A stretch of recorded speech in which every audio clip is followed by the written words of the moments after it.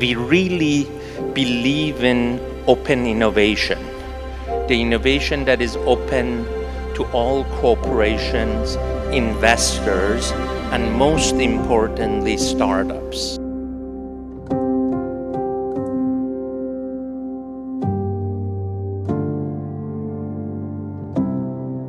Stuttgart is the perfect match, bringing together OEMs in the car industry, suppliers and universities and schools.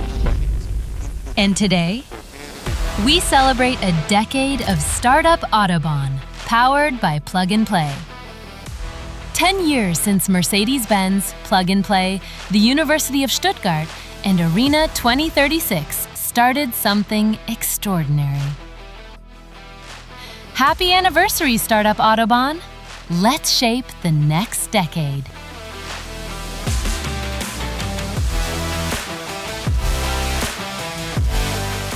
Startup Autobahn has proven to be an asset for Porsche. With our company, Silab, we were able to build strong partnerships with corporates, with really cool companies, especially with Webasto and Porsche, and this is what we presented today.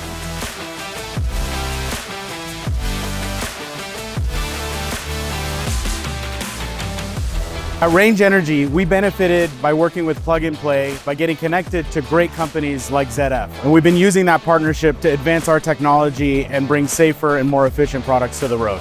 Startup Autobahn brings new ideas, new technologies, and also a different approach to many of the topics. It's a very good fit, and we need Startup Autobahn to tackle sustainability. To help our partners to facilitate the Startup Innovation Channel, we are looking for the best startups worldwide for the topics mobility, production, enterprise, and as well as sustainability, and finding the most efficient way and result-oriented way for the collaboration.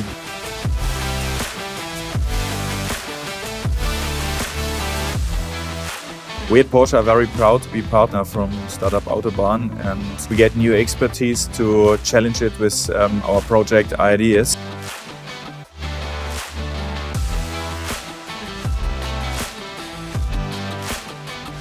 We've been working for many years with Plug and Play, so I can actually feel the energy we are receiving. The Plug and Play award for the collaboration that we have with Eric, with whom we are working on a continuous 3D printing, lightweight composite casing. If you have an open mind, a pioneering spirit, and a technology that has the potential to change the world, you have the potential to change the world together with us. And I think that is what this meeting today is all about.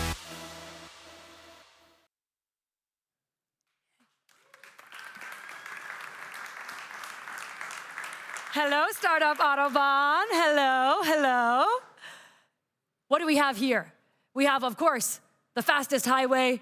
We have the fiercest innovation and the most fabulous people here under one roof. Now, I know that you have been waiting for these doors to open today, and I am excited to officially kick us off. So, welcome, bienvenue, willkommen to Startup Autobahn Expo 2026.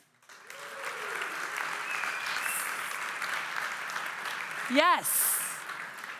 Now this year is our 15th edition of Startup Autobahn.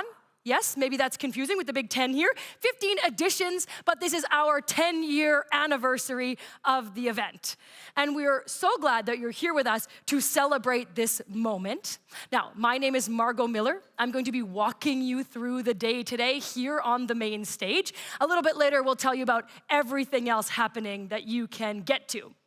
But this year, today, right here, is really about celebrating and looking back at the last decade and, of course, the innovation here to come. The last decade of innovation and mobility and sustainability and collaboration, of course. And that's why so many of you are here in this room. Now, we're going to celebrate this today. We're going to celebrate by showcasing incredible projects here.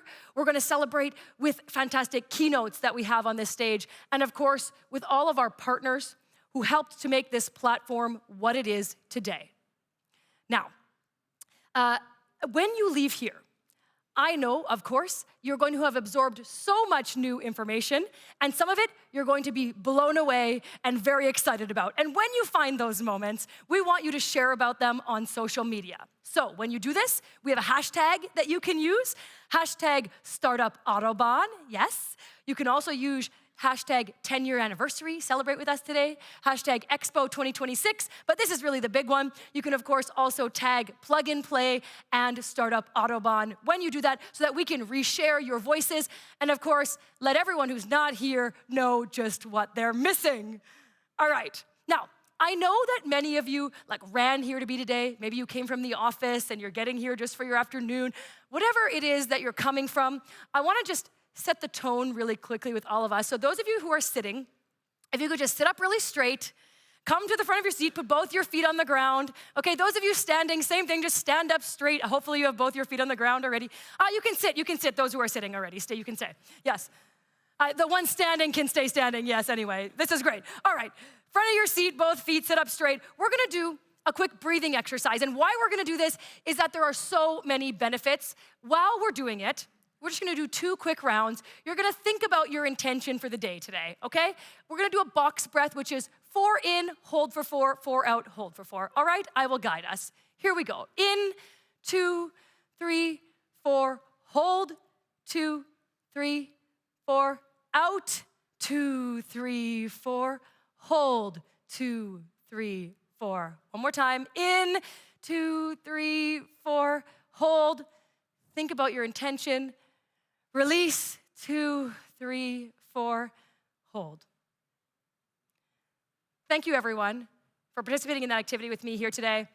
I'm so happy to say that just 2 minutes into Startup Autobahn 2026, you're already on the edge of your seats and holding your breath for what's next in mobility.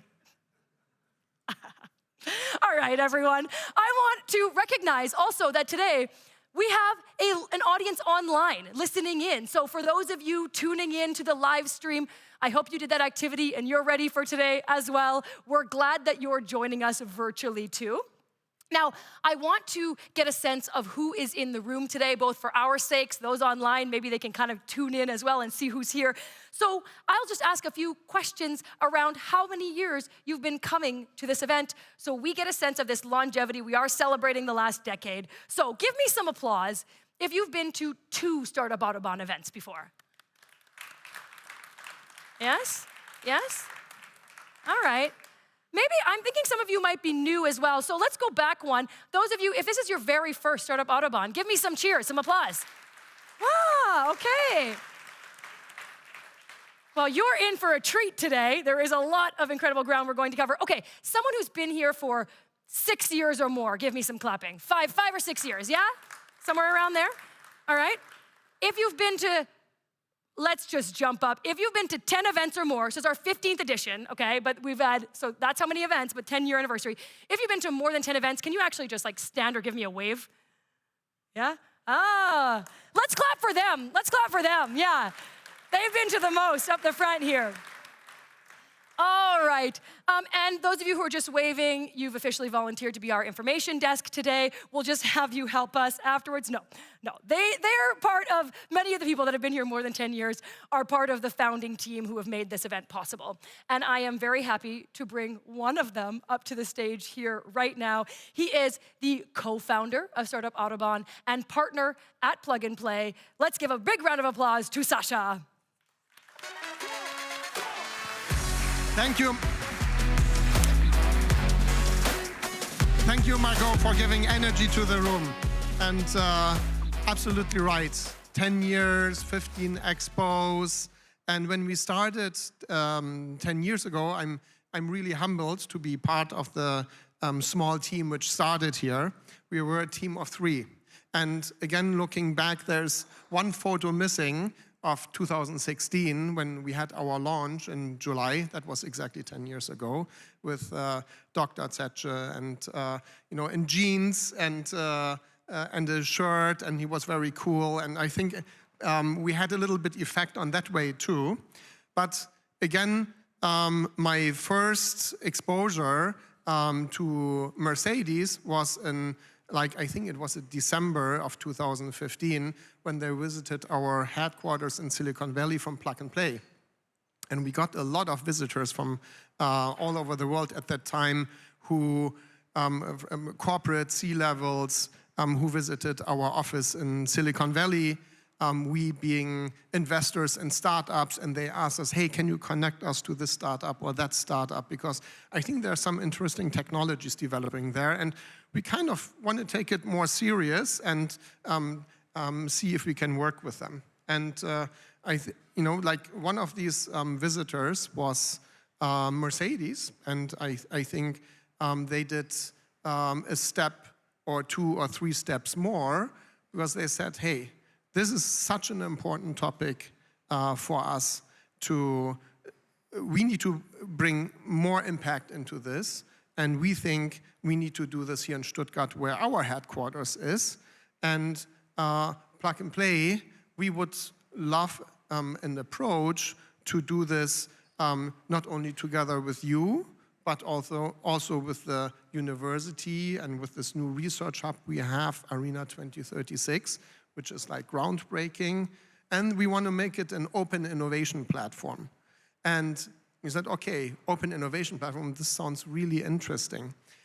Because like we believe that if one company looks at technology, they're pretty smart, right? They have their own R&D, they see what's happening with their tier 1 suppliers. We help them a little bit with scouting the right technologies all over the world for their needs.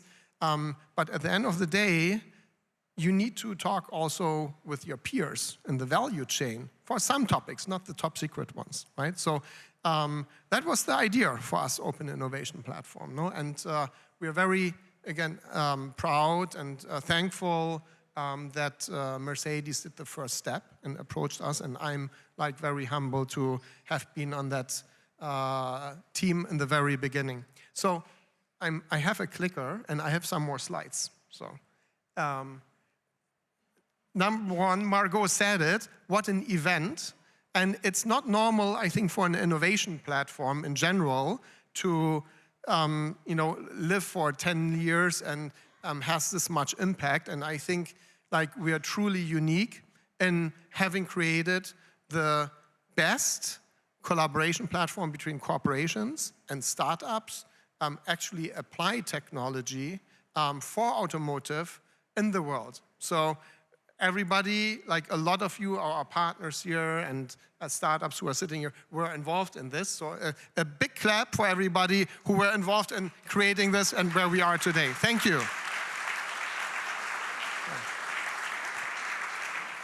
So I asked my team, 500 international corporations, this includes startups also. But we have 500 companies here today for automotive focus and industry focus. I think that's very special. Then our guest companies, this is some of the 500 who are here today. And I love there is like 17 OEMs here today. There's a lot of tier 1 suppliers, important ones. There is several, I think 3 or 4 logistics companies who help the supply chain to get the goods to you. And then, interesting energy company, material company. So really we try to have the entire value chain here, which has an effect in the automotive world. And you see some insurance companies here. So we have an insurance tech expo here as well today.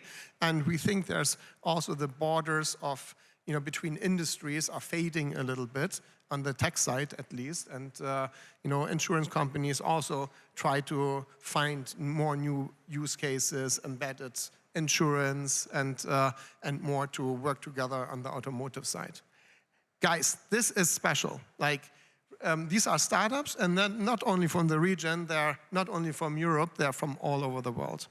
And that's also, I think, I will mention it in the panel later, one of the core USPs, I think, we have here to have this attraction to bring startups from all over the world to Stuttgart due to the partners, the corporations we're working with here.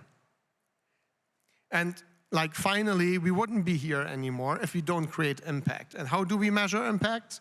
again, back then it was how can we work better with startups on one hand and create an ecosystem which is like sustainably entrepreneurial. But at the end of the day, you have to see, do you create impact? Do you actually apply technologies? Are the technologies going into the corporations? And I can tell you it's over the thumb number, of course. Like 25% of the projects which our partners here are doing with startups are going into implementation. And that's, you know, for the experts and who are doing this on a daily basis, they know this is a very unbelievable number, unbelievably good number. And again, like our footprint, if I go back 10 years, Said can confirm it, we had in our HQ in Silicon Valley, we were in an office in Singapore where also we did a lot of investments. We worked in an office in Mexico with one of the best tech universities in Mexico.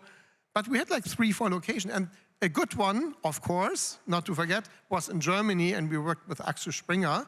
Had an early stage acceleration program, which was very successful, one of the first ones in Germany.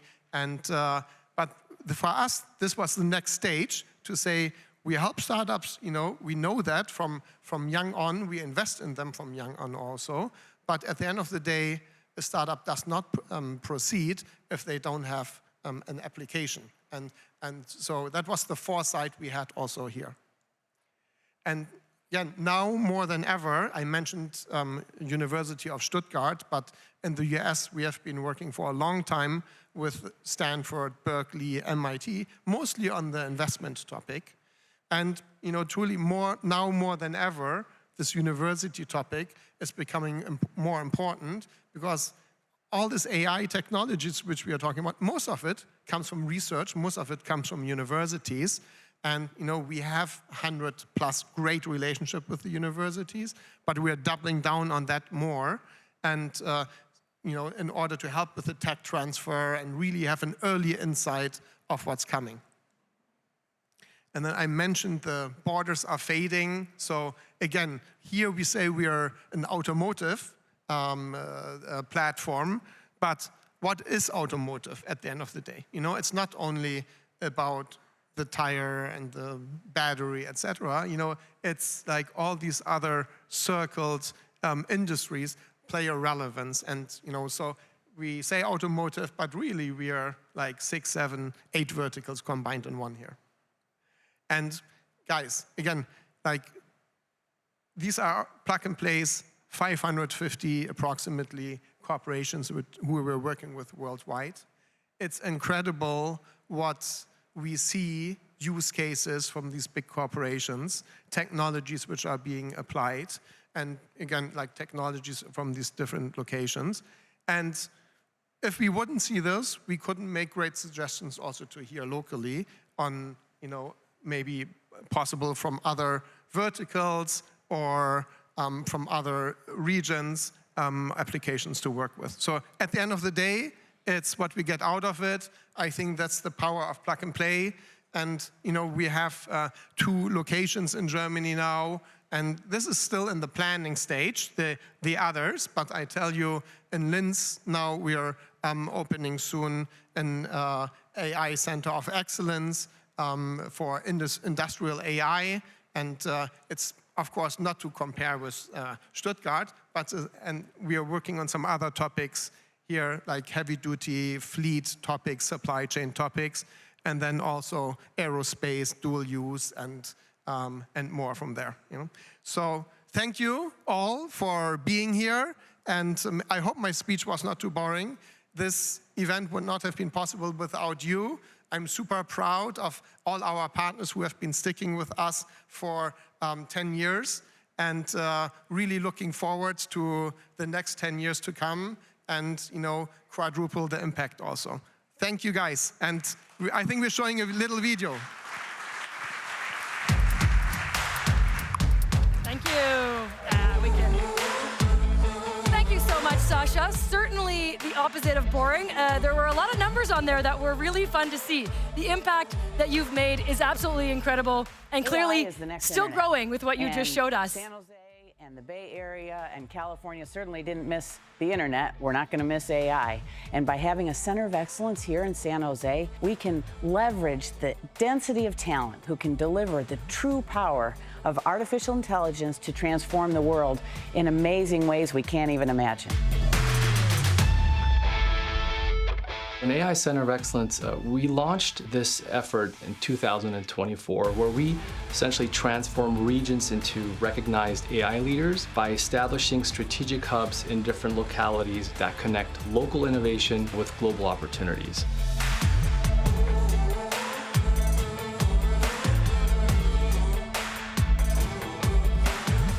Plug and Play has always been creating future for decades now. So when you put two innovators and pioneers together, where the innovation and entrepreneurship is baked into our DNA, I can only imagine the possibilities. Scaled companies like NVIDIA just down the road, or Adobe headquartered right here in our downtown, that also want to see this innovation and startup ecosystem grow. So I think we have an opportunity to pull together virtually every sector. I think there's an opportunity to bring everyone together to create something really special in downtown San Jose. With the AI market expected to reach more than $1 trillion by the end of the decade, Plug and Play's AI Centers of Excellence are uniquely positioned to capture value.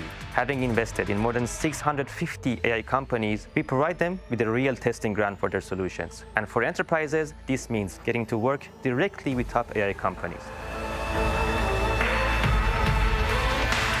I remember through that journey, like one of the people that was supportive throughout that entire journey was Saeed and Plug and Play. We actually had our office space here. And if you're running a startup, two things I'd recommend: try to get Plug and Play on the cap table, and specifically try to have Saeed involved in some capacity. At Archetype AI, we are solving the problem of helping people understand the complex physical world, Plug and Play, and help us rapidly understand potential customers who could make good use of our physical AI solution. When we think about the CRO industry cluster, we have Microsoft, Amazon, Microsoft AI Institute, or Costco, and then Starbucks and fusion companies. We would like to create a new industry in cooperation with Plug and Play. Plug and Play has really interesting connections with companies. I think that this allows a particular startup to stress test their ideas to see if they actually have a good product or if their technology has legs. And it also provides them with a path towards scaling up a particular type of product, and also finding a client for this product and perhaps for an acquisition if this is something important to a company.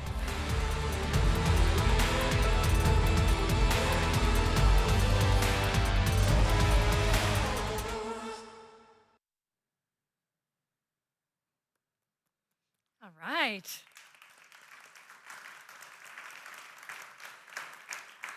I think every moment that you share more information about what the organization is up to, the more excited I get about everything else we're still going to see on this stage here today. Now, Sasha, you spoke about impact. Our next speaker coming to the stage knows a thing or two about that. You saw him in that video there. He turned some desk space, some building space in Palo Alto into an impactful global hub for startups and collaboration. Here with us today, the founder and the CEO of Plug and Play. Welcome to the stage, Saeed.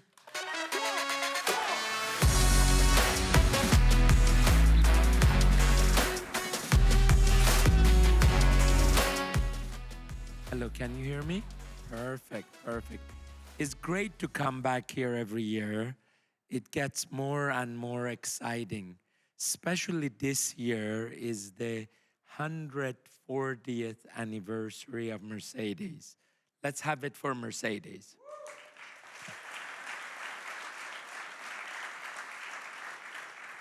It is also the 20th anniversary of Plug and Play. We started January 6th, 2006. And if somebody would tell me, Saeed, what was your plan? Were you going to work with Mercedes, Bosch, and many cooperation in Stuttgart? Honestly, I didn't have that plan. It just happened that we were at the right place at the right time. We were on University Avenue in Palo Alto next to Stanford, and my first tenant was Peter Thiel of PayPal. and we got a chance to invest in that company. And my second tenant was Google when they had 3 people. And we had a chance to invest in that company. And the journey began. I said, if it's in a little building of 500 square meter, I can have this many exciting startup. What about if it's 19,000 square meter? And I was with DXC and other chip company.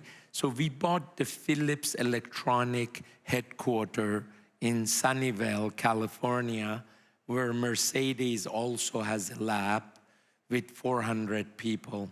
And the journey began. But to kind of tell you now on Plug and Play playbook, we have worked with 100,000 startups. We work with over 1,000 corporations off and on, depending on what is their appetite for innovation. But the most proud that we are is how many startups a year we make a positive impact in their journey. And the positive impact, more than money, more than investment, is if we can connect them to Walmart, to Mercedes, and they can offer their product and hopefully move the needle and make a better world for all of us.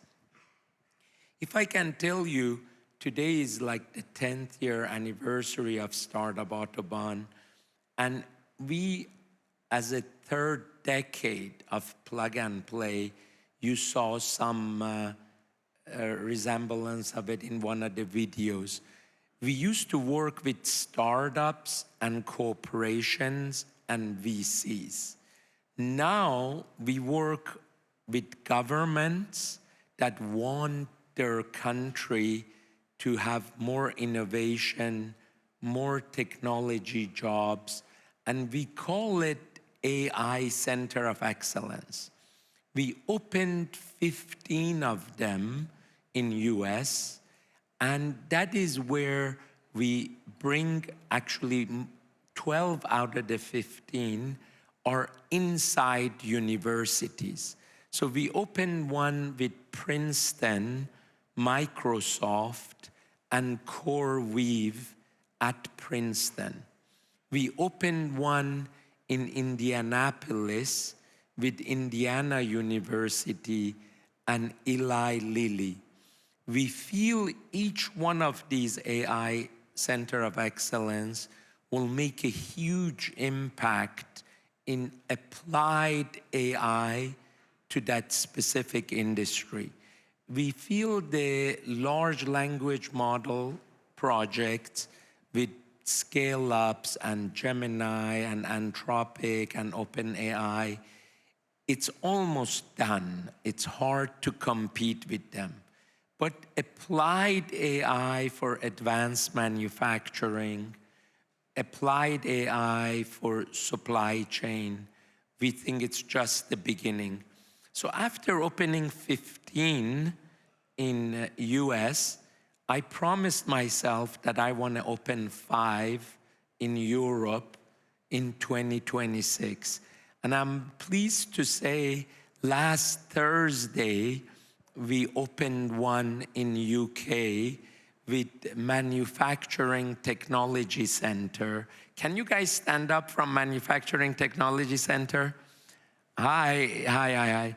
It's an incredible project like Arena 2036. Sorry, Peter, about 5 times bigger and 10 times more budget per year. I just want to make the Germans jealous. But nevertheless, they have over 100 million pound budget a year.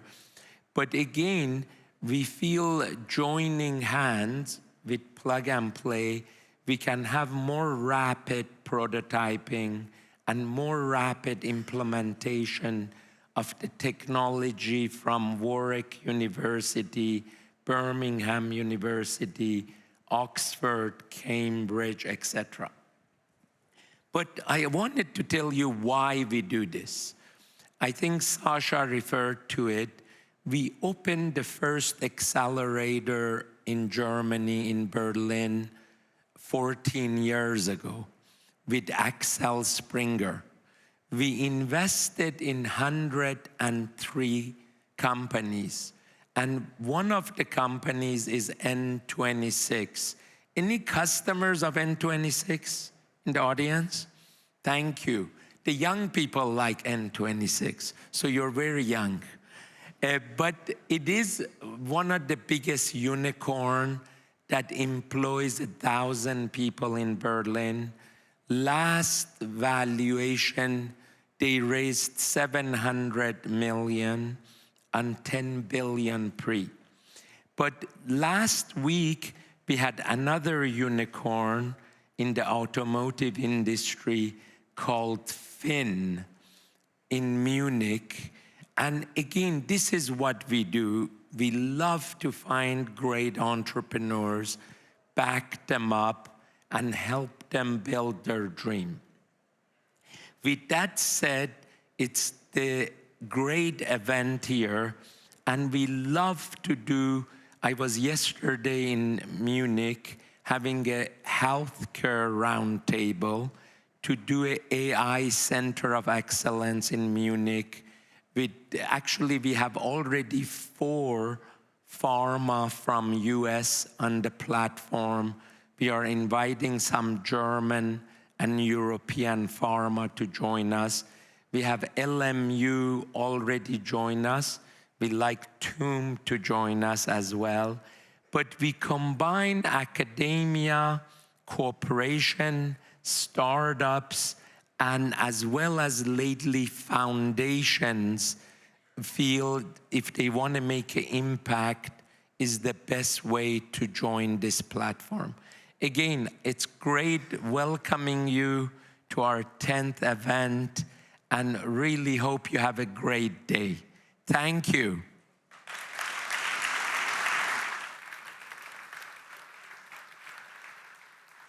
Thank you very much, Saeed.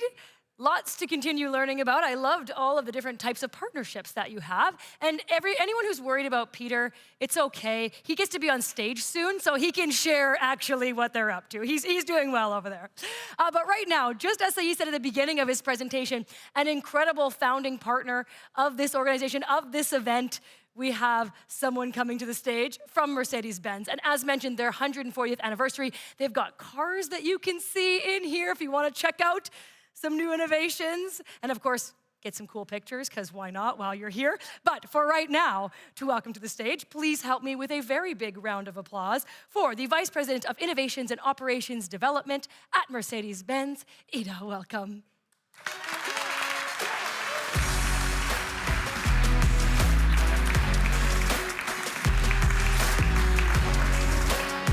So, hi everyone. When Saeed and the team asked me to speak today to open up this amazing event, I was really honored. It's a pleasure to see so many innovators, partners, founders, and colleagues. So I'm really happy to be here. Speaking at such an important event, and we can see it really big up here, 10 years of Startup Autobahn is a big issue. If you're not good, you aren't going to be around for 10 years. So I asked myself, what can I tell those people? So is there something that's interesting for them? I mean, I'm standing between them and the real cool stuff that's happening outside when you look at all the pavilions. So I decided to bring you a story. And what does every good story have in common? It's easy, it's just 3 things. It's a hero. The hero needs to solve a problem or get rid of an obstacle. And almost every time, he needs some allies to help him do that. So this is actually our story as well. And you mentioned it, Saeed, Mercedes-Benz is celebrating 140 years of innovation this year.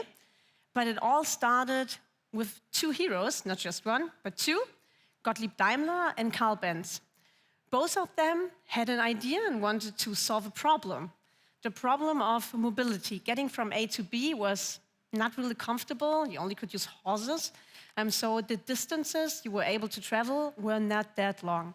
So that was the problem those heroes tried to solve. And yes, they started in a garden shed. Although those two never met, they both worked on the same idea. And both of them could not have done it without some allies. So if you look at Gottlieb Daimler, for example, he had Wilhelm Maybach. And it was actually Wilhelm Maybach who came up with a light, high-speed engine that could really power a vehicle. So without Wilhelm Maybach, everything Gottlieb Daimler dreamed of would have stayed a dream. So he needed him. Carl Benz, the even nicer story, his biggest ally was his wife, Bertha Benz. And she was so much more than just his wife. She invested her own money into his company, even when it didn't look good. And she was the one who took the car in 1888 on a test drive from Mannheim to Pforzheim, 100 kilometers, to prove that it works. Because in the end, all of you know that the best idea is worthless if you can't prove that it works. And that's the first point to then be able to scale. And we all know we kind of did it back then, because starting in a garden shed, we are now, as Mercedes, one of the most valuable car brands in the world. And we are proud of that. So you now might say, nice, that's a happy ending to a story. It is, but it's not. Because it's just one chapter. We are still writing some more. And of course, I brought some proof.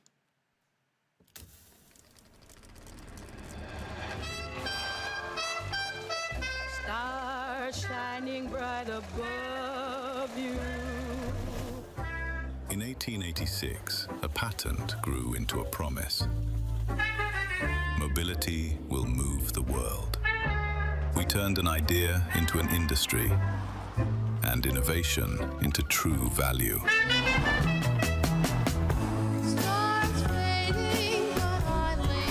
From compressors to ABS, to airbags and intelligent machines, firsts that matter. We made design become iconic, quality of benchmark others measure against, safety a principle, not a feature. But this isn't about the past. It's about tomorrow. About staying the brand that changes the game. About leading the next 140 years of the automotive industry. And as leaders, we never stand still. We move first. Unified by a collective vision. Driven by purpose. Together, we show character when uncertainty grows. We act with confidence when others hesitate. Together, we turn ambition into action. And action into progress. They see boundaries. We see blueprints. Not driven apart, but united by pressure. Transforming it into momentum. To deliver the next first. Because we don't predict the future. We build it. So and that's exactly, yes, you can clap, of course.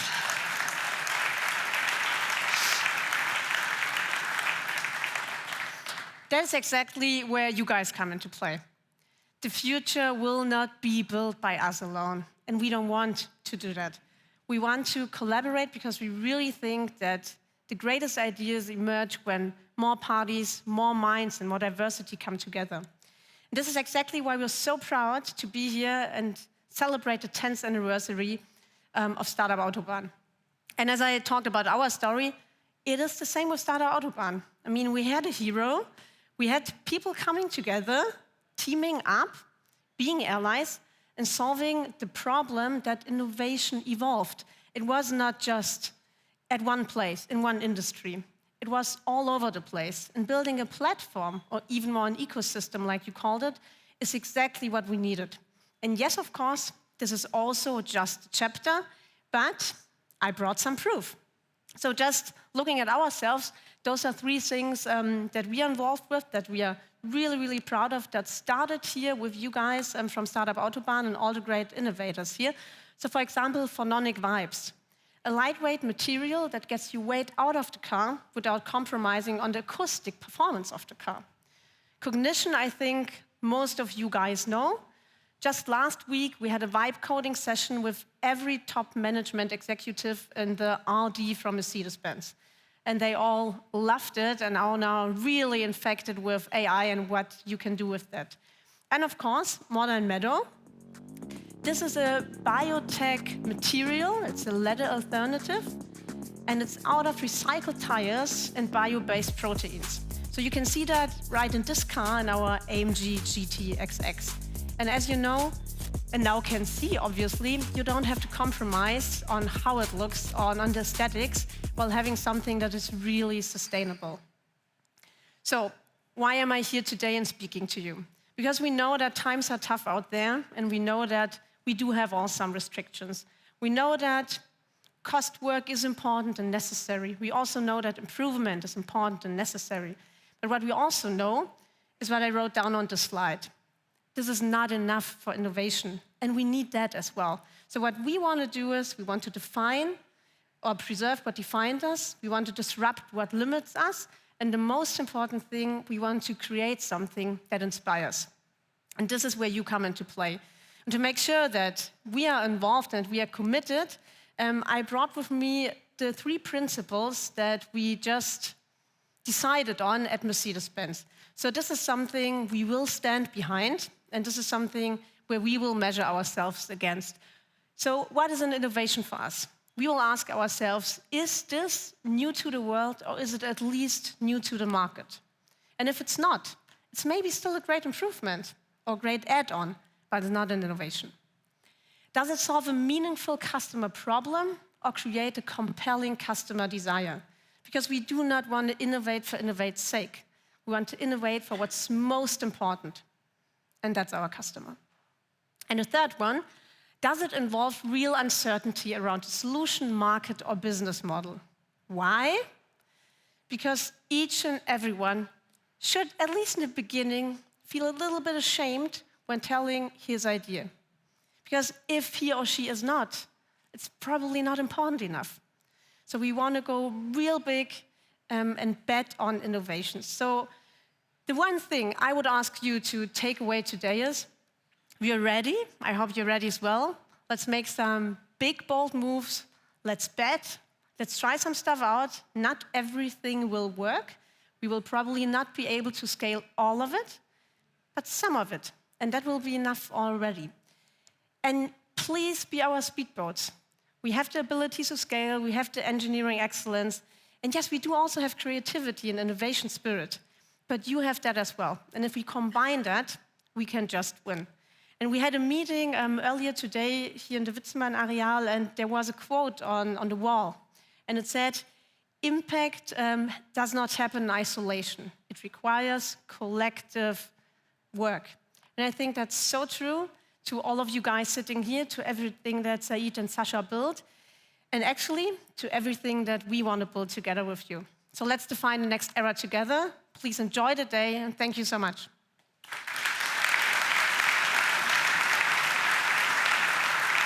Thank you very much. You can stay here. I can stay. Yes. I will stay. Okay, thank you very much, Ida. She's going to stay because she's part of the next panel, actually, at the same time. Thank you for that incredible presentation and the video. I loved the old to the new moment. And actually, it made me think, there's the Mercedes-Benz Museum. If we want to keep learning, there's more.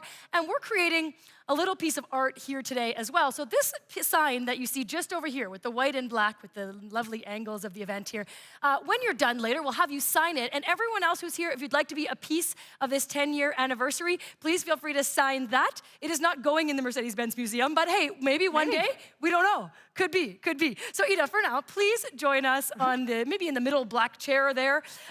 We're going to have a nice panel now from our founding partners, and I'm going to bring them all up. So of course, we have Ida, Sasha, welcome back to the stage. We have Dr. Alexander over here somewhere coming up. Yes, hello.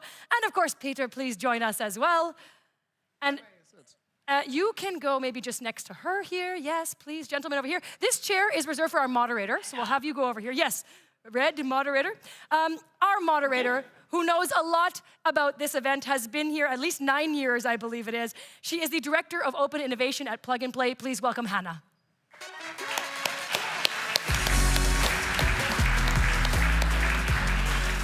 Amazing, amazing. What a strong panel. And we have the pleasure to actually start with the first panel of the day. Hey, everybody. Welcome as well from my side to Expo 2026 and 10 years of Startup Autobahn powered by Plug and Play. I have already the pleasure to work at Plug and Play 9 years. So I saw the journey growing, and I think we want to as well use this panel now to look back why actually Startup Autobahn exists, but as well look in the front what is coming next. And looking at the vision who was created back then, when Mercedes went to Silicon Valley, what Sasha was talking about, there was the question, what if we change the approach? What if we bring the best startups from all around the world to Stuttgart to actually connect them with the people really working on the car, working in the production? What if we as well bring Stuttgart to the world for innovation and connect them to as well other players? What if we build an ecosystem to really fast lane and scale pilots to implementation? And I have here in the round, amazing, the representatives for the founding partner of Plug and Play Startup Autobahn. So we have Mercedes, Plug and Play, Arena 2036, and the University of Stuttgart. So please give the panelists a warm applause before we start.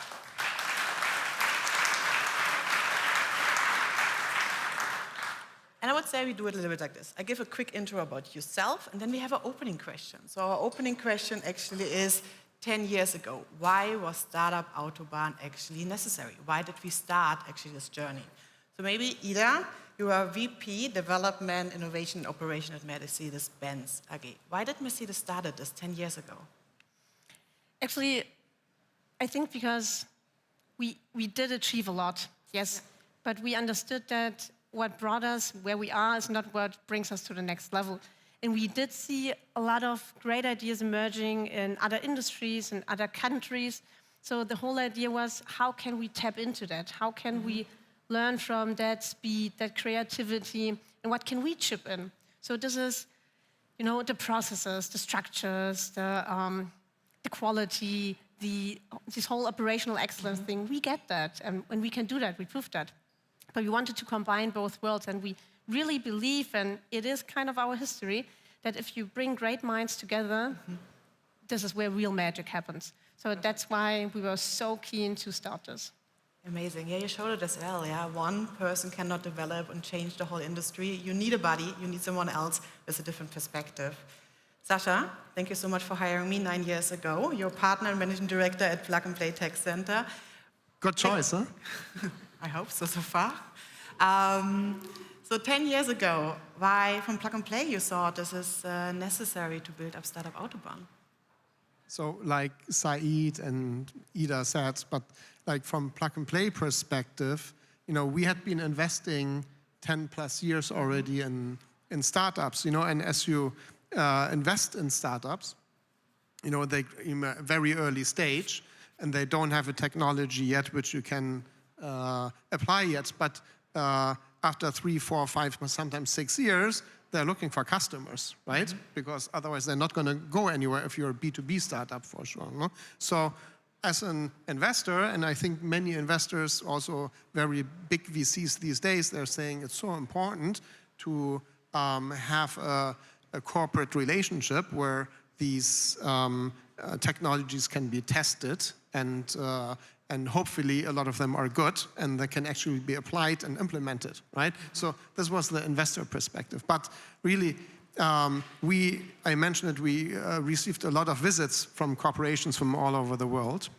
And they have been seeing this channel of innovation, the new channel of innovation, external innovation, which was kind of unusual. And, you know, they've been speaking to, you know, Mercedes and many other companies, speaking to startups, and you know, conversations are good, but working with a startup is different than working with a tier 1 supplier, or tier 2 supplier, etc. Right? So, like, I think the idea was a little bit revolutionary because open innovation, it didn't really exist really over 10 years ago. So that's an innovation by itself, I think, and Mercedes was the front runner for that, So, but at the end it was the idea, if we try to tackle this new channel of innovation, we need to look at it together, like you said, and maybe also include an ecosystem and people from the value chain in order to test these topics. And I think that was the idea back then, right? So open innovation at the end, to get the right people on the table where they actually are to make this happen. Amazing, thank you so much. No, I actually picked Alexander first. So our professor, Dr. Alexander Prem, professor and actually vice rector from the University of Stuttgart. 10 years ago, why University of Stuttgart joined? Why was Startup Autobahn necessary? I wasn't here 10 years ago, so I can't exactly tell you. However, in Denmark. It was a kind of coincidence because not only Startup Autobahn started, but also the Arena 2036, the concept phase, and to get this ongoing. But also Mercedes-Benz decided to have an endowed chair in entrepreneurship at the University of Stuttgart, which is the chair I'm holding. So I think it was a kind of big initiative back then to say, well, we need more collaboration here in the region. And my personal interpretation is that I think the region is very rich in terms of money, for sure, but also in terms of many other aspects. For instance, in terms of world-leading brands, world-leading companies. But also, we have many students. We have about 60,000 students just in Stuttgart. And one number I recently heard, I couldn't believe, just in Stuttgart, 60 million euros are invested every day in research and development. So this ones we have to spin out, definitely. So I think this whole combination of these factors led to an idea to say, well, we need to couple up activities and work more together, because also this kind of richness led to a kind of feeling, I can also maybe do things by myself and wait what's going on somewhere else, and then we couple up. But this development, I think we can see over these 10 years, helped a lot also to foster innovation in the region. Great. So on one side, again, Mercedes, you kicked off Startup Autobahn, you kicked off Arena 2036, and as well the entrepreneurship area and university. Peter, we spent a lot of late evenings in Arena 2036. We started when it was empty, now it's amazing and full, so everyone who never had a chance to go to Arena 2036, you should do it once. 10 years ago, why was Startup Autobahn necessary? Yes, maybe first I have to correct some numbers maybe, because Zeit is not so often in the arena. So we really grow rapidly. So the budget at the moment is 350 million per year and 150 million in the arena directly. So we are still compatible with other research areas. But there's no competition, we're collaborating. So it's amazing we have this in UK, it's amazing. The nice thing is a research campus and research platform can cooperate very easily. There's no competition, and that is what we're also doing. But coming back to these 10 years, so honestly there was not a vision, not a strategy, it was a gap. So we started in an arena with top industry players like Mercedes, Bosch, etc., and with top researchers. But we're missing very flexible SMEs. So the SMEs, the small, medium entities, which we need in this ecosystem, they are not ready to cooperate in this field. So we decided to switch to startups. We said, okay, let's look on startups and let them grow to our own small, medium entities. But there was also no startup ecosystem here in Baden-Württemberg. So we traveled around, for example, to Unternehmertum in Munich. They had a long history in this. So, but we cannot do it like the Unternehmertum in Stuttgart because it takes too long. We want to something immediately. So, and we decided, and we heard about also from the Spiegel activities with plug and play and so on. And we decided together with Mercedes, let's have a look on plug and play and start something quick. Yes, and that was the starting point. So let us, from top down, initiate a startup ecosystem in Baden-Württemberg. And that was the hour where the Startup Autobahn is born. So this is the initial thing. And the most important people are not only the founder, like Said and me and the universities. There are some people, they really work hard to bring this forward. And we should not forget these two, that is Philip Knighting and Raymond Chow. They really work hard to bring this forward, and they really need an applause on this side.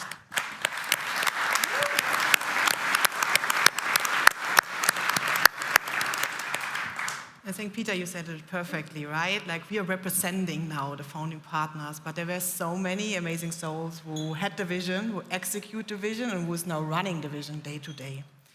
Ida, you were starting working with startups, with Mercedes was working with startups, but as well you open up the platform to other corporations to say, we don't want to do it as Mercedes alone. You went to Porsche to say, hey, Porsche, join us. You went to different suppliers. So why do you believe that collaboration is a competitive advantage, actually, for corporations, startups, and ecosystem? I think the answer is quite obvious, so easy, because innovation has never been and will never be a solo performance. So when great minds come together, they can really create something. And I also think that history showed us when companies and people are willing to share their ideas, it doesn't make them smaller. It makes them even better. Because if you share something, if you give away everything you have, it just forces you to be even more creative, more innovative. So I think this is a mindset question. And the other thing is, for sure, because creativity and intelligence and innovation power is just everywhere in this world. So the only chance to get it is to combine it. And maybe in the direction of you, Sasha. So building on what you already mentioned, so opening up this platform to other corporations, what other benefit that it brought us back then 10 years and still now? I think it's several aspects. Number one, the idea was to have an open innovation platform, right? And then when we had our launch with Mercedes, a lot of other corporations came to the launch and congratulated and said, great initiative, wonderful. And then I followed, I was okay, let's become partners. And then, like, it was, no, we'll wait a little bit, we'll wait. Like, I tell you, Mercedes is one of the greatest companies I've met. But people have a lot of respect for Mercedes, especially the suppliers, you know? Like, so in the first 6 months, when I talked to people, they were a little bit shy, honestly, no? But we received, thanks to the first steps also from DXC, they were our second partner, kind of, they broke the ice, I must say, you know? And then shortly after, Deutsche Post DHL came on board. Shortly after, BASF came on board. I think, like, again, like when it came to Porsche, it was a big deal, you know, which went to the boards and supervisory boards, I believe, you know. But eventually, again, they said, if we really want to create an impact and really want to create the best startups from all over the world to come to Stuttgart, which Stuttgart for startups, you know, like normally 10 years ago was not the most attractive place. That's what, you know. So, like, but together we would have had more power to attract really the best tech in the world to come here and to collaborate with the corporations on the platform. So it was this magnet topic. Then secondly, sorry, I'm talking too much. I know, but it's a mindset thing also. No? Working with a startup. And again, when somebody, for example, from Mercedes engineering met a startup 10 years ago, you know, it was a different mindset back then. And they said, okay, no, I do it in-house, I can do it myself. Any company, I don't want to. And then, but if you have a Porsche being there, you know, and looking at the same technology, all of a sudden, you know, they're becoming a little bit more interested in looking at the technology too. You know, wonder. A little bit competition always helps. So, like, it's one. Then, thirdly, I also want to clarify, you know, we are not sharing any secret topics, you know, like, but there is some topics which make sense to look on together, really. And it's like topics like sustainability, for example, or supply chain topics. You know, like it really makes sense to look at those topics together and maybe even collaborate together on those kinds of things. So I think the collaboration part you mentioned is really great because we see as well a lot of cross-collaboration between different partners, and I think this really brings the impact of an open platform. Alexander, why is research important for this kind of platforms? How talents are involved? And do you have maybe one story of a startup from Stuttgart who went to Startup Autobahn, and where do they stand now? I think we as a public university, we also create two things actually. One is knowledge, which is usually measured in patents, and the other thing is talent. So people who work in all these fantastic companies we have here around in the region. And these two areas, we invest a lot. We have most probably the biggest science campus in Germany up there in Vaihingen. And this is maybe due a bit to the very sympathetic Stuttgart understatement that we have these fantastic facilities. We have more than 3,000 PhD students. But is there enough in terms of entrepreneurship? And do we get enough out of that you as companies profit, but also the society as a whole can profit from that? And this is where we thought it's a good idea to invest in Startup Autobahn, to work together with Arena, to provide space to the startups, to collaborate with industry. We have very many nice examples there, and to also show our students that being an entrepreneur is a fantastic thing. When I started my company 20 years ago, people were sorry for me and said, well, didn't you find a job at Siemens and another company? And these days, we have students approaching us and say, I want to have my own startup. Maybe they don't have any clue what they want to do and how to do it, but this is something we can work with. And this is why we are training more than 700 students now each semester, just at my chair, to help them finding out what is entrepreneurship about and how to make it happen. And some of the examples, one is NICE, for instance, who went here through the program, but also Cyclize, a very interesting startup using plastic waste to get as a result different gases, went through the program. So I think this whole platform, this international visibility, is something extremely valuable to us. I think this point we mentioned is really great as well, right? We say we will bring international startups here, but Stuttgart as well has so much strong founders. You as well meet them today around. Peter, let's wrap it up. So why do we need a real space? Why are we not doing this digital? And our Arena 2036 already have 2036 in the name. So in 10 years, what are we talking about? Yeah, so first I think with the startups, we are very successful. So that helps us to bring us in this innovation where we today in the Arena 2036 in artificial intelligence, humanoid robotics, etc. And we have brought a couple of 8 startups from 2 main startups to a really small medium entity to 30 people, 40 people, and running alone with their own budget. So, and we have very famous now, the CIREAC, they get 110 million budget now, which also is grown on our platform in the Arena 2036. So, and I think that helps us to bring the idea much faster than in the past to the market. So the mixture of top innovative companies, big companies, tier 1s and tier 2s, and the researcher, and now the last 10 years now with the startups, it helps us to keep the speed on the ground for this, to bring it very fast outside. So this is a wonderful story. And having, I would say, in 10 years, us together here again, and I think we have not discussed about how we started. We discuss how we can scale up more of these startups, much more. Though in the moment we are still having some startups, but in reality it's too less. So we have to do much more startups. We have to learn how to scale up much faster, that we can use it as big companies. Because if you are not mature enough, we cannot use the startups. So we have to find methods and financing ideas how to scale up faster. I think this is a great wish as well here in the round. We unfortunately only had 50 minutes and we have so many more questions and topics to talk. But we will talk I think in the audience later. So we're celebrating today 10 years, but this is as well a promise. And I think there's a beautiful chapter in our story we can actually write. So I would say let's write them together, and happy anniversary Startup Autobahn. Thank you so much for your time. Thank you. Thank you, everyone.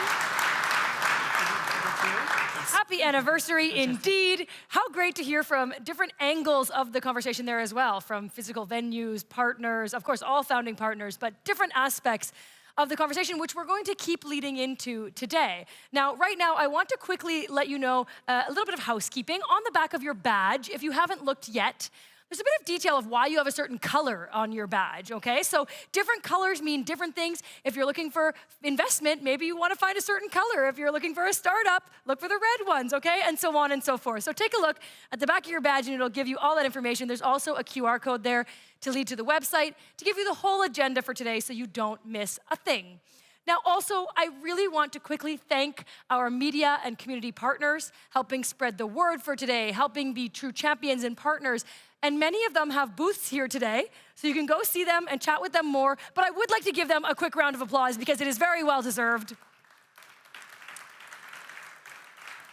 Yes. And for right now, we are going into our very next keynote. A founding anchor partner that have been supporting this event and with us for quite some time, Porsche. Please help me welcome to the stage Joachim, the member of the Executive Board for Procurement at Porsche. Welcome up here. And this is for you.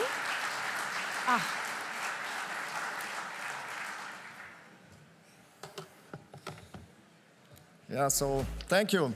So first of all, I want to let you know that I'm really excited to be here because I have now more than 20 years history working for Porsche, and I had the chance to bring a lot of innovations already into serial production, and it's great to come here and being inspired and to see what might be next.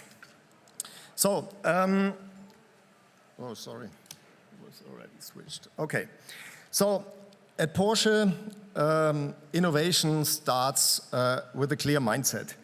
We create solutions when they do not exist yet. So this mindset, this goes back to our founder, Ferry Porsche, and still shapes how we think and act today. What innovation means for us is, it's not limited to technology. It's an ambition to question what exists, to develop our own solutions, and to move forward with a clear sense of direction. And at the same time, innovation always needs a purpose and must create value for our products, our company, and for our customers. And this approach was already visible in the Porsche 356. It was not an optimization, but a new interpretation of what a sports car could be. And our heritage is not a constraint, but our foundation. It gives us clarity about who we are and allows us to take confident decisions to the future. Innovation for Porsche is therefore not a radical break, but a continuous development. It's one essential factor for worldwide competitiveness. We have been working on electrification and hybrid technologies for decades. And what we are seeing today is logical continuation of this path. And at the same time, we recognize that not all relevant ideas originate in our own company. This is where partnership becomes essential. And one important example is our collaboration with Startup Autobahn. Porsche was among the early OEM partners and recognized the strategic value from the beginning. I'm sorry, this was not working. Now it's working, okay.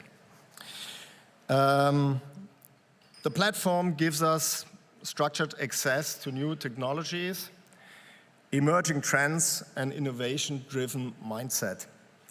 And it provides an outside-in perspective that complements our internal strengths. And rather than developing solutions in isolation, we collaborate across an ecosystem of startups, suppliers, and partners. And this allows us to combine expertise and approach challenges from different angles. And what is the role of startups in that?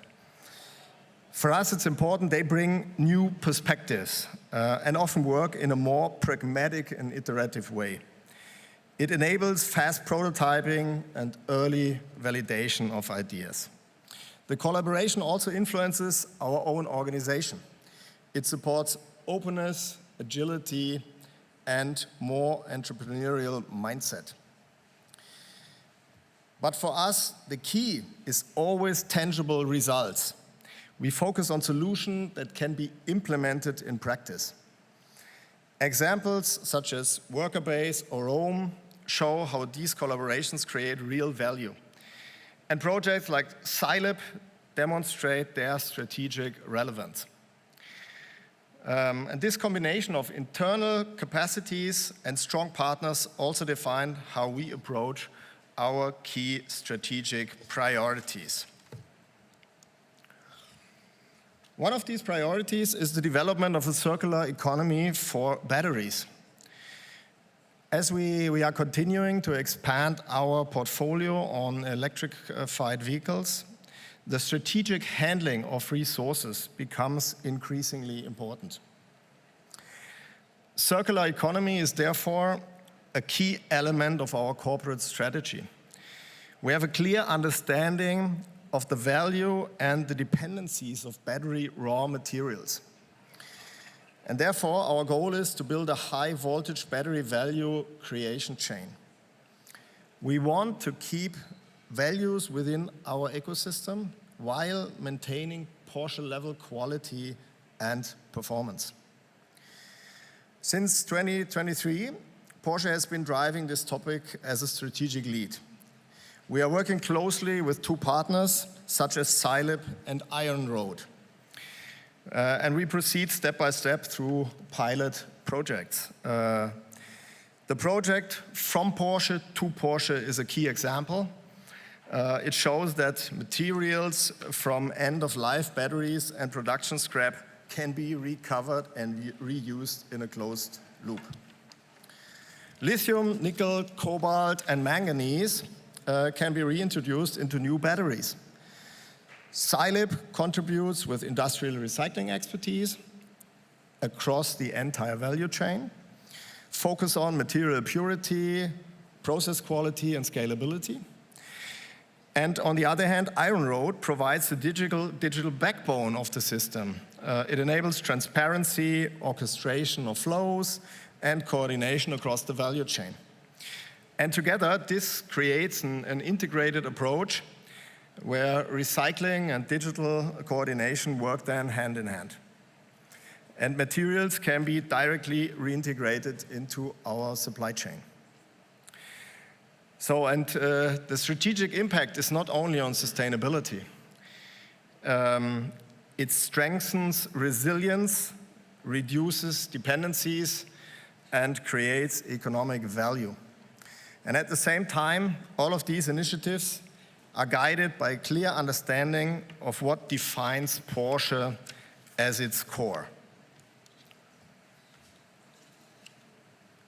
We remain focused on the essence of our brand, the love for sports cars.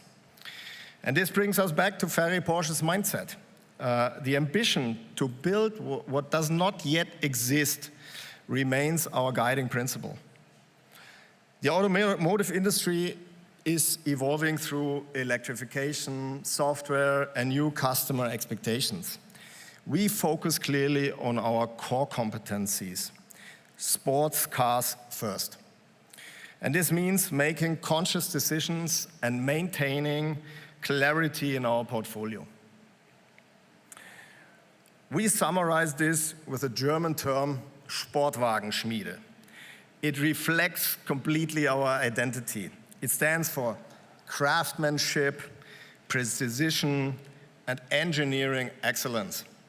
It also represents a combination of technology and emotion. So sports cars remain our technological frontrunners. They combine performance, efficiency, and new technology in the context of driving experience. And being a sports car manufacturer connects our past, present, and future. And our ambition is clear. We do not simply build cars, we shape the future of sports car. And we will continue to follow this path in the spirit of Ferry Porsche by creating our own solutions and pursuing a unique Porsche way forward.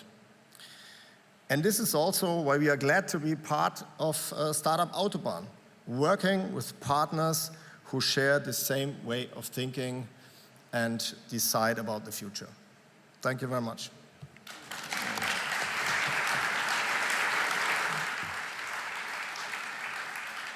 Thank you very much. Thank you. And of course, if you want to see some of those amazing sports cars, there are some that you can see, and one is just back here. All right, now, I have been exploring the city of Stuttgart the last few days, and the more I see and the more I hear, the more impressed I am, okay? Of course, the cradle of automobiles, of the automotive industry, and we're seeing a lot of that here today. Also, the top couple cities in Europe for research and development budgeting, for the investment in research and development. If you didn't know that, it is true about Stuttgart, pretty incredible. And we, of course, saw that through some of the collaboration that we saw in this panel on stage just moments ago. But with all of that, and all of this impressiveness of the city, I do want to bring up someone, of course, who knows this very, very well. Please help me welcome to the stage someone who has been here before, is back to help us celebrate this 10-year anniversary, the mayor of the city of Stuttgart, Dr. Frank Knopper.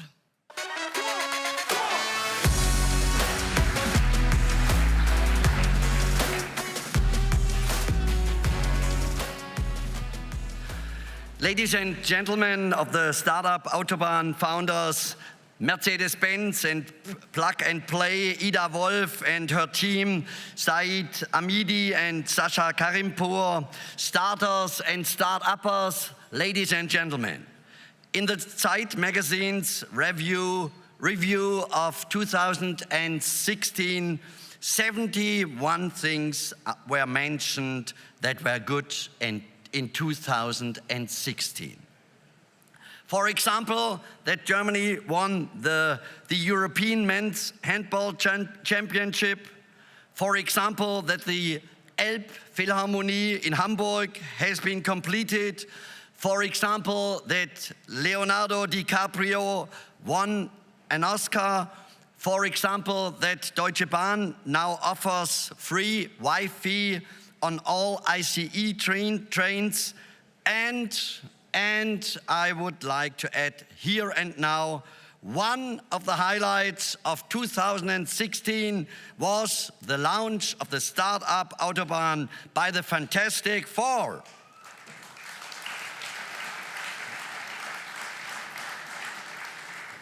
Was the launch of the startup Autobahn by the Fantastic Four, which are the innovation platform Plug and Play, the Mercedes-Benz Group, the Arena 2036 research facility, and the University of Stuttgart.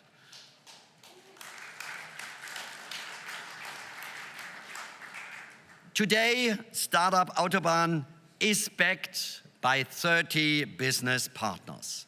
More than 400 startups have been supported by Startup Autobahn. Many of them have also settled in Stuttgart and developed successfully. As a result, Stuttgart has become a magnet for startups and is regarded as one of the most attractive cities in Germany for founders. Startups are an economic factor that should not be underestimated. Today's startups are a vital part of the economic future. They are helping to revitalize the local economy. They have a positive influence on the innovative climate. They offer attractive jobs. There are startups in Stuttgart that have now well over 100 employees. This development must continue to be encouraged. Some startups are now so strong that they no longer need any funding at all. Our economy is undergoing a fundamental structural transformation in which young and innovative companies can play a key role as drivers and catalysts. Creativity is increasingly becoming a key driver of productivity, startups walking hand in hand with large, long-established companies for the benefit of an entire region. This is the vision of a sustainable economy that we should be striving for. Stuttgart offers the ideal conditions for innovation and creativity. There is an outstanding research landscape, including renowned universities and research institutes. With almost 60,000 students, the city is a major university town. The city's outstanding cultural offering makes it an attractive and inspiring place. There are still many large and prominent employers in Stuttgart who are looking for well-qualified young talent across all sectors of the economy. Stuttgart is at the forefront of innovation in many areas. The city is one of the leaders in Germany when it comes to use of artificial intelligence, or to be more precise, in the field of sustainable artificial intelligence. It is fantastic that the University of Stuttgart has been selected by the European Commission as one of 7 leading research and technology centers in Europe for an AI factory. This will significantly strengthen Stuttgart's position as a city of science and innovation. Today, the city of Stuttgart is one of the most important centers for design, architecture, software, games, animation, advertising, and many other sectors. With over 35,000 employees across some 3,400 businesses, 1 in 10 businesses in the city works in the creative industries.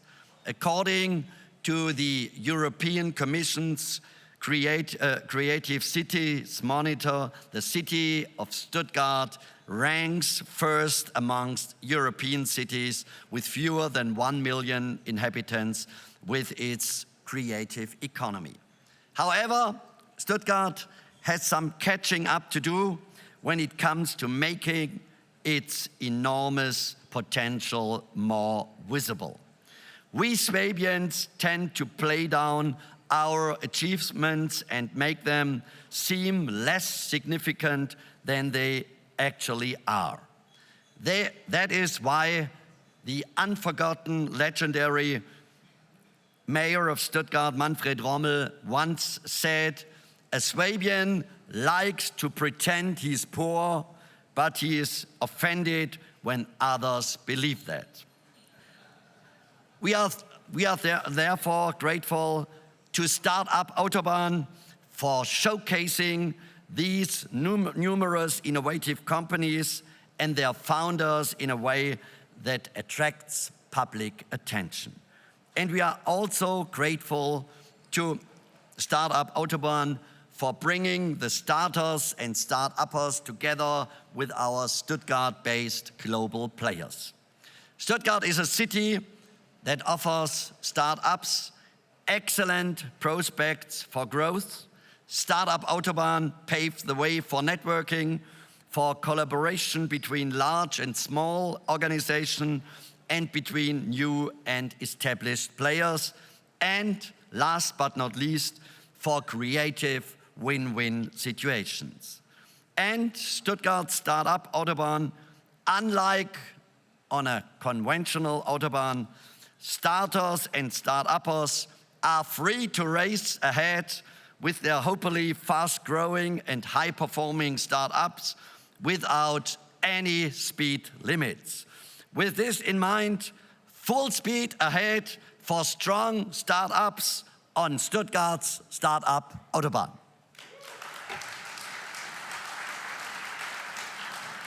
Thank you very much. Full steam ahead indeed. Now, our next speaker comes from a community partner organization, VDA, that we are very happy to partner with. Now, unfortunately, she could not be here in person today, but we do have a wonderful, well-done video message from her. Please virtually welcome from the president of the German Association of the Automotive Industry, Mrs. Hildegard Müller.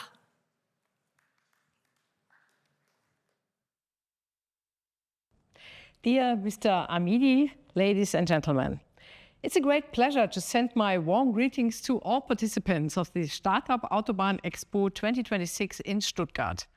This year marks a special milestone. We are celebrating the 10th anniversary of Startup Autobahn, powered by Plug and Play. Over the past decade, Startup Autobahn has become one of Europe's leading innovation platforms. It has brought together startups, established companies, investors and researchers from around the world. Together, they have turned new ideas into practical solutions and successful partnerships. The success of Startup Autobahn shows what is possible when entrepreneurial spirit meets industrial expertise. It also highlights the strength of Stuttgart as a center for innovation and future technologies. Today, the automotive industry is undergoing a fundamental transformation. Competition is intensifying. New technologies are emerging at an unprecedented pace. At the same time, we are working towards climate-neutral mobility and adapting to rapidly changing customer expectations. In this environment, innovation is more important than ever. Innovation helps us develop better products, more sustainable technologies, and new business models. It strengthens competitiveness and resilience, and it enables us to turn challenges into opportunities. But innovation does not happen in isolation. It thrives on cooperation, openness, and the exchange of ideas. This is exactly what Startup Autobahn stands for. By connecting startups with industrial leaders, the platform accelerates innovation. It helps promising technologies reach the market faster, and it creates valuable networks that benefit the entire mobility ecosystem. I would like to congratulate everyone who has contributed to this success story. I wish you an inspiring Expo 2026, engaging discussions, and many new ideas and partnerships. Let us continue working together to shape the future of mobility. Thank you very much. Yes. Now, I'm going to look right here at the camera. Mrs. Müller, as I'm sure you're watching here today, the live stream, thank you very much for sending us your message here today. We're very happy with the community partnership with VDA. And now, I pose a bit of a bold statement to you, maybe, that right now, innovation, those succeeding, it's not the biggest company anymore. Perhaps it's the company that's capable of learning the fastest. Our next organization coming to the stage is leading in exactly this. Please help me in welcoming from our founding anchor partner, the President for Europe of DXC Technology, Juan.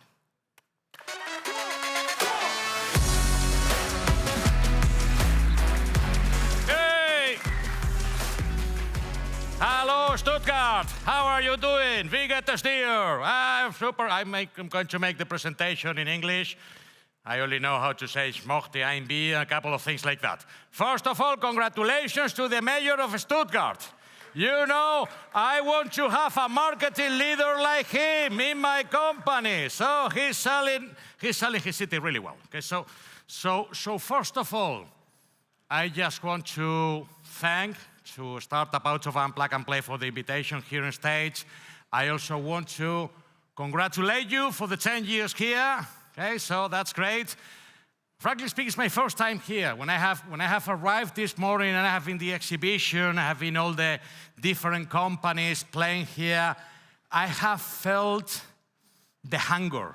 I have felt the intelligence. I have felt the ambition. So I have felt the vibes. So it's a really nice event. It's bringing something different. Okay, so Also, I believe that that's excellent from that side. So what I want to share with you all, and I will go here to the next slide, radically simple. So everybody that is here in the room, probably some other people that are outside of the room, are living something that we may say that we are lucky.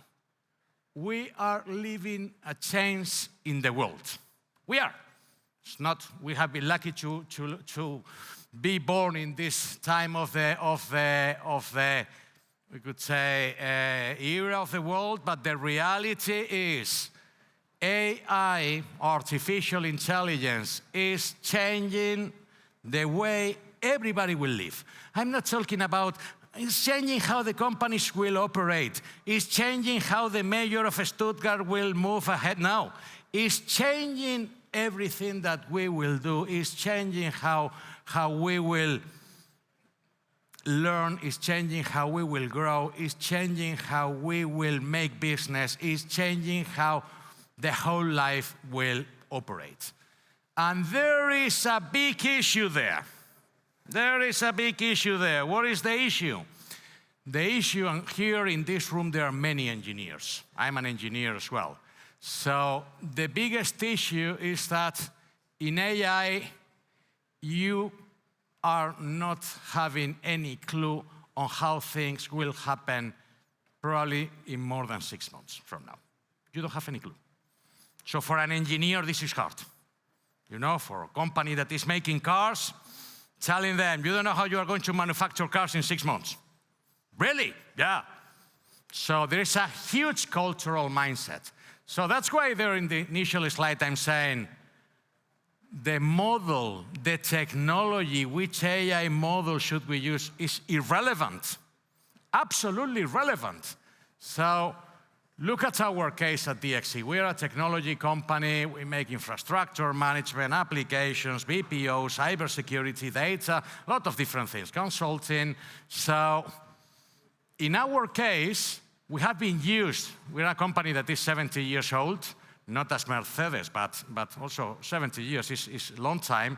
We are used to sign contracts of 5 years, 6, 10 years, and we did know how we were going to deliver those contracts. And we knew the technology that we would use each year, and we knew which efficiencies, which kind of different levels of improvements we would see along the years. And we were pretty much right. So today, this is a big change for a company like ours, but it's a change that is happening all over the place. Today, we don't even know how we will deliver in 1 year. We don't know. And if somebody is saying, yes, I know how we'll deliver in 1 year, they say, no, if you know, then let's apply that now. Because in 1 year, you don't know. We don't know about the technology.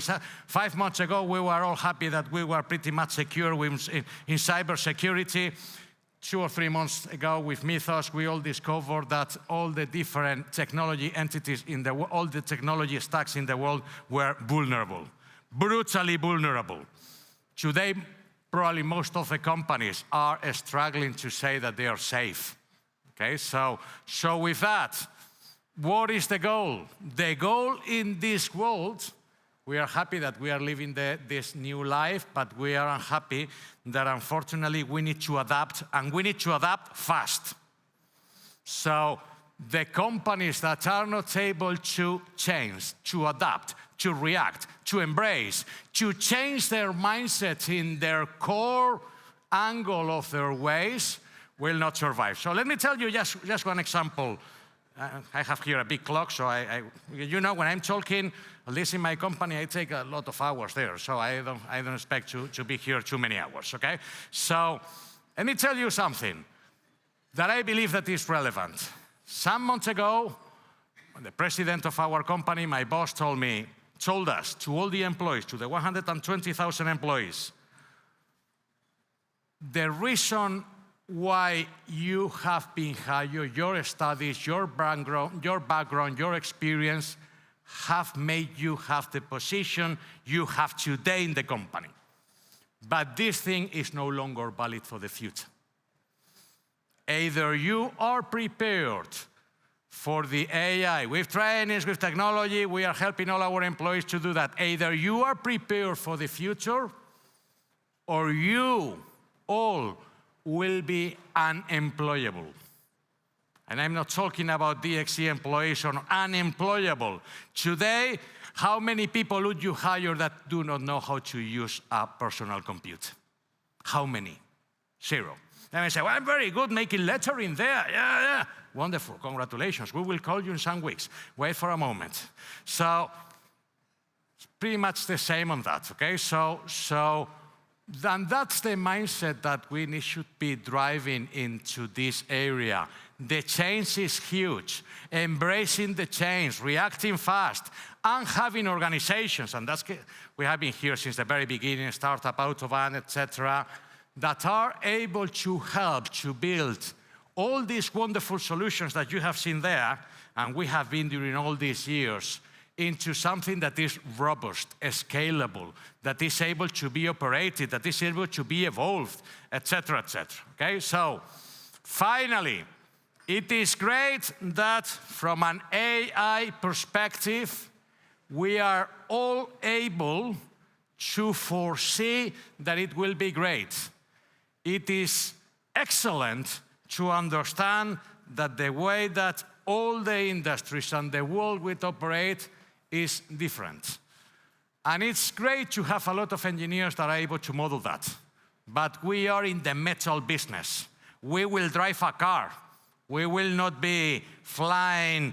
Well, probably we will, but at that point of time, I will not be alive, okay, probably. So we will drive something. So we need to move from model to metal. We need to learn this kind of technologies. We need to make sure something that is really absolutely complex to analyze, that is, not knowing the future in more than 6 or 7 months. Understanding, for example, there are many companies that are telling me, I'm building an AI framework to be prepared for the future. What do you think, Juan? And I tell them, between you and I, you are wrong. You are wrong. You are trying to build something, a framework during 2 or 3 years that will be something that once you have finished, it will be obsolete. It will be like driving all these old cars that were showing up front, were shown in the presentation before. So the way to change and to embrace this new world, the way that the culture of the companies need to change, the way that the mindset of the people need to change, and the way that we bring AI into reality is something really difficult. It's something that if somebody stands here on a stage and they say they know how to do that, don't trust them. If I tell that to you, don't trust me either, okay? I will be cheating you. It is not true. Nobody really knows that, because nobody really knows how to survive in an environment that in 6 months you will have technology that you don't know even how it will be. Even in 2 years, you don't have any clue on how you will do that. So the point on embracing companies who you may trust, being able to have companies who have the kinds of knowledge, playing together, and that's why you have this startup Autobahn, embracing the collaboration of many different companies that are building products super quick, changing the mindset of the companies per se. That's the way we are looking forward, and that's, under my opinion, what is bringing excitement here. So you have 2 options. Option number 1, cry there in a corner because I don't like the future. Option number 1, bear in mind that I'm not talking about the World Cup, Spain plays today. And option number 2, let's all together with optimism get there. So if you ask me, I will select option number 2. So thank you very much. Danke schön. Thank you very much. Yes, fabulous. I thought I had energy. The last few here between the mayor and this last presentation, I'm looking like I need to have even more energy up here. Okay, well, let me pose another strong statement to you, which is that big companies move slowly and startups move quickly. Yes, we often think this, but what happens when a company that's been around for over 100 years decides to start moving at startup speed? Well, we're going to find out. Our next presentation is from Bosch, telling us a little bit about how they wrote their own rules around innovation and what that looks like beyond innovation. Please help me welcome to the stage the Vice President and Chief Commercial Officer of Bosch Business Innovations, Georg. Welcome. Hey. The clicker. Yes, I need the clicker. Go. Thank you very much. It's great to be here. And it was great listening to the really diverse set of speakers.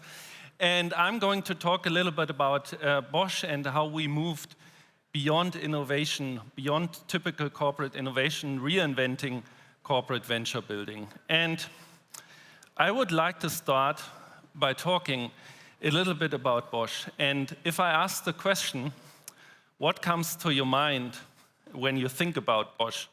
The answers that I get is often connected to our products. People say, yeah, power tools. I have a washing machine, or this e-bike wave is great.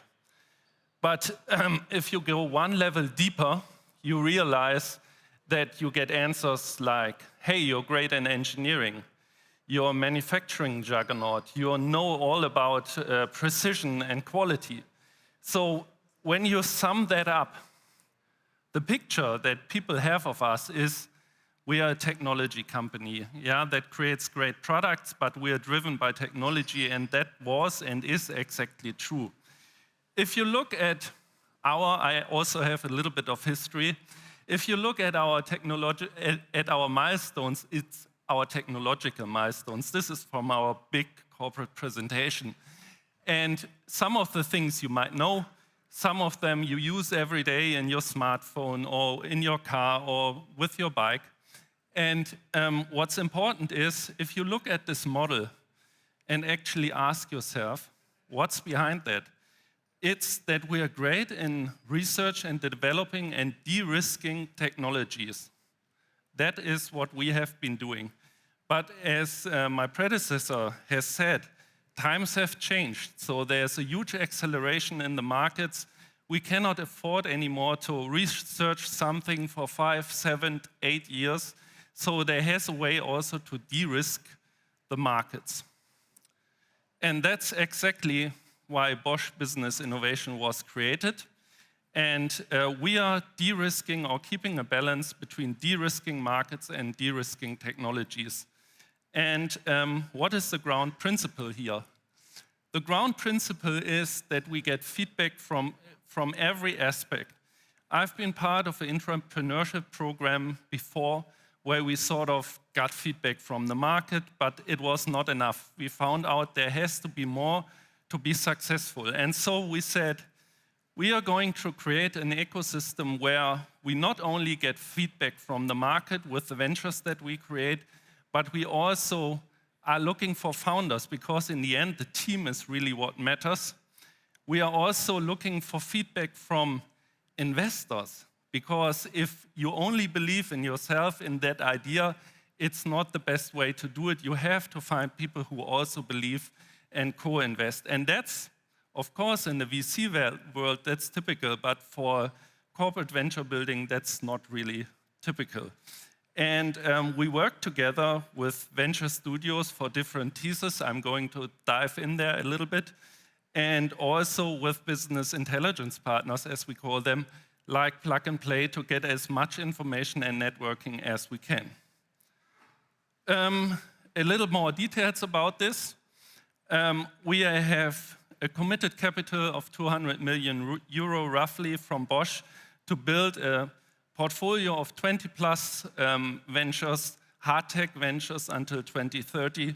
And what we are really doing is, and I'm going to click to this picture, we are really looking for a founder-friendly setup of the ventures, because we believe that it's essential that founders drive these ventures. And there is, of course, a little catch to it. And the catch is that we want to bring in unfair advantages that Bosch can provide. That's really important to us, because else everybody else is competing with us. And we believe we have capabilities, we have assets that we can bring in to really create these ventures and give them a head start.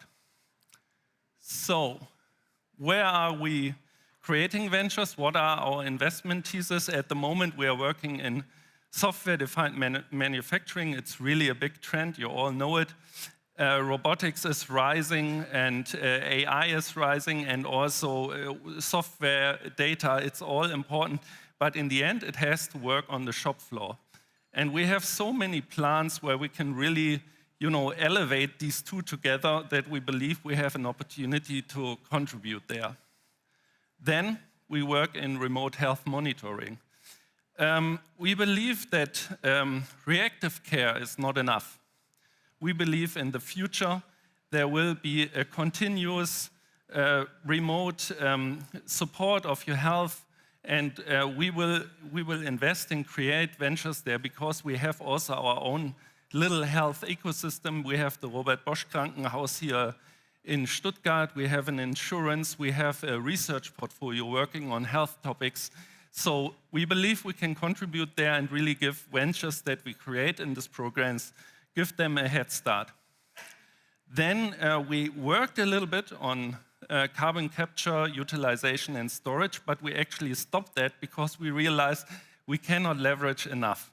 And so we moved out of this, and in addition to that, we will create more theses and really leverage the capabilities that we have. So bringing that together, what we are doing is using the industrial strength that a company like Bosch has and combining it with venture speed, because we believe that is the best of both worlds. With that approach, we can de-risk market risk and really learn what the market needs, and on the other hand, really leverage what we have. And this is built in an ecosystem where Plug and Play, for example, is part of, and we're happy about that, and it's a valuable collaboration. And to bring it to one point is, we are the uncorporate venture builder, and that's it. Thank you very much. And I kept my time, actually. I'm proud of that. Well done. Thank you very much. It is something to be proud of. It's hard up here, you have a lot of great things to say. Your slides are there. It's very, very well done.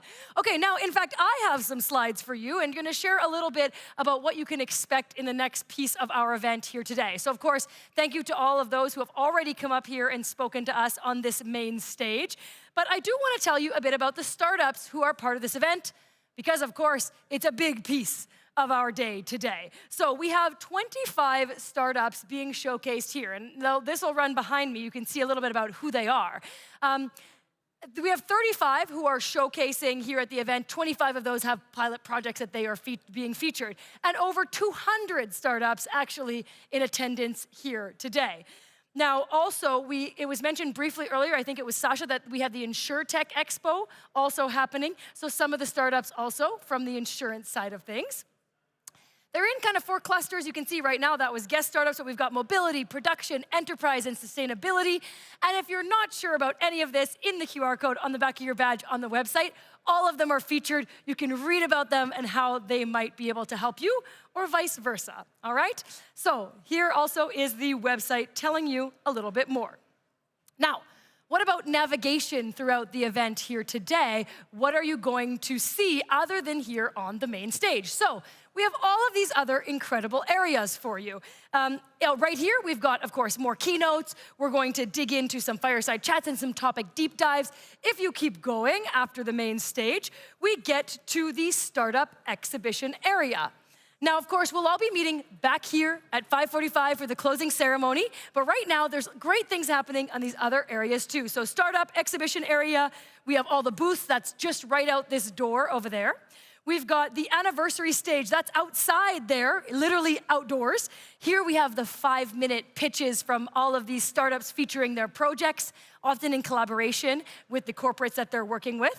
We have and those are in the app too. You'll see the times of different categories in case there's a certain bucket of them that you're really interested in more than others. From there, the cross-industry stage, that's just inside, right near that one, just when you go in from the entrance that you came in. On the cross-industry stage, we've got everything beyond mobility. That's where you'll see the InsurTech. We've got investments happening. We've also got portfolio, startup, and partner booths in that space as well. And finally, if we go back to everything that you saw there, if you're thinking, Margot, I was invited to a VIP event and I don't know exactly where it is, it's on the top left there. You can kind of see it. And finally, if you're not sure, there's information booths all around the room to help you out outside in a couple different spots, okay? And our team, they have the icy gray blue color badge. You saw that on the back of your badge when you looked. They are very happy to help you out at any time as well. So just grab somebody, not literally, be very nice and say hello, and they will tell you what you need to know. Okay, whew. Now, final thing, all of this, again, is on the website. You can filter by what you want to see and save portions of today because there is still a lot of incredible content. Speaking of which, let's tell you what's coming up next right here on this stage. Of course, there is our link for where to find it if you don't want to scan the back of your badge. Now, phew. Always everything you need to know for right now. But if you'd like, all of those areas are open, they're bustling, they have already programming on those stages, so feel free to check out some of that if you're ready to. But otherwise, if you're sticking with us here on the main stage, those of you in the live stream, we're getting right back into our educational content right here, right now. Please help me welcome to the stage to introduce our afternoon block and what we're going to learn about next. We have the principal of Plug and Play and also a tech and trend forecasting lead. She likes this data and is going to tell us what we need to know. Please welcome to the stage, Teodora Preda from Plug and Play. You need this. Thank you so much. Thank you. Pleasure. So we had one big question, and this was on everyone's mind in the past few months, and that was, is AI investment really running ahead of AI demand? Or in other words, are we in an AI bubble? Well, if we look at the capital allocation that has happened in this industry over the past few years, and also in 2026, one would say this is the case. More than 375 billion have been already invested in AI this year, in the first 5 months of the year, and it is projected that these numbers would go to up to 1 trillion this year, or close to 900 billion. As Plug and Play, we are also one of the most active AI investors. We've done more than 650 AI investments, and we are featured as top 5 as well in the world. But that's not all of it. What we've seen is that venture capital is also concentrating around AI. So globally, we've seen 80% of investments from the VC space concentrating in AI, and the US has a particularly high concentration of 90%. This basically means that AI is transferring from just a niche technology and industrial tech towards a more horizontal player that can really span multiple industries and can really dictate the way the entire tech industry is being shaped around. But when we talk about the AI CapEx, about the investment that is being built in order to create the data centers and the picks and shovels of AI, we've seen a lot of investments also happening. So only this year, in 2026, the hyperscalers, the big 4 tech companies have been committing more than 700 billion towards the data center investments. Is this a lot? Is this not a lot? Well, the big question is, are we also catching up in terms of AI revenue? Is this investment level really, really justified? And the latest numbers do show so. So if we look at the latest data from June 2026 already, we see that the AI revenues as of this year are about 110 billion for the past year, or for the recurring run rate looking into a future, they sit at 175 billion. It's the fastest growing AI technology we've seen so far. There was no other compute platform or IT solution that really delivered this type of growth. It's growing 3 times faster than anything before. So yes, the answer is that today, if we would extrapolate the type of AI revenues that we see and the type of depreciation we would expect for the CapEx that has already been deployed, we see that the revenue already covers the expense and the depreciation of these infrastructure build-outs. So then naturally, as we've stopped experimenting with AI, as token maxing is not really the answer anymore, we will start looking more and more towards capturing value with AI. So we believe that the next question in all the board meetings and management meetings in the next year or already at the end of this year will be, Is AI really adding value? Do we see the ROI? Can we find the examples and the projects that can really move the needle? So the direction is moving from experimenting towards really bottom line or top line revenue impact.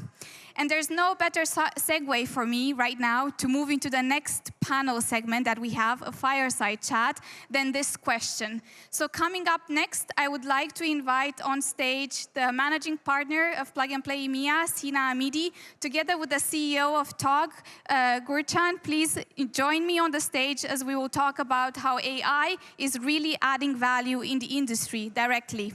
Please, a big, big, big round of applause.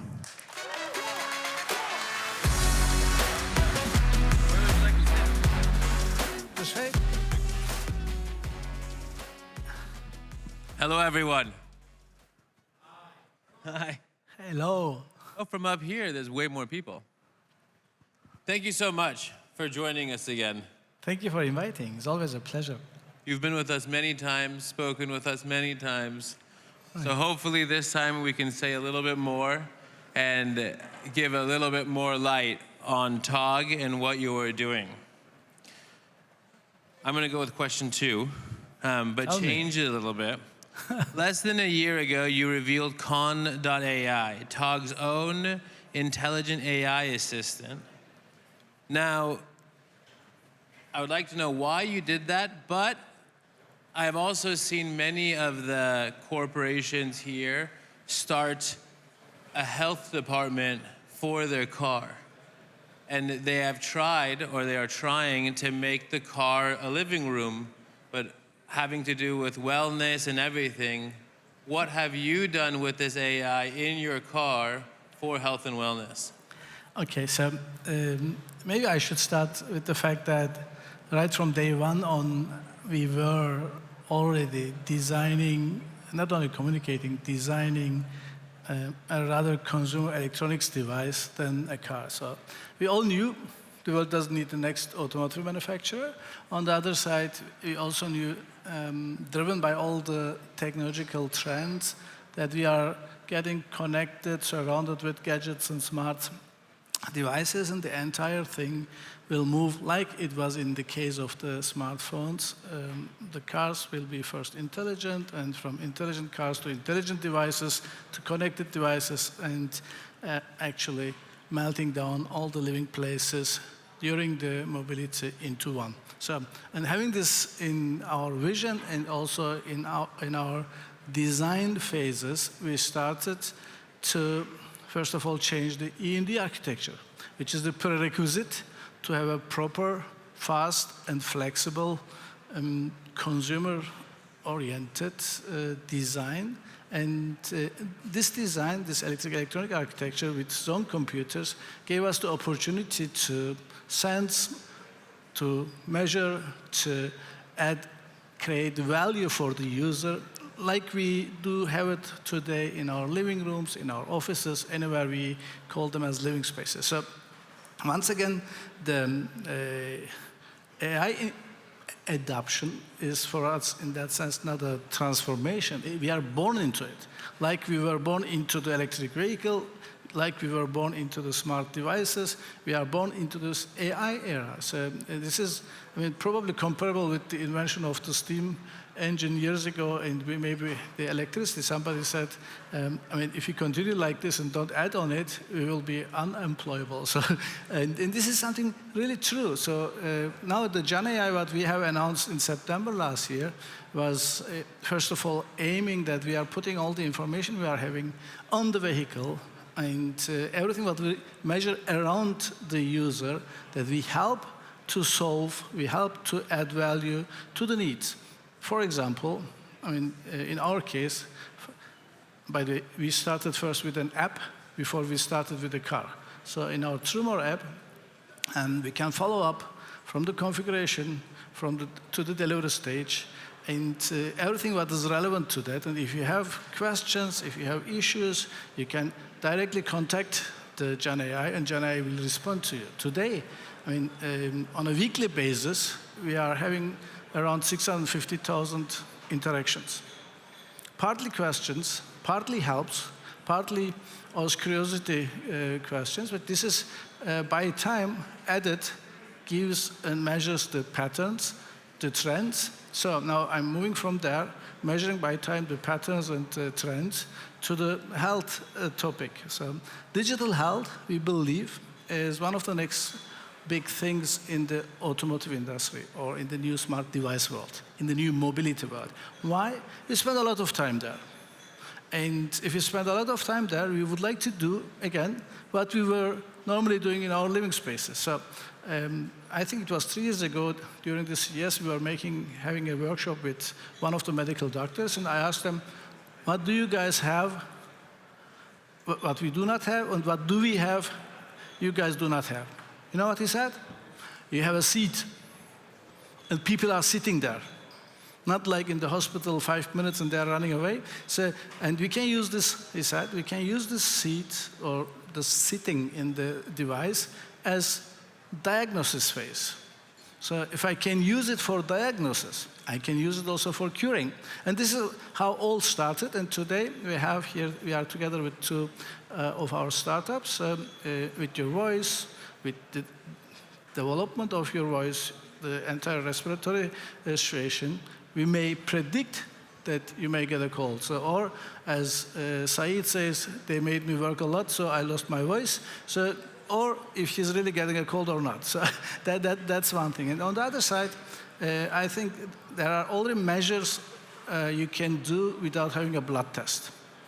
So I'm not going to exaggerate it to the topic of bloodless blood tests, but on the other side, we can measure the pulse, we can measure if your mood situation more in detail, and we can help to improve the situation. And this is how it all connects to a living mobility space, living space, which is aiming to redefine the mobility. That is super interesting. I saw a small demo today, and I didn't hear everything you just said. How much of it is live right now? For example, everything with the voice recognition, and from the voice, your mood. This is, you must have seen that already. And on the other side, we have, I said these are POCs, not in serial production yet. So, and probably soon, before the end of the year, we will have them already in our system embedded. And on the other side, also things like the signal from your posture. If you are feeling bad, if you are sitting right, if you have pain, and adding to that relevant music. That relevant music is already there. Yeah? So, because we know already for several years, certain frequencies are good for relaxation, certain frequencies are good for focus and keeping you awake, so we are using it. Wow. Today on my Aura, I found out I've gotten very few crowns in the last quarter. Now I have to worry about my car as well, which is a bit tough. So we all have talked about China, and China coming in very aggressively to the automotive sector. I remember last year you talked a little bit about how you are coping with it and what you have done. Can you tell us a little bit about your partnerships and what you're doing in order to, hedge your bets? Yeah. First of all, since our foundation, it's our principle to collaborate with the number ones and number twos in their field. Doesn't matter if it is battery or connectivity or anything else, because that is needed for speed. Speed is one of the key essential things which dominates success nowadays. So having said this, besides speed, more and more the importance of economy of scale comes also into the foreground. So from day one on, for example, we are manufacturing our batteries with a Chinese-American company. And just 2 months ago, we have announced another strategic partnership with the biggest battery manufacturer of the world, not for batteries, for more than batteries. We all know that the battery electric vehicles are designed around the battery, the entire drivetrain and suspension, etc. So we are working with them together on a skateboard solution. And the skateboard solution, again, first of all, together, if you do it together, brings speed on one side, and on the other side brings also access to economy of scale. So both of them are very much relevant and vital in order to succeed. So, and that gives us the fact that, or leads to the fact that by mid of next year, we are going to have a more affordable, a smaller SUV, and 6 months later, we are going to have a sedan fastback version of that, and another 3 months later, we are going to have a light commercial vehicle. So putting all those things together, those strategic partnerships with the economy of scale, makes it possible that we release within 12 months 3 models. Within how long did it take from ideation to production for these models? So the ideation started already last year, I would say by mid of November. And then the most important thing for us in our world is to identify the technical requirements, the roles and responsibilities based on this, to identify the partners, in this case in China because of the economy of scale, and that lasted for another 2-3 months. And now you can count from there, from end of May onwards, it's a bit longer than a year, and then we are already there. So that less than 2 years. Pretty fast. That's Chinese speed. This is the Chinese speed combined with the Turkish speed. Turkish speed. I like that better. So being so innovative, being able to do so much with speed, if there's a corporate partner in the room or a startup in the room, what are some of the areas you're interested in collaborating with? Yeah. What are some of the areas people can approach you to work together? Okay, so looking into our 3 business verticals, the first one is the smart mobility devices, and there the smartness in the future will continue and be reinforced with the cognitive features of the device. So AI everywhere, embedded, connected, and is unified, so this is relevant to us. First of all. Second, if we look to the second business vertical, which is the digital experience platforms, and experience is, on the other side, also something which leads the innovation. So user value. So what you like, you want to have it probably also with your new car or with other devices. And therefore, we put, first of all, the user into the center. A user-centric experiential innovation is for us the next important topic. And the last, the third one, because you asked, if I'm not wrong, 3, would be everything that contributes to energy management, smart charging, and also how to use the smart device, maybe even as energy storage solutions. There's a lot of Instagrams right now that says a Tesla battery costs more than 2 electric jet skis. So if you buy 2 electric jet skis, you can power your house. Depends probably on if it's an NMC or LFP battery.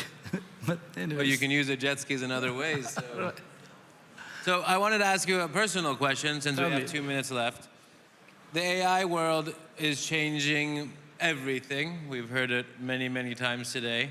What is your favorite use case in your daily life you are doing and using? I mean, it may look like a bit as a fun. So I have created certain projects or agents where I am challenging myself on one side, but on the other side, challenging Cha if it comes to marketing topics, challenging Ahmed if it comes to user-centric, user value topics. And this is something where I really like. I spent a portion of my day dedicated to this. It's in most of the cases after 9 p.m. and this is really fun. The ideal case would be some day that I have a digital Gurjan and I play golf and they don't realize that I play golf. Thank you so much. I hope you guys enjoyed it. It was 15 minutes, but thank you so much. Thank you for coming again. Thank you so much. Thank you very much. All right. Picture? Yes, please. Thank you very much. Hey, huh. All right, gentlemen, well done. Okay, now we're moving from next-gen mobility and AI innovation over to something important for all of us, sustainability and the circular economy. And here to tell us more about this next segment here on the main stage, I'm happy to bring up associate from Plug and Play, Monica, welcome. Hello, hello. Welcome. So right now we are going to switch the mood a little bit. We've been talking a lot about innovation, why it's needed, how do we get it, etc. However, what's important here is that usually innovation comes from some sort of a challenge, a problem that we would like to solve. And it happens that in the mobility sector, we have quite a lot of problems. And sustainability is one of the big key things that we need to discuss more often. So one thing that is really bothering me is that when we look at the end-of-life vehicles, there's a lot of waste that nothing is done with that. We're not dealing with that very well. To give you the numbers, only 19% of plastics coming from the end-of-life vehicles is actually recycled. The vast majority, so over 80%, is wasted, either incinerated or is just landing on the landfills, and nothing is done to that. I think this is scary. This is really bad, not only for the environment, but also it's a huge waste of resources. So European Union wants to do something with that. And yes, we hear that often, that European Union is slowing down innovation, is slowing down Europe. We are not as competitive as the United States, for example, or China. But in some cases, I think that it's really important to look and dive deeper into sustainability. On that note, if you haven't already, please go and check the Pure Cycles booth.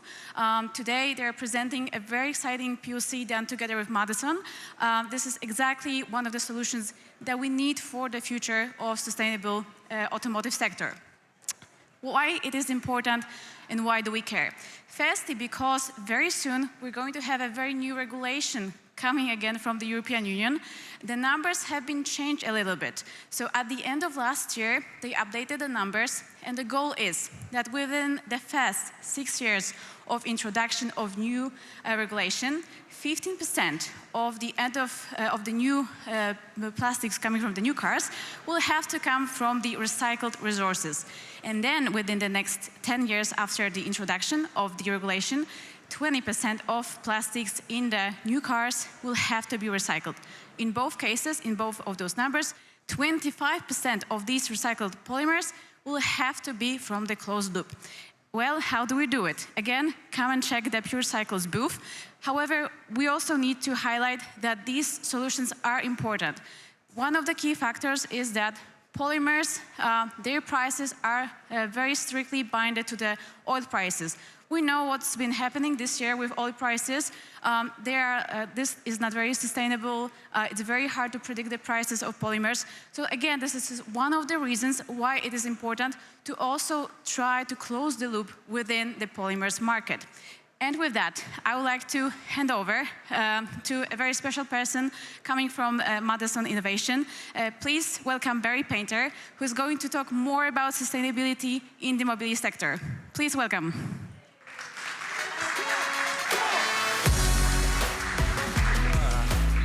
Thank you very much.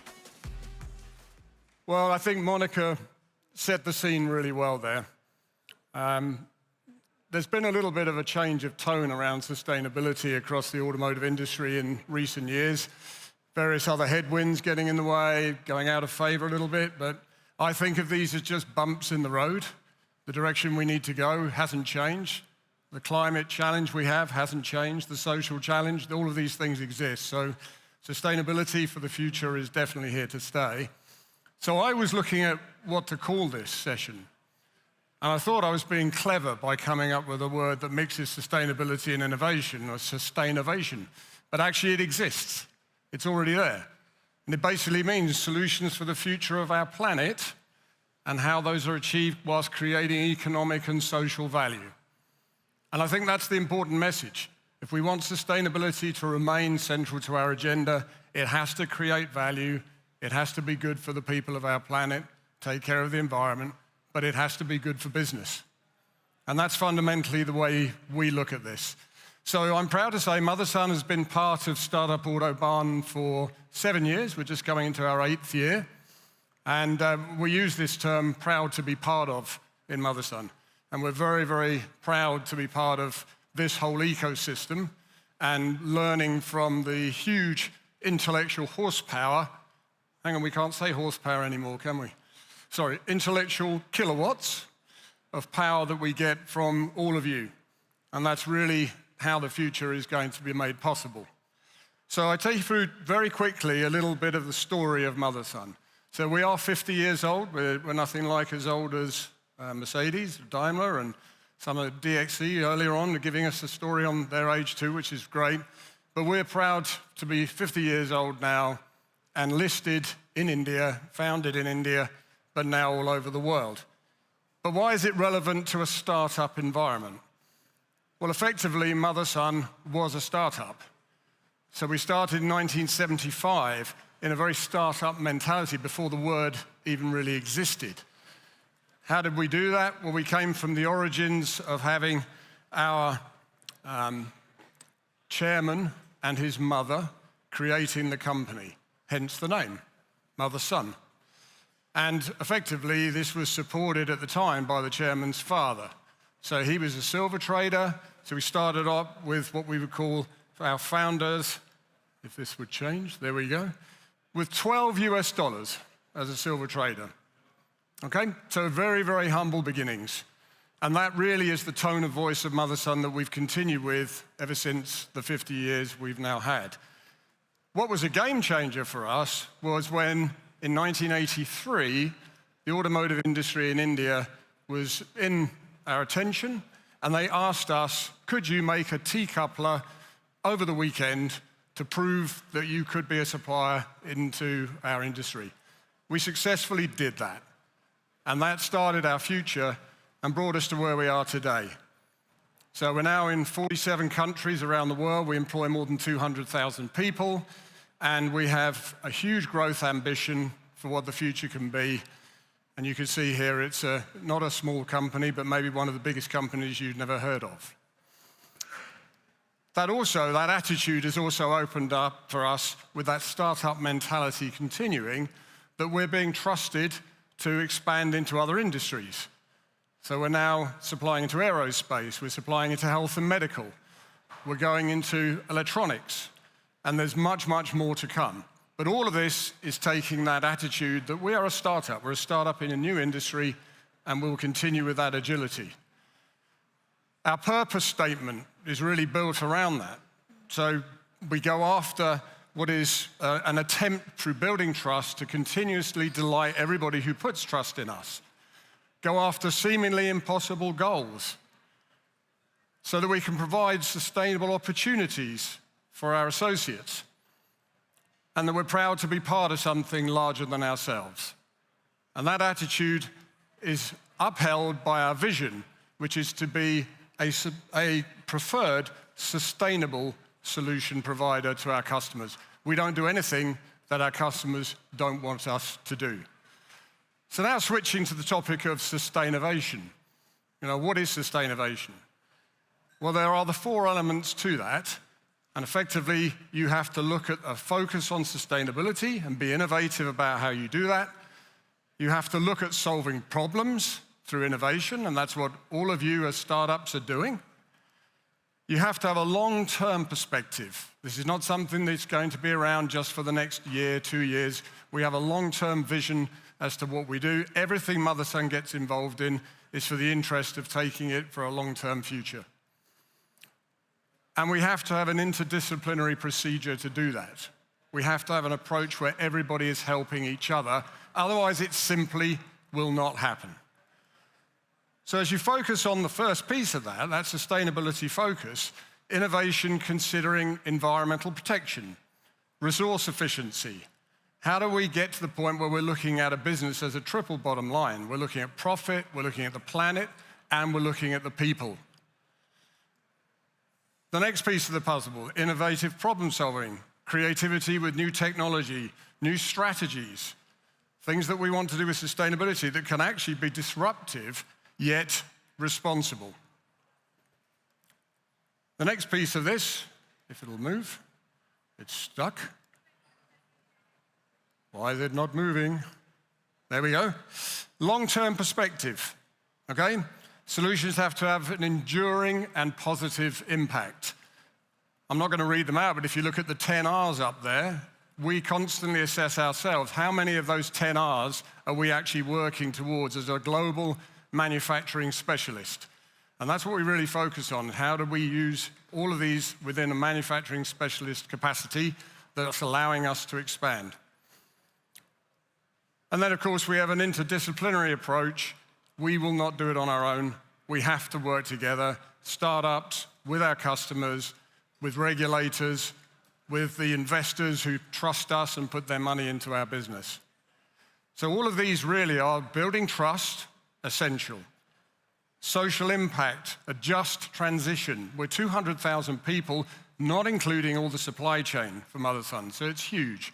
So we have to think about a just transition. And then we have the combined will to be successful. If we all want to solve these problems and we all work together to do it, it will happen, it will be possible. So all of those things together really summarize what Sustainovation is for us. And hopefully that's something that you will see the connection between the solutions that are here and the exhibits. Some of what we're exhibiting here together, please go and have a look and see what those are. And I summarize that together, working together, creating solutions for a sustainable future. It is possible.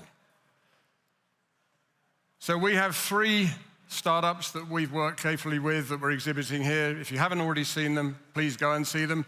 Only one of those is actually classified as being related to sustainability, but I challenge that. Wherever you use AI, it makes things more efficient. That is leading towards a more sustainable future. So technology in any form is helping us achieve that. And I'm very, very proud to be able to be here and give you that short, brief snapshot on the approach that we're taking. But it would be wrong for us to not finish by once again saying happy birthday to Startup Autobahn, and thank you very much. We're super proud to be part of this story. Thank you. Thank you very much, Barry. Happy birthday indeed. Well done up here. And of course, like he said, lots of incredible booths that you can check out today, theirs being one of them. But right now, I am very pleased to launch for us the first pilot presentation of the day, so the first pilot project presentation. So this is, of course, a startup or scale-up partnered with a corporate or a big industry organization like you've seen here today, together creating innovation at quite a good speed here, many of these projects. And our very first one, to share more all about it, we're bringing up the people who were literally working on it themselves. From Porsche, we have Jonathan and Dennis, and from Ion Road, we have Manfred. Please welcome them all to the stage. Big round of applause.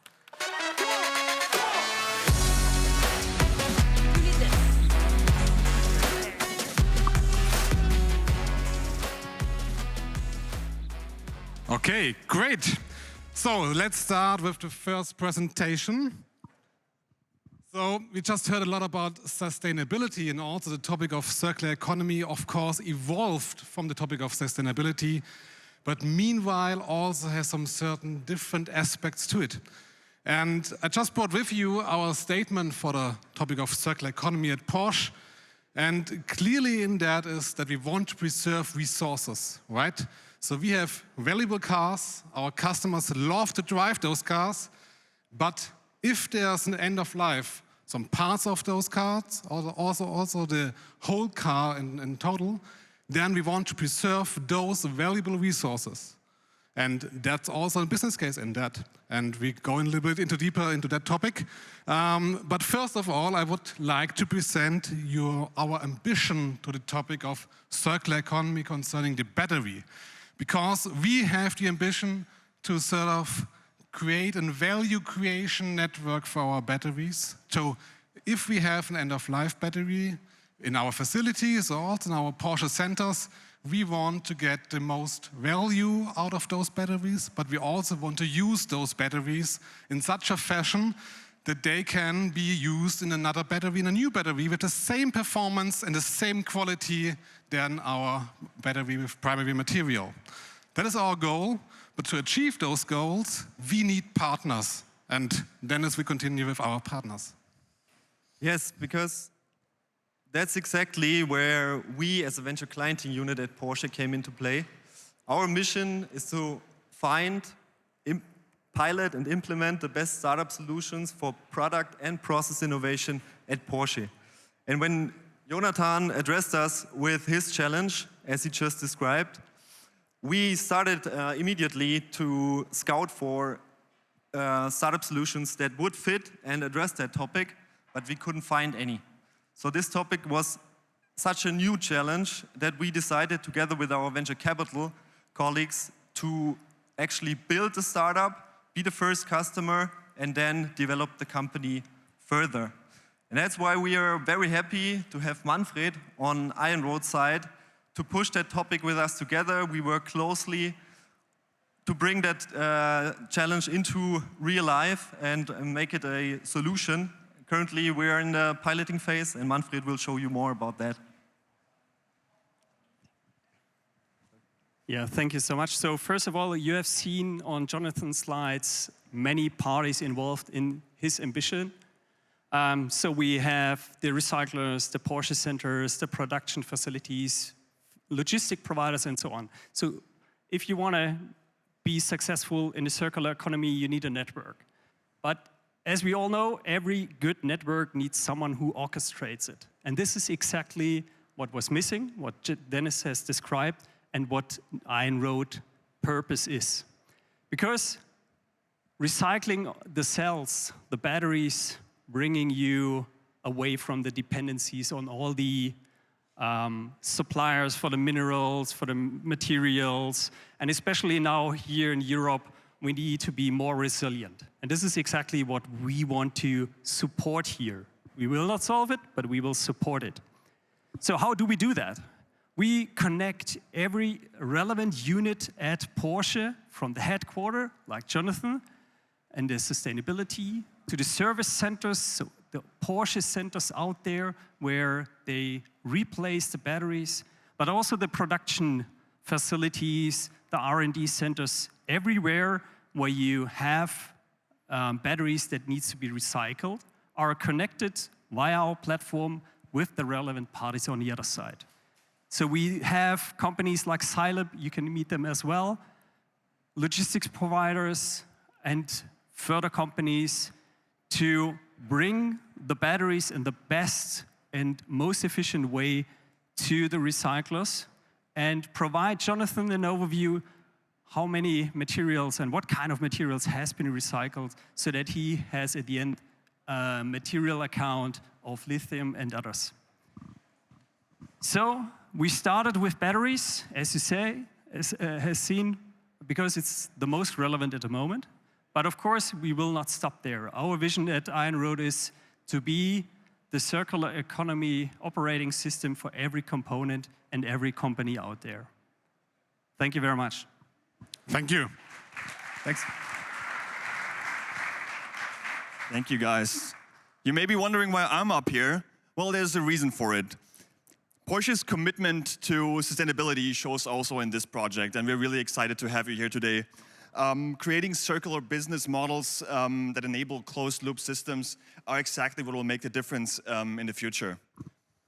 The partnership with Iron Road, in this case, is a showcase of open innovation, collaboration, and dedication to smart and sustainable solutions.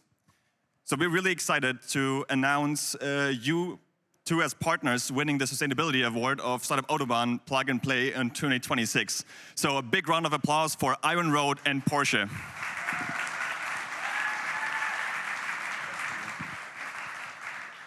That's for you guys. Congratulations. Congratulations again. Time for some pictures? Perfect.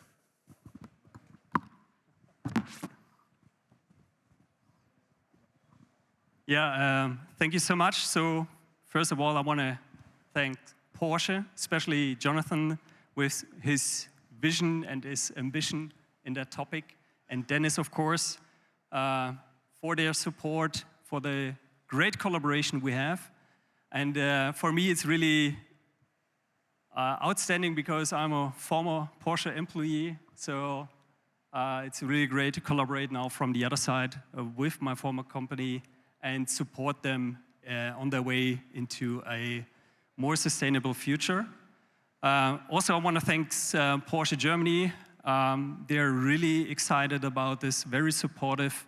And without them, I think we would not be live right now. And of course, Gregor and the whole Plug and Play team for their support in connecting us with the corporates. That's very helpful, especially for a young company like us. So we're just 10 months in operation. Receiving such an award is amazing. So shows us we are on the right path, and I'm happy to tell you more on our booth. So thank you so much. Thank you, guys. Thank you.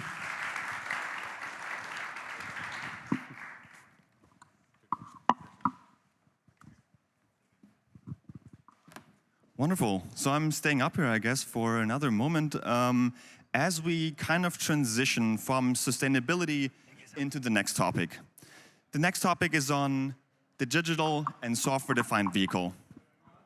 So what we were seeing yesterday, in yesterday's world, we had sturdy and very inflexible systems, difficult to develop, it took time, and certain services and commodities were just really not given. So today we have a bit of a different situation. We have separated hard and software, we have more connectivity, we have better services, the vehicles are smarter or becoming smarter. And this is also what we're looking at tomorrow. So tomorrow, the car of the future will centralize the computing and intelligence. We will have a car that is more rather a smartphone on wheels than an actual car. And it will significantly improve the passenger experience. So we can achieve this, and it's going to be difficult, it's not easy, and you all are working in this topic, and you're all trying to solve problems that are created by past activities. So how can we do this in the future? And we believe it's truly on collaboration and open innovation. So bringing together the right people and connecting them in order to find solutions that are there but couldn't be solved alone. So this is also, I think, our call and also part of the next section of this day, that it's important to, for example, connect OEMs with tier ones, to connect them with startups, to create a space where innovation is possible. And I believe that it's really possible when we work together, because together we are a bit stronger than alone. So with the following section of the program, we want to explore what is needed to achieve this and how can we create the innovation flywheel we desperately need. So with that, I'm transitioning into the next part of the stage. It will be a panel. It will be on how does AI apply to SDVs. So Frank, you are, I think, moderating our panel. So welcome up, Frank, on stage. A round of applause. Thank you very much. And over to you, Frank. Thank you. Thank you, and good afternoon to you all. I don't think I need that, but that's okay. So software-defined vehicle, certainly a very well spoken about topic in the industry for the past few years. There's not one major event where it is not spoken about. But very often with a lens of a passenger vehicle, and very often focusing almost exclusively on in-vehicle architecture. And this is what I'd like to tackle today, actually change that shift, in a sense that I want to focus on software-defined vehicle trucks. Very, very different environment, very different sort of dynamics, in the sense that you have a brutally difficult environment to deal with when you work in a truck environment. It's all about last mile, or it's all about the cost per mile. It's all about reducing downtime. It's all about increasing asset utilization. These are the key factors that make a truck actually interesting and valuable to the fleet operators. On the flip side, I said focusing and the discussion more towards new business models than the in-vehicle architecture. Really looking at how software-defined vehicle is changing the dynamics in terms of operating model, and what are the fundamental bottlenecks that needs to be overcome in order to embrace the full potential of software-defined vehicle. And for that purpose, we have 3 amazing panelists who will be on stage with me to discuss their perspective, their experience on this specific topic. We have Anna Cordes, please, Jan Martin, and Gandert, who will be joining me on stage right now. And I will just provide a short introduction in the meantime. So Anna Cordes, she's basically managing director at Bosch Mobility Platform and Solution, and heading global go-to-market as well. We have Jan Martin, who is the CEO of Webfleet, and Gandert, who is basically heading innovation at ZF for commercial vehicle solutions. Thank you. Thank you for being here, first of all. And maybe starting right in with you, Anna. Obviously, when we talk about software-defined vehicle, we keep talking about the separation of hardware and software development, which is a big challenge for the traditional industry in the first place, of course. But where is the biggest challenge? Where is the biggest shift? Is it on the vehicle architecture, or is it in the ecosystem around it? Thank you, Frank. So let me give you my perspective. To answer your question directly, it's both. And starting with the vehicle architecture, and this is also how we approach it as Bosch, of course, it's very, very important to decouple hardware and software. I mean, all of you know trucks are running for 15, 20 years. So the hardware has to support a very long life cycle, but software development cycles are very, very short. And with AI, we see an amplification of that. So how do we solve that as a company from a technology perspective? We are driving very actively the industry initiatives such as SCORE, who are enabling to decouple software and hardware in the vehicle. And we're one of the strongest promoters here. And as a company overall, you will hear our CTO talk about that constantly. Decoupling of hardware and software is the future, and we're consequently driving that.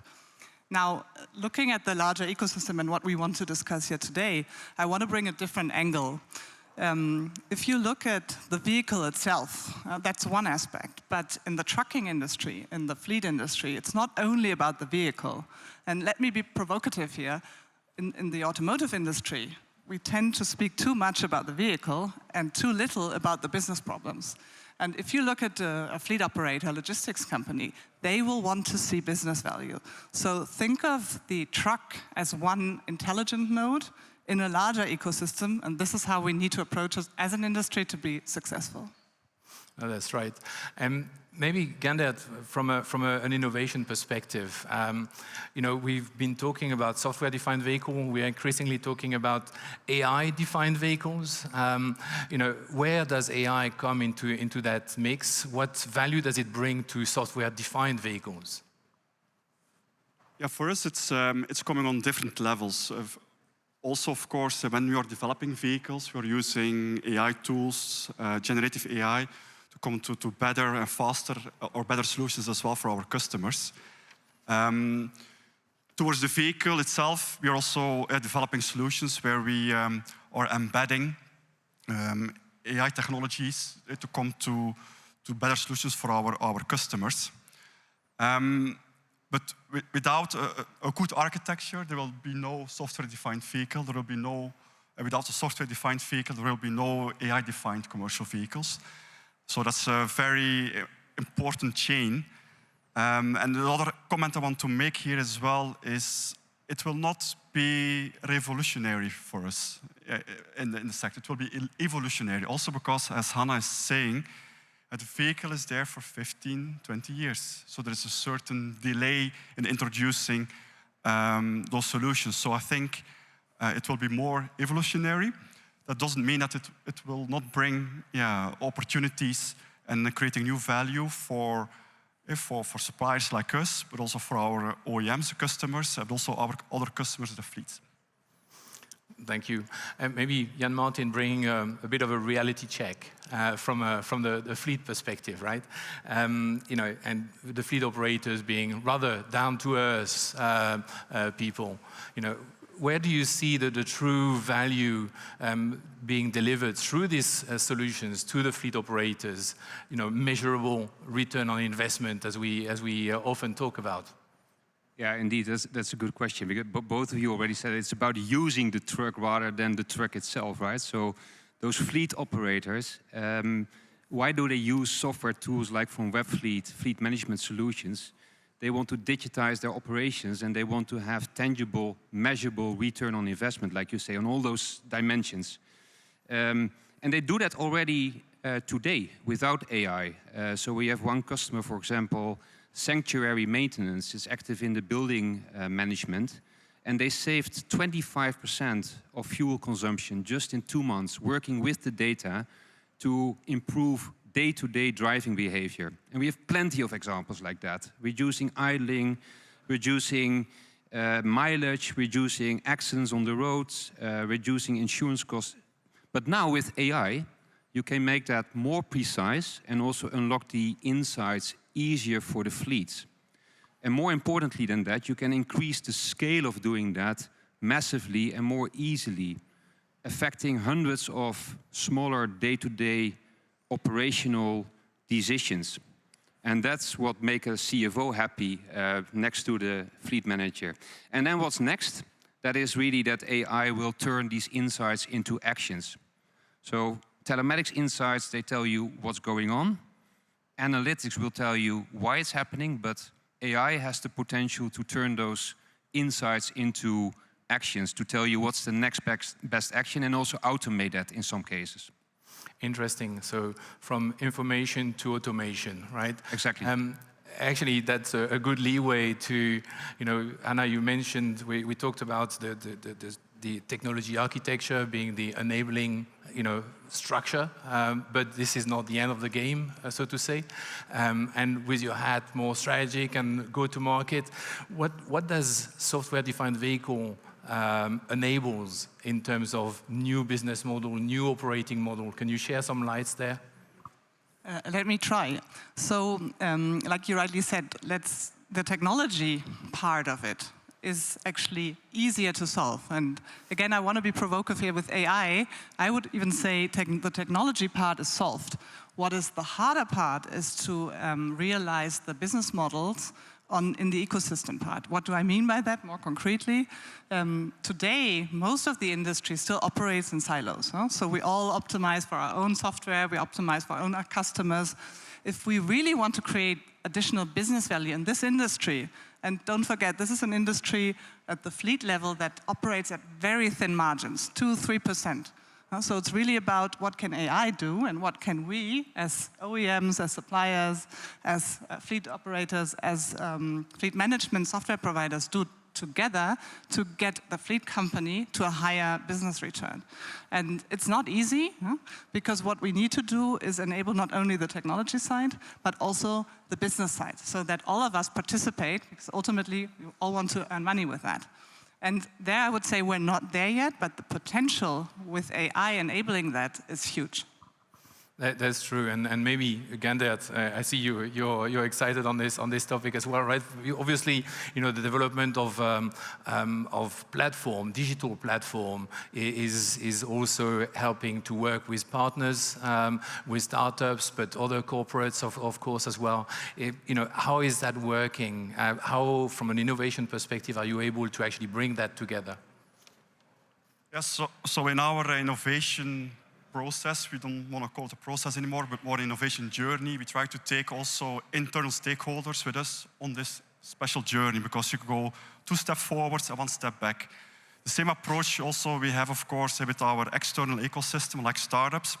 And we take them on a journey, also for a long-term relationship, because things are changing, and our world is also very complex. You have to imagine a passenger car is a box with 2 axles and 4 wheels, 1 motor, perhaps 2 motors.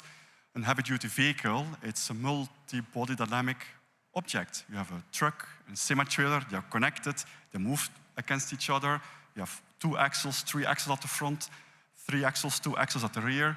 You have changing weight all the time. So there's a lot of complexity that we need to take into account, which makes it very exciting. Also because, as already referred to that point in your opening speech, is that it's all about this TCO, total cost of ownership. We need to bring down the owning a vehicle, using a vehicle. We need to maximize uptime. And only with those startups and with our ecosystem, our global ecosystem that we are using, we are able to achieve that and bring solutions to our customers. Thank you. And I love what Anna was mentioning earlier, having different partners actually working together.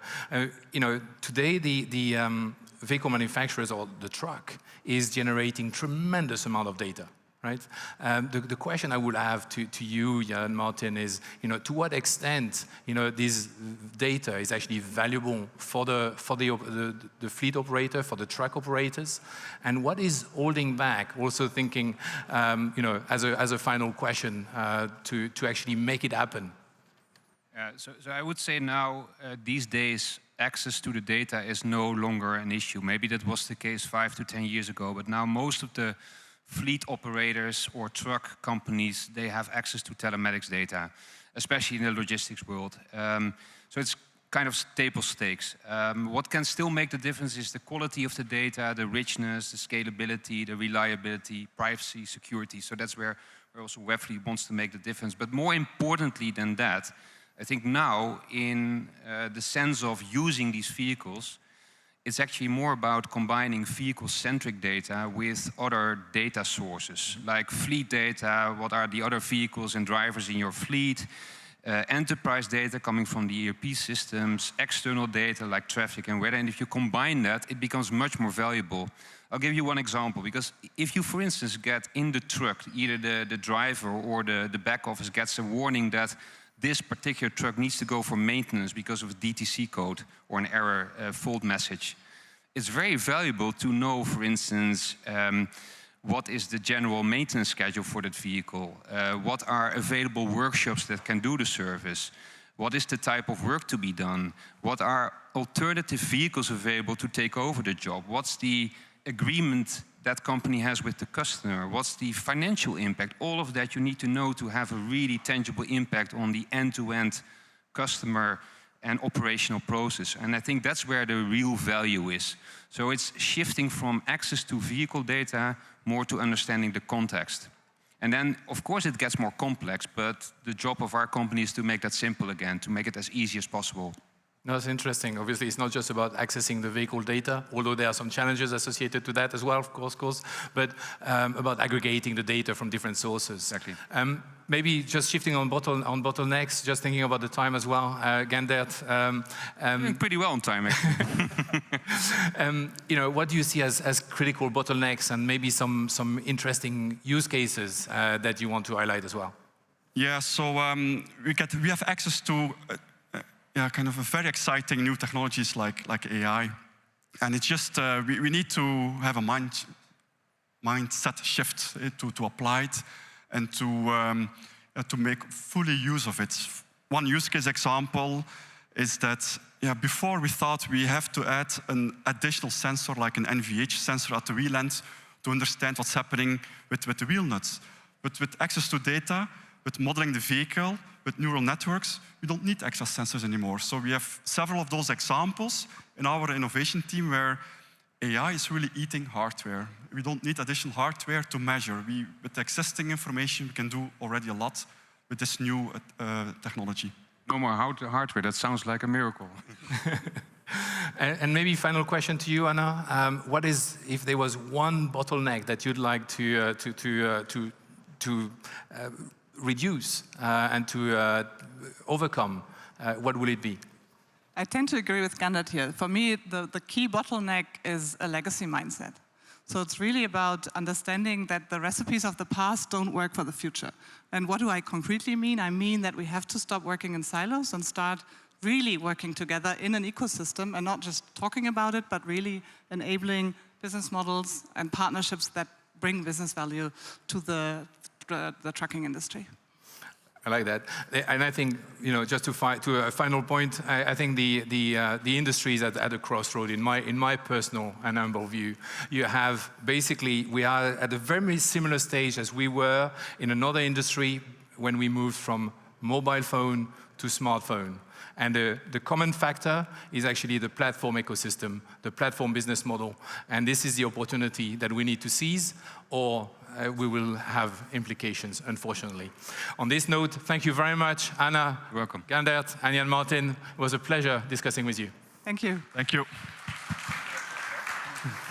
Thank you very much. And Frank, thank you to you as well for hosting that conversation. Well done. Okay, now, we're keeping on this conversation moving forward into maybe what you think about when you're inside your vehicle. In fact, how often do we think about the experience that we're having in our car? Well, this next group thought about it quite a bit. They looked at in-car intelligence and the new experience, and they're here to tell us about their pilot project. So this is our second one being presented here on the stage today, between, of course, the startup and the entrepreneurial side and the corporate coming together. So for this project presentation, please help me welcome to the stage Daniel of Pulse Train and Andreas of Mercedes-Benz. Welcome to the stage.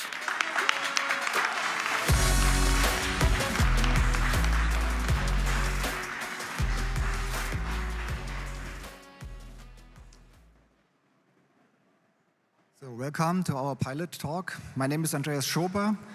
I work at the Department for Drivetrain Innovations at Mercedes-Benz. And today I have the pleasure of giving insights in our collaboration together with Daniel Rosikait from Pulse Train. And yeah, multi-level battery is the topic. We wanted to get into hardware testing quickly in order to enable this technology for automotive use cases. And the pace of Pulse Train was an excellent match for that. So, challenge for electric cars development is well known, I guess. One important thing, of course, is fast charging, high currents. And we have to handle these high currents before we can enable new fascinating possibilities. So the idea is to add software-controlled semiconductor switches into the battery. And as an engineer, I like the idea to bring in functionality direct to the battery in order to get new possibilities. So for example,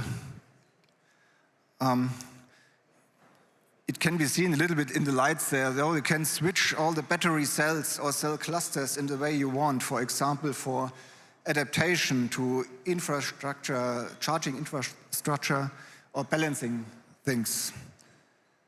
So some insights from Pulse Train for next. So I give you some insights. What is Pulse Train doing and where we are from? So we are starting in 2024 and from Munich.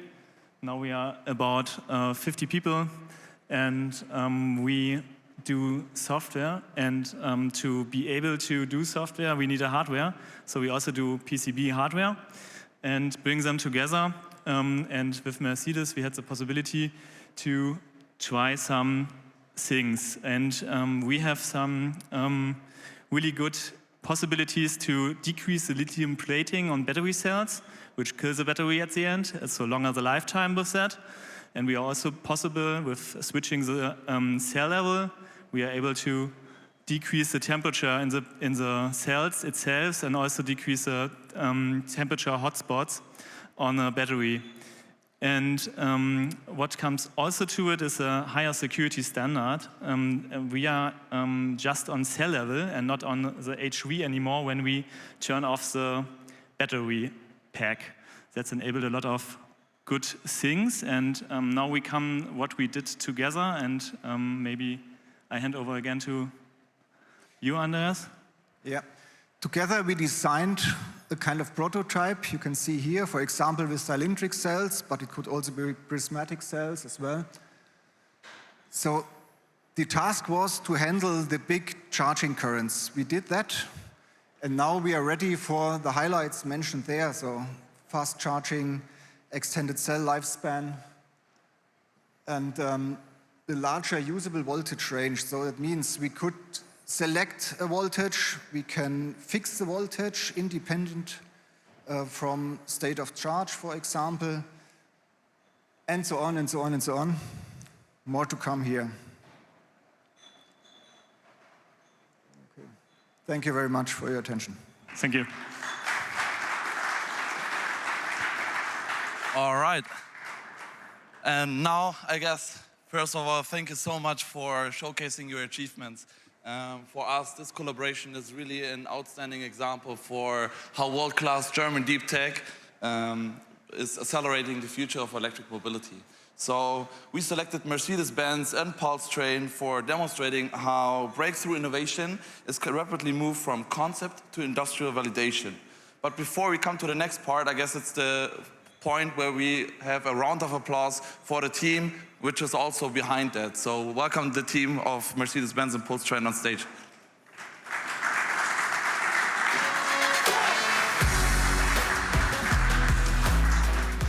All right, so we're delighted to recognize and celebrate together with you with handing over the award for plug-and-play mobility to your major success. So thank you so much.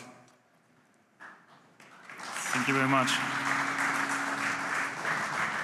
And now I guess it's time to have a couple words from you. Okay, thank you very much. Thank you very much to the Pulse Train employees for the good cooperation. Many thanks for our Mercedes colleagues for support and help. And a special thanks for Plug and Play, which organized this beautiful event and prepared this special stage for us. Thank you very much. Thank you. Thank you. All right, then let's do a group picture and then... Together. Yeah, together.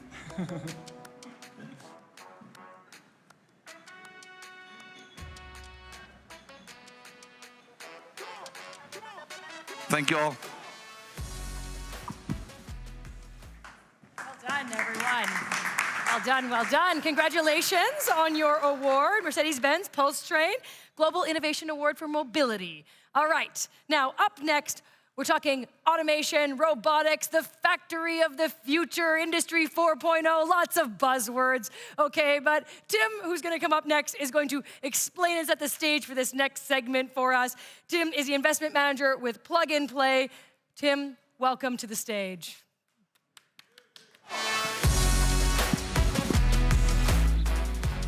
Yes. What's our topic? Our topic is Industrial 4.0 and automation. And what brings Industrial 4.0 and industrialization on the next level is physical AI and the software-defined stack in factories. We see a widespread adoption of AI across fully connected ecosystems. We get a lot of pressure at the moment to be more profitability in factories, more efficiency, make cost cuttings in production, and so on. Plus, in combination with labor shortages and demographical shifts. On top of it, we see more and more connected industrial IoT networks. We see ultra-low latency connectivity spreading across factories, which enables a more connected factories and more opportunities for software-defined automation and startup solutions here. If you only look at the market segment and the growth, we will see that at the moment, the market is valued at 50 billion. And it will grow with a CAGR of around 15% over the next 4 years to over 30 billion. Already, companies stated that over the next years, they will expand their AI budget for factory automation over 80%. 64% already have AI factory automation projects in place, and another 28 are thinking about it or already started the assessment and the pilot phase. Also, we as Plug and Play, we made our bets in the advanced manufacturing space, like, for example, industrial automation. We placed here our bet in Dyna Robotics, very fast-growing companies. In sensing technologies, we made a very good bet in Archetype, for example, for an embedded system in Celus from Munich, as well as in the agentic workforce, we invested into Nexa AI from the US. And if we only look in where's the biggest hype, then the biggest hype is in robotics. If we look how much was invested over the last 2 years, only in the robotics space, it's over 7 billion per year. But I have to say, the round sizes are like going lower. The deal sizes get lower, but the investment sizes gets bigger. Like if you look at the top 1% of the investments into the entire automation stack, 64% is robotics, or the top 1% of the biggest rounds in robotics. Also, like companies we know, like Google, Mercedes, Nvidia, they are investing more and more in robotics and physical AI. To stay competitive, they really are interested in making also the leading bets and to win the race, to own the intelligence layer for the next generation of machines, and backing only here in Q1 2026, robotics companies like Skilled AI, Aptronics, in really huge mega rounds. Also, one of the most hyped topics in robotics is the topics of humanoids. We all know about it. We all speak about it each day. We have robotics companies from the models and training section over the humanoid robots, the semi-human robots, from use cases in human-centric applications like healthcare for general and industrial applications. And also some super interesting startups are today with us. Boston Dynamics, one example, with us today, but also companies like Mimic and much more here at Expo. Last slide, the one success case here we have with ContextFab and DXC, founded last year and showcasing this year at our Expo. One very big success there, unifying different data streams from different factories, make one layer out of it where you can put on top foundational layers and run really predictive maintenance and other applications within factories. With that, I'm handing over to our moderator for our next panel. Please come to stage.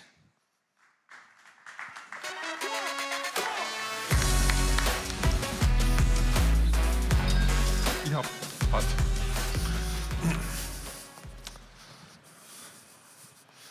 Okay, thank you. My name is Andreas Wagner. I have a chair at the University of Stuttgart, and I'm board of management of FKFS, which is an R&D supplier. Looking forward to moderating this panel, and this panel is about innovation strategies of Tier 1 suppliers.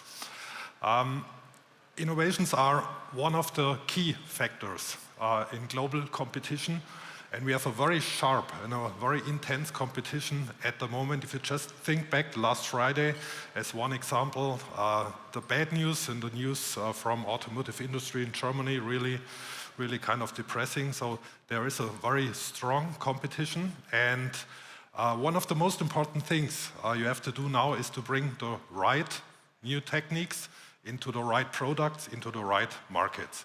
And this is a big challenge. It's said easily, but you all know this is a big challenge. And in this panel, we have 4 Tier 1 suppliers that are, each of them is acting worldwide. And let's get to know and to hear how they tackle this challenge and what's their strategy in terms of innovation. Please welcome on stage the first one, Johannes Grabowski, Head of Open Bosch at Bosch Ventures.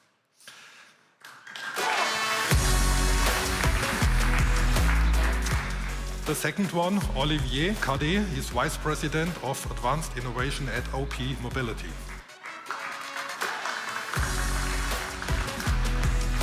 Third one, Benedikt Reder, Senior Vice President of Product Strategy and Innovation at the Hoof Group. And the first one, Raphael Distler, Vice President of Innovation Cluster Robotics at Scheffler Group. Welcome.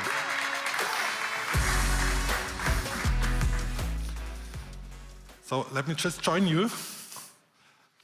Johannes, first question to you. Bosch is a global player, one of the biggest player in automotive industry, supplier. What do you think are the biggest challenges from your point of view for a tier one like Bosch to bring the right products into the right markets? Thanks for that question. Sounds a little bit general. Maybe what's not a challenge, you know, after a history of close to 140 years of deep tech, we know how to industrialize and we know how to scale globally. And I would say same is maybe true for a lot of other players here. So we know how to do it. The question might be, what should we scale? And there is a challenge. We are now approached with billions of, I would say, equity that is coming in, flooding into corporate innovation. And we have to make sense of it. There's an estimate that there are around about 1.3 million new tech startups every year approaching. And you have to make sense and you have to understand who is our customer tomorrow and how do we deal with these things. So I'm very happy that we have within Bosch since quite a while, Bosch Ventures. I'm part of that team, so we're investing since 19 years. And we do have Open Bosch as a venture client unit, and we are making startup partnerships easy.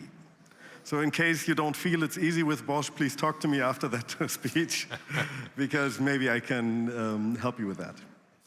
And that being said, I'm very, very proud to see kind of like this crowd alive, and I'm very happy to see a lot of partners already here being on stage and with us today. And that being said, thanks a lot for building the future together with us. And for that, please give a hand to yourself, whoever is not looking on his smartphone.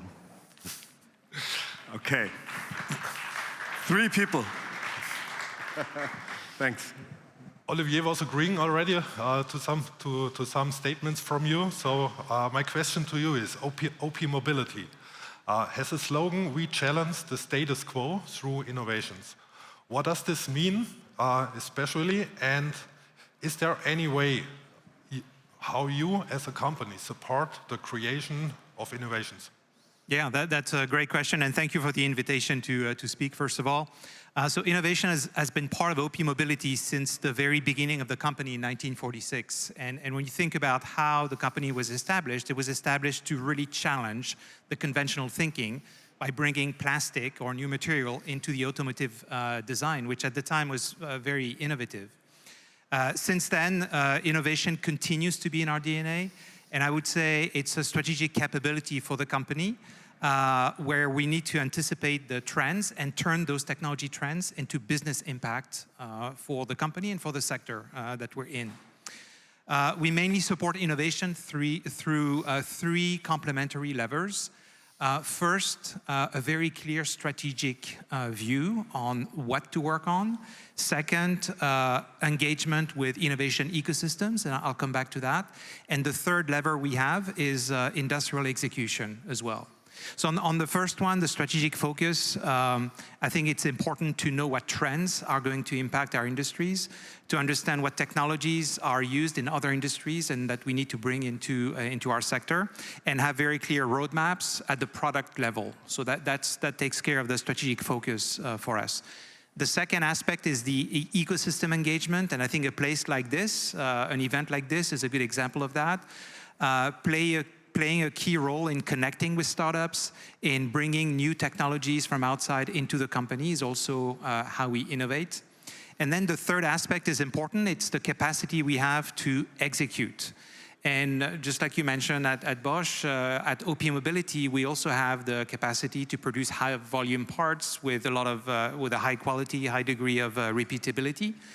How do we help and bring this expertise and this know-how to a startup that needs to scale up. And the scale-up aspect is probably the most difficult thing a startup has to do. The MVP side is okay when you develop a proof of concept or a minimum viable product, but to scale that up is really a challenge, and that's where we come in as a big industrial company. We have the know-how and the support to do that. So those three things: strategic focus, ecosystem engagement, and then industrial execution. Klings sounds well organized, really. So, Benedikt, you're a member of the Hoof Group. Hoof Group is also a globally acting player in authorization systems, car access systems. So, if you have in mind this international fight with respect to the technical leadership, do you think, what's your feeling? Do you think that Germany is still a top location worldwide, or to what degree has this changed in your opinion?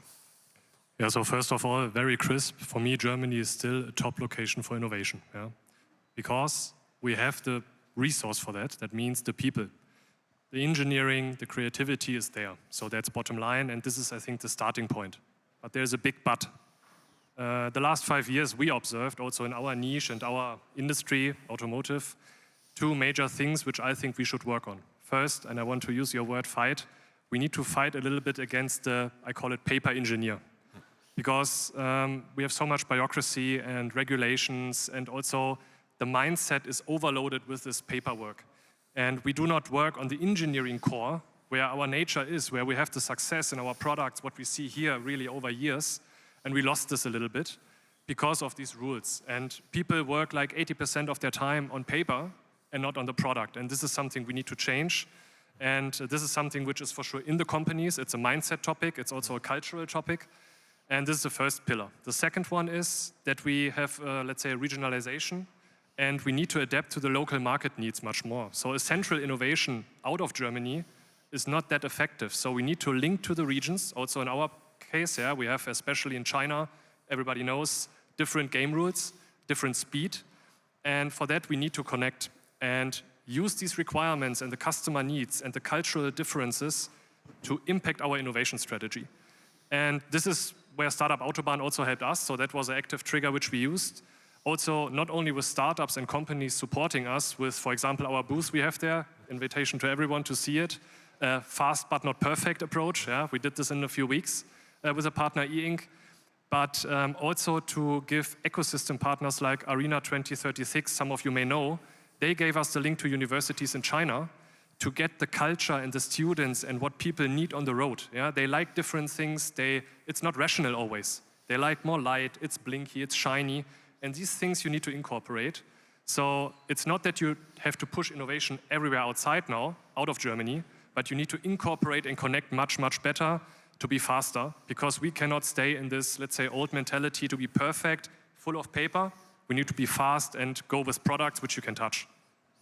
But as you said, you need to have the creativity, which I also think we have, but you also need some certain boundary conditions. They're also important. 100%.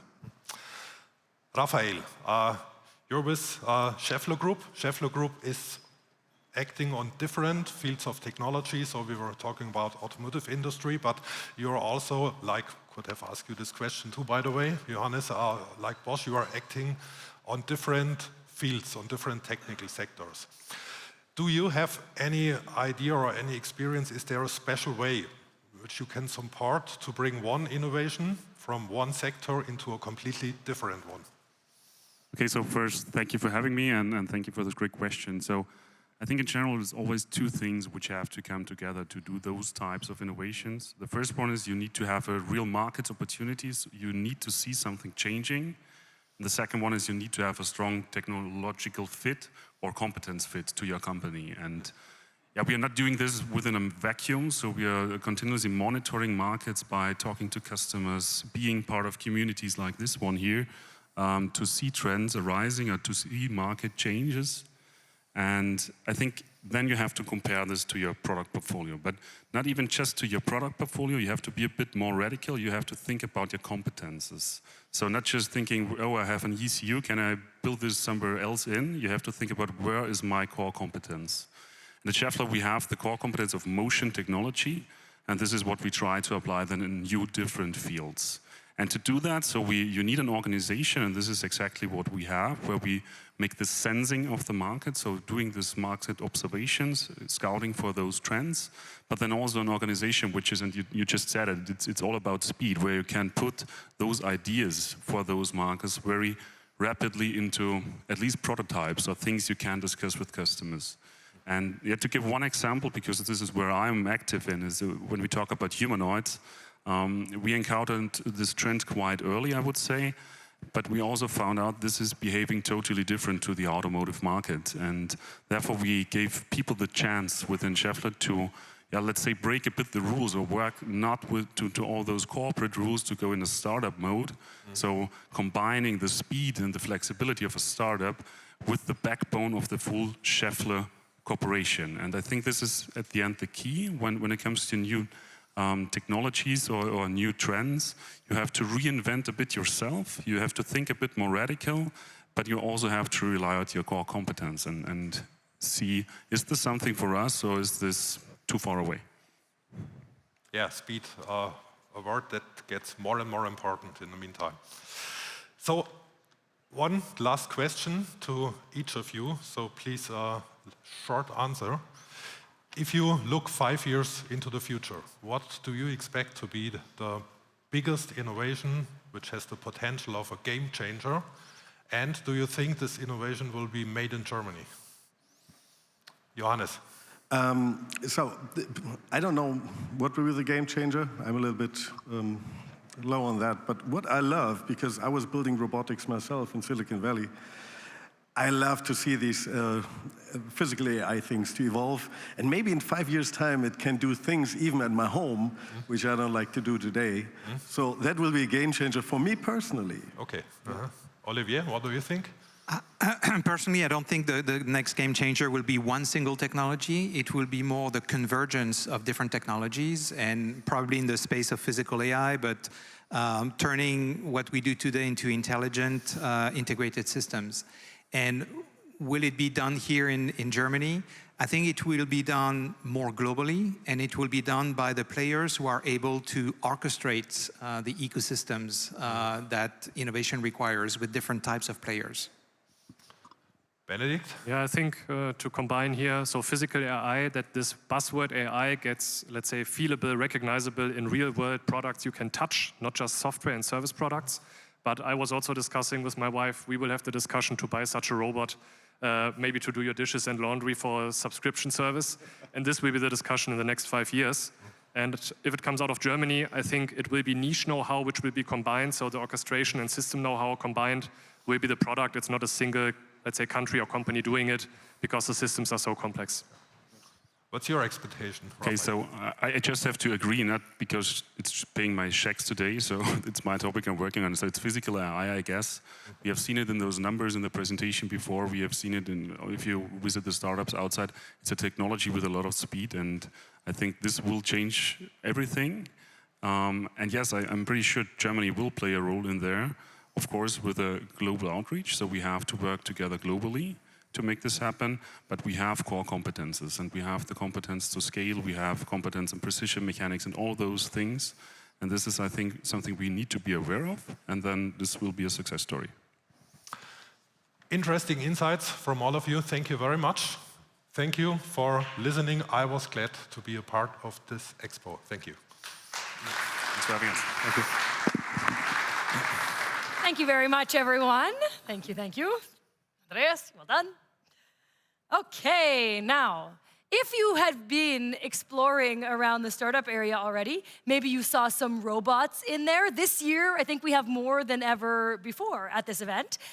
They are a really interesting thing that we are seeing more and more of, right? A lot of our warehouses and production facilities have small robots in them, and now some of them have humanoid-type robots, right? Ones that look like a human. They're exciting to see, right? I don't have one on stage for you right now, I'm sorry to say, but I do have an incredible partnership to bring up of people that have been working on this exact thing and creating something incredible. Please help me welcome to this stage Jochen, the Chief Growth and Revenue Officer at Humanoid, and with him, Christian, the VP of Advanced Automation Technologies at Schaeffler. Welcome to the stage.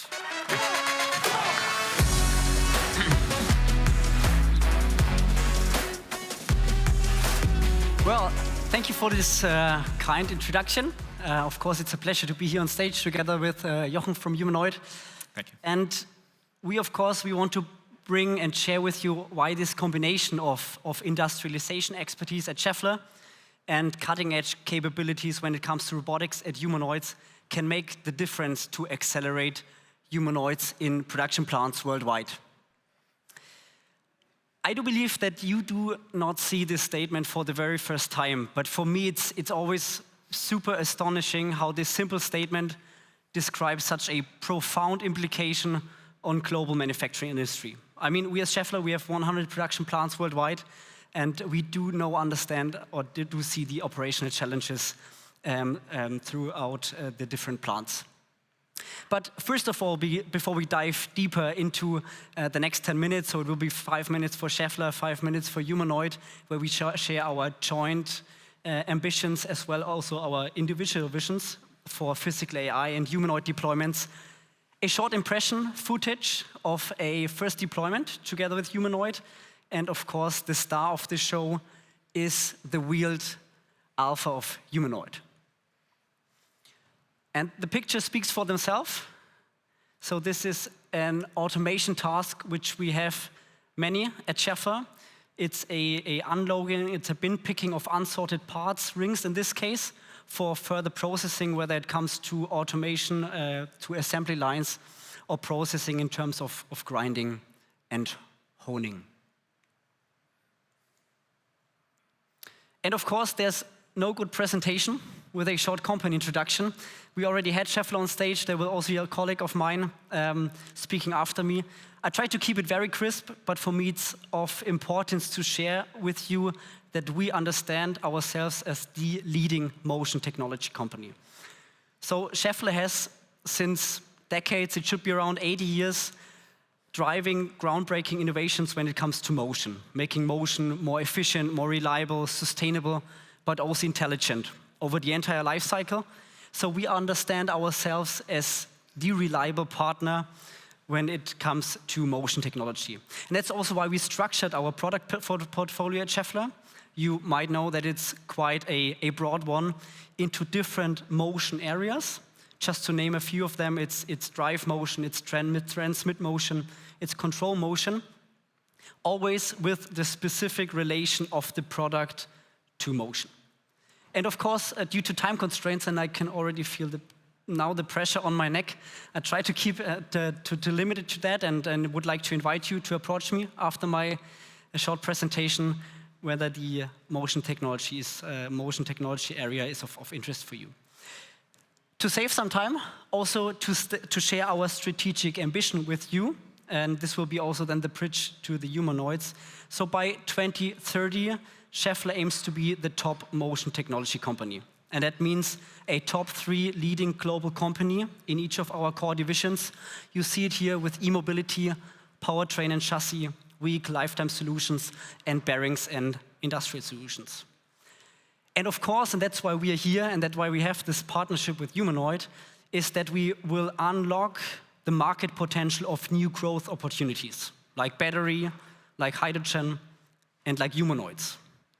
And of course, I try to build this humanoid bridge for myself, because in the background, you can now see our Schaeffler's commitment when it comes to the deployment and usage of humanoids in physical AI.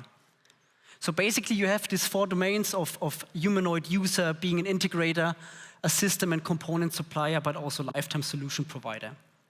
And the good thing is that each of these fields will benefit from the experiences and learnings of the others, thus creating a very strong flywheel that accelerates the learnings and developments of the deployments itself, but also our component development for the products.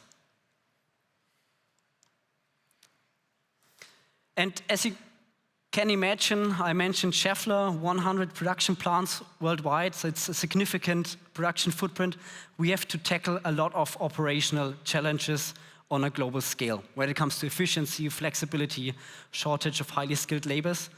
And of course, there are certain ways to tackle those problems, but the most powerful and the one I would like to focus on is automation. And at Schaeffler, building on basically on decades of building flexible and scalable automation lines and automation solutions, we have a rather robust foundation to now enter a new era with partner like humanoids. My colleague will also introduce an additional partnership, an era which is then driven not by the automation only, but by physical AI and embodied AI deployments. And one thing is clear, and I believe that most of you know better than me, that the use case data will be the currency, the most important asset to drive this change. So we at Schaeffler, you see an excerpt of the basic robot skills, which we foster and we're training at the moment, by capturing the real-world production data in our plants, complementing it with synthetic data, training robots, robotic skills in simulation environments is basically the baseline we need and have to be able to accelerate the adoption of the technology in our plants. And that means acceleration and adoption of this technology rather sounds like a hollow phrase in the beginning, but with decades of dealing with production and trying to answer the question, how does flexible and efficient and scalable production work? This is the chance to turn our operational excellence now really into a competitive advantage and tangible business for us. And with that said, I would like to hand over to Jochen and also the presenter for your part. Thank you so much, Christian. Also for leaving me at least 3 minutes. So for the ones who have not been here last year, who are we? We are Humanoid, a humanoid robotics company, as the name suggests. 2 years young or old, born in the AI age, with an incredible track record, already over 250 people and lots of offices around the world to grab the best AI talent in the Bay Area, for example, in Boston, because we onboarded a lot of people from Boston Dynamics. To make up a bit for the time, let me show you our focus. So you've seen the wheeled platform. We do not believe in bipedals for now, particularly not in the industrial space. And we are very, very industrial focused. Clients, customers, partners like Schaeffler or other logistics, supply chain, manufacturing, automotive customers, they are our stakeholders. This is our product, the Alpha prototype. Until now, in around 6 to 8 weeks, we come out with the next version, the beta. The Alpha has already superhuman capabilities, 2.20 meters high, a bit faster than a human being, 15 kilograms of payload. The next beta is obviously faster, even stronger when it comes to payload. Has also battery swaps, so there's a clear improvement, as you can see here. What have we done? I mentioned industrial focus. We've done with a lot of Fortune 500 clients already. Schaeffler, the first one, where we met actually pretty much a year ago, exactly here at a Startup Autobahn event. Also, we met with Ford here, so it's really a great venue to bring companies together with startups and scale-ups. And we have done, in the logistics space, quite some use cases. We have done body parts handling, even in automotive. We have lately done with Bosch a really interesting use case as well, with the first time our integration layer, so the robot scanned the QR code, the WMS, told also the robot what to do with the box, for example. And the signature use cases, obviously, with Schaeffler. How do we see the way forward? What is our roadmap? Simplify this graphic. On the left-hand side, a very, very simple task, like big object manipulation, like pick up a box. On the right-hand side, the very dexterous tasks, soft objects, small objects, down to computer chips, for example. We are right now between phase 2 and 3, so kitting, picking, sortation, machine feeding, machine operation. That is something we are doing already today, as you have seen also in the other videos. So I made a bit up for the time, and maybe now handing over to our We want to share our roadmap with the audience. Right now? Okay, let's do it right now. One more second.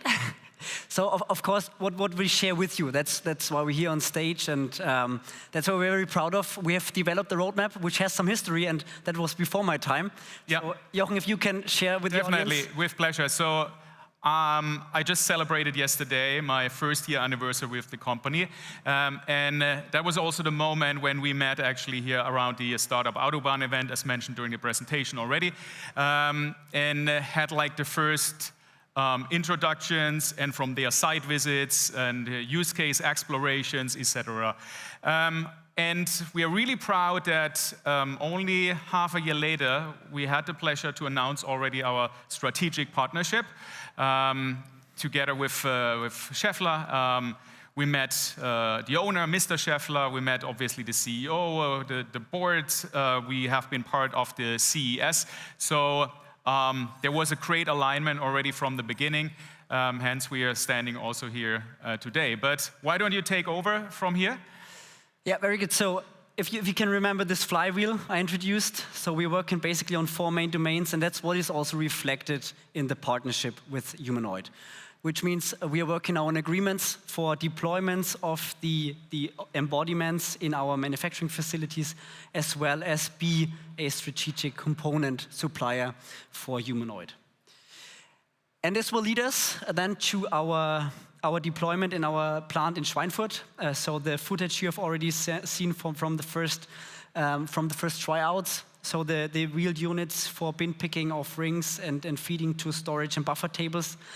And also with the chance of having the wheeled option to do a multi-machine operation, leading us to an outlook. I put there 2027 plus. It's of course also then beyond 2030 to have the deployment and implementation of more than 1,000 robots, human-like, humanoids, robots in our production facilities on a global scale. A strong commitment, we are proud of it. Thank you, Jochen. Me as well. Thank you for the partnership. All right. Thank you so much for giving us this great insights into your journey. For us, this is really a powerful signal for partnering with startups and how this accelerates innovation. And this represents a win-win model for how to create value through strong partnerships with industry leaders. That's why we from Plug and Play are delighted to recognize this with one of the fastest transition from strategic discussions to commercial deployment in humanoid robotics. So congratulations to the success to Humanoid and Schaeffler. And here we hand over the manufacturing award. Thank you. Thank you. Thank you very much. We have it. And of course, it's not the success of myself. It's rather a team effort, team success. So I would like to ask also Astrid, who is with me today on stage. You will see her later on in a different presentation. But just as we get the chance to make a picture together. Jochen, let's put you in the middle. Very good. Yeah, okay.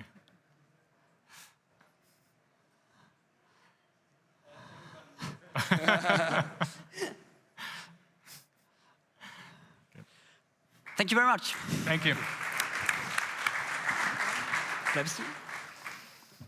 Yeah. That's it? Great.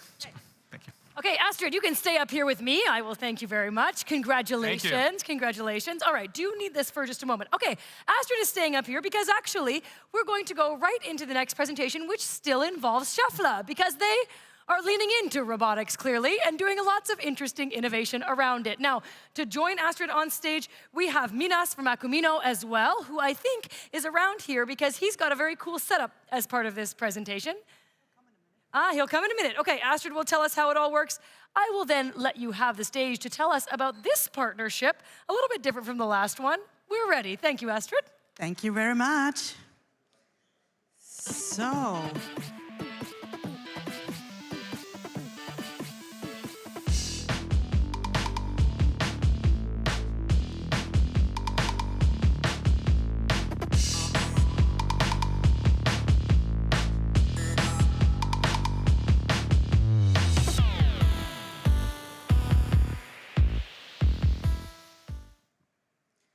isn't that inspiring how our future will look like? I personally am also very proud and curious what these robots can do in future. We see them boxing, we see them dancing, we see them doing a somersault even. But to be honest, we've been talking a lot about physical AI today as well, and I have 2 issues with those videos. The first, None of those is giving industry an ROI yet. And the second, I hardly believe that what we see in those videos is really physical intelligent now. Maybe even more teleoperated or hard-coded. So what we show you today is physical AI at scale. We've heard that a couple of times today. And of course, in production, where we want to gain an ROI. And Schaeffler is not doing that alone. We hardly believe in collaboration and startups, so I'm not here alone on stage. With me is Minas from Acomino, and very proud we can do that together. Before we dig deeper, one minor overview, I would say. In those videos we've seen, they've been trained from somersaults or whatever we see in everyday life, so we have data. But as Raf also said, to make physical intelligence possible, we need this real-world data. So as sending a child to school, having no book, having no teacher, you can't make physical intelligence bring it to life. So what you need to do is you need to have data acquisition. You need to have training on that before you can deploy that to a robot. And this is exactly where Schaeffler is coming into play, because we have that kind of real-world data, of course, we want to utilize. And this is what we want to utilize not only for our plans, but also far beyond. And the point I want to reach out here or point out is this is what we need to elaborate to really bring it to life. And how we do that, maybe Minas, you can comment, because this is how it works. Yeah, thank you so much, Astrid. Thank you so much for joining us, for having us, and happy anniversary to Startup Autobahn. So you see here that we focus on a very, very complex problem. What is the complex problem? Complex packaging. How you get a box that is completely flat, you form it, you put different automotive parts inside, and then you close the lid in order to send it down the product line. And the focus is to collect the data for the robot with the human in the loop. Because the humans have the experience in the factory, right? The humans have spent 30, 20, 25 years doing the job.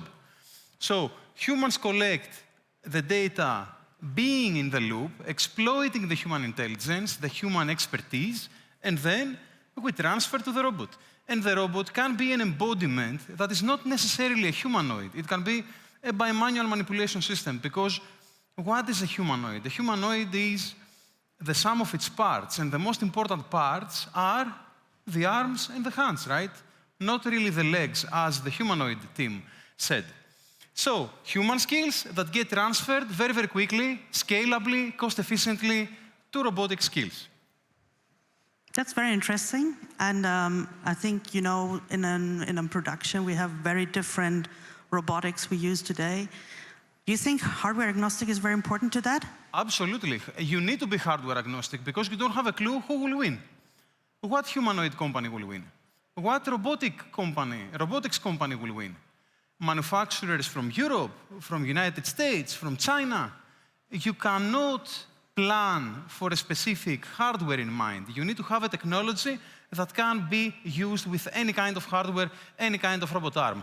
KUKA, Yoskawa, Fanuc, Mitsubishi, UR. Or humanoids. Yeah, so I also believe that, so let's nail it down. Do you think everyone can do that, or is it special to Acomino? You have here some IP about... I believe that physical AI is a very, very difficult problem. That's why we see a lot of capital flowing into physical AI. But I believe also that data is the most important missing piece. Because LLMs, ChatGPT, and all the other models that we know, they rely on the internet. They rely on the corpus that we have developed over decades, over millennia of human existence, right?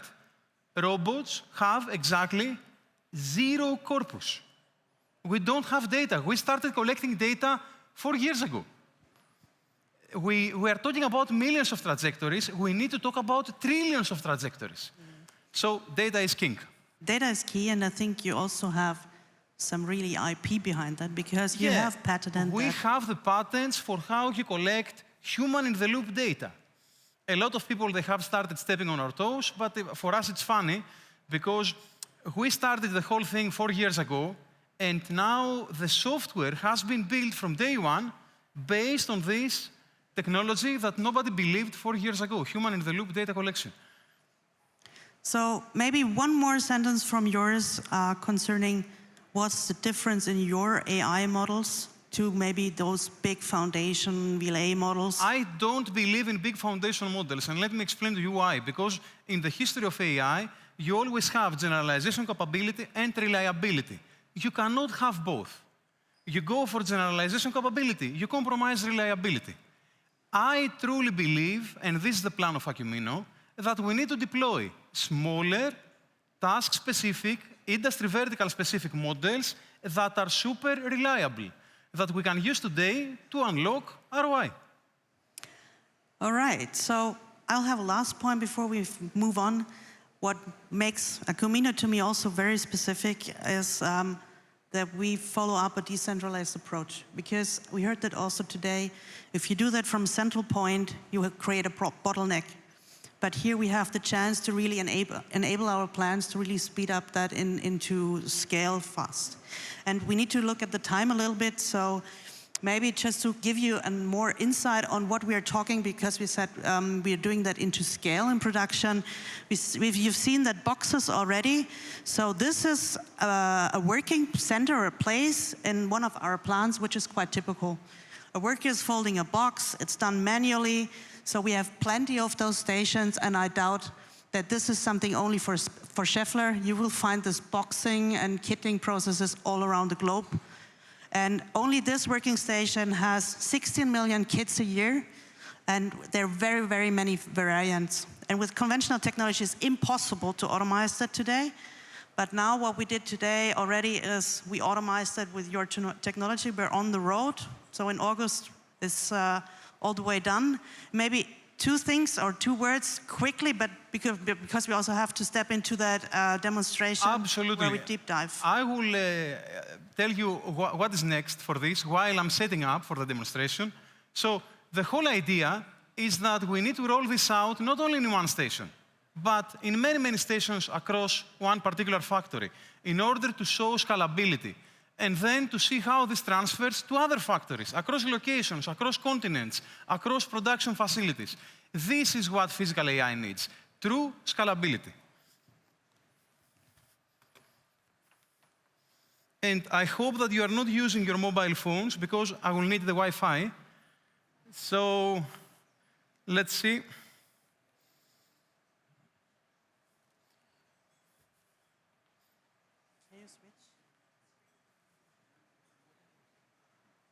Oh. Excellent. Can you switch to my screen, please? They have a problem with the video input. One moment, we'll wait for the technician.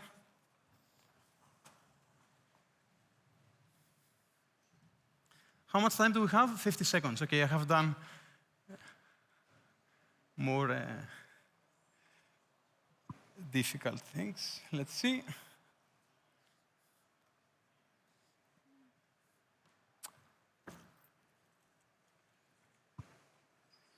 So what I'm doing right now, I'm wearing an augmented reality interface that will allow you to see the production facility of Schaeffler projected on stage. Because we couldn't bring Halle with us, we have augmented reality Halle, and we start the robots, and I will go around in order to show you how this deployment will look like. You see here universal robots, but they can be also other robots. It can be completely hardware agnostic, the technology. This is the packaging, the complex box that we have folded, and this is an example of an automotive part that we need to identify with the camera, pick up, and put inside the box. Now, I am not demonstrating the folding of the box for the simple reason because we have the sim-to-real gap. And simulation is not ready to demonstrate the complex physics of folding a box. But you can appreciate how this station will look like and what we are trying to scale, what we are scaling together with Schaeffler. Thank you so much. And Astrid, back to you. I only have one last slide. and I now click that through. Also, this story, as we had it before, the story with Schaeffler and Humanoid started right here, Startup Autobahn, and we just briefly wanted to acknowledge that we started actually in February with such a deep dive. We called it Intelligent Shop Floor for the Future because we really look into our technologies in a strategic way. There, afterwards, we had last year the Innovation Award here. And of course, what you've seen a glimpse of that is in demonstration, and also that setup we have in our real plan now, and we're gonna scale that quickly now. And something maybe you wanna announce? Yeah, I'm super glad that I have recently announced last week that we raised a new seed round. Schaeffler is one of the corporations that participated in this new seed round. So welcome to the family of Acumino. And we look forward to strengthening the collaboration with Schaeffler and proving that physical AI can really scale. We're also glad, and last word to Startup Autobahn, nothing of that would have been done with you, so thank you very much. Thank you. Thank you, guys. Wonderful. We love to hear it. Thank you so much. Okay, another great partnership being showcased here on this stage. Now, up next, when I was preparing to introduce this next group, I just kept getting the same song stuck in my head over and over. Maybe if I tell you the song, Do You Love Me? Does anyone think of something specific? Do you love me? Yeah, something might come to mind. I don't know, maybe. Anyway, if you guessed, the next group is from Boston Dynamics. They are, of course, a group who over 30 years have been building physical robots that are able to dance, like I was just alluding to. If you don't know, go look it up later. You'll have a nice smile on your face at the time you do. But for right now, I have a big smile on my face to be able to introduce the next two fantastic women coming to this stage. We have Mary and Kristen, and perhaps even some robot friends too, leading the way here at Boston Dynamics. Please, ladies, welcome to the stage.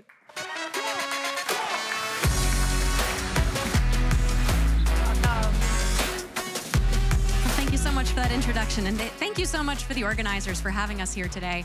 This has been a really terrific event. It's our first time speaking at this event, so we're really, really grateful for this opportunity. My name's Mary. I'm a product leader at Boston Dynamics. And I'm Kristen. I'm on the sales leadership team here at Boston Dynamics. You know, and today our title might say that we're talking about the future, but we're really gonna actually talk about the present and about some of the incredible transitions that our industry is seeing. And we got a really great flavor of that with the previous presentations. So we're really, really happy to be following such an exciting and inspiring journey that Schaeffler is having with Humanoid. Now, we're all probably in this room facing very similar challenges in our industries. Speaking broadly, we won't have enough labor to maintain our standard of living in the next 20 or 30 years. And with these aging workforces and changing work preferences, the truth is that the industries that are getting hardest hit are the most labor intensive. And so it shouldn't be surprising to any of us here in this room that we all need to be investing in this concept of automation without requiring fixed infrastructure. And as a robotics industry, which is true for our friends at Humanoid, which is true for robotics companies across the world, the reality of the situation is that we're moving away from that industrial era of robotics. You know, most of the things in this room were made with automation. We all know automation, we've all embraced automation. But automation that goes outside of the laboratory, that goes outside of the factory, that goes outside of the warehouse and becomes part of our daily lives is what's going to be required to solve some of this labor gap. And so that's why we at Boston Dynamics exist. You know, we exist to build tools that make humanity better. We exist to build general purpose robots that can be used by humanity to solve the next challenges that our species are facing. And as we're building these robots that we want to be made for being useful to humans, we not only focus on capable hardware, but an end-to-end solution. So what you see here on the screen is our core product portfolio. On the left, we've got our friend Spot, our autonomous data collection quadruped. In the middle, we have Atlas, our all-electric humanoid. And on the right, we have Stretch, our material handling specialist. But what's really interesting is that we have this layer underpinning all of our hardware, which is called Orbit. This is our software, and this is really what helps us fill that gap between the physical and digital worlds. As we're developing our robots and thinking about what we really need to be able to interact with the world around us and do essential work that will help humans, we're looking for three things. So Boston Dynamics has been around for over 30 years developing legged robots. The first thing that we need to be able to do is go anywhere. That's not only anywhere a person can go, but anywhere. So that could be places that are dangerous for humans or inaccessible for humans. And again, our work up to this point has really nailed the robots going where humans can and can't go. The next thing that we need to be able to do is understand our surroundings and in the context that we're working in. And the last thing that we need to be able to do is interact with our surroundings to be able to manipulate things and understand the environment that we're working in.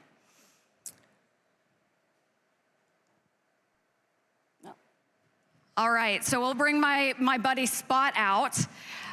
Some of you all have met him earlier, but I thought we'd bring him on stage so we could talk a little bit about what he's been up to. He's deployed in over 3,000 spots worldwide.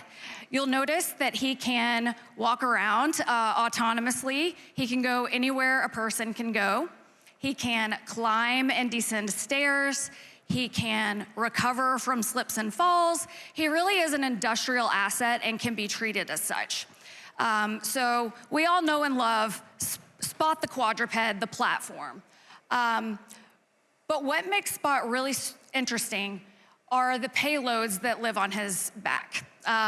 So you can sort of think of it just like humans have eyes, ears, and noses. Spot has senses as well that are really superhuman.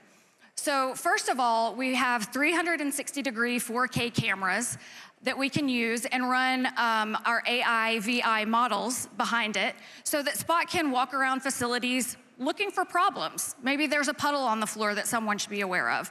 Maybe there's an aisle that's blocked that could be a safety concern. So Spot is constantly able to look around for problems and report back on them. Secondly, we have our ears, which Spot is showing his ears right now. This is our acoustic sensor. So this can be used in manufacturing environments looking for acoustic leaks. So compressed air might be leaking, which could be costing you energy. This can also look for vibration anomalies on rotating equipment. So these ears are out there finding things that would be really hard for a human to hear in an active environment. Lastly, we have the nose.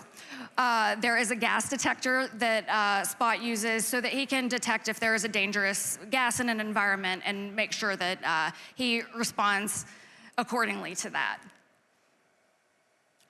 All right.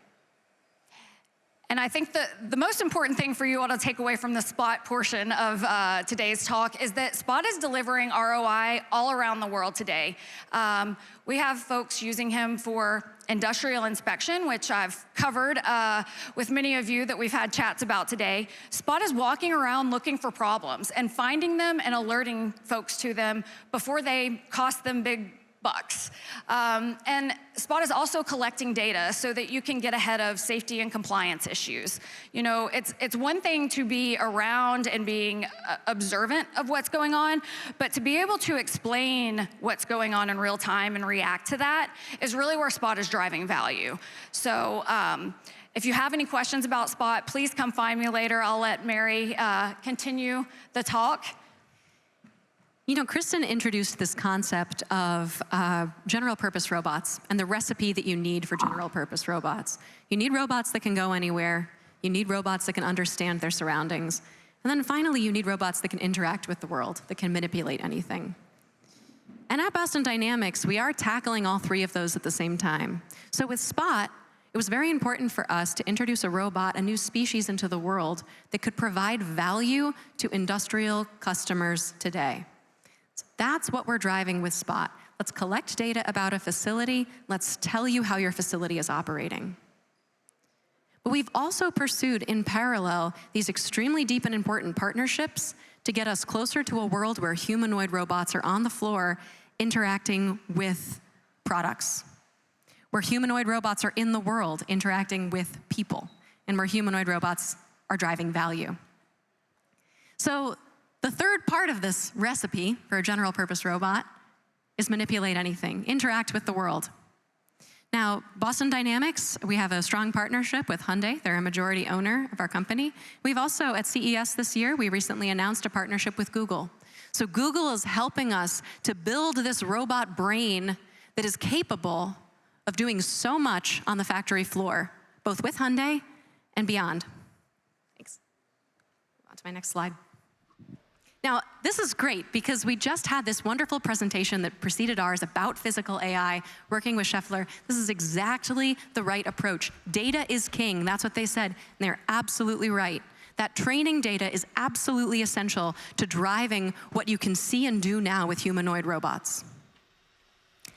4, 5, 6 years ago, these behaviors that we're showing with this robot here, these autonomous, fully autonomous behaviors, they would have taken 6 months to a year for a really, really talented engineer to build with full physics. Now this can be done in an hour. That's pretty incredible. And so when we're talking about robots that can go anywhere, highly mobile, highly agile, this is a great framework for building those extremely agile platforms. Now, I don't think you're gonna see a robot doing this on the factory floor anytime soon. But we can't help ourselves. We've got to do some fun stuff with the robot. Now, I understand that the World Cup is a bit of a sore subject right now here, but I do want to show just some fun things from what we've been doing with Hyundai and FIFA for the World Cup.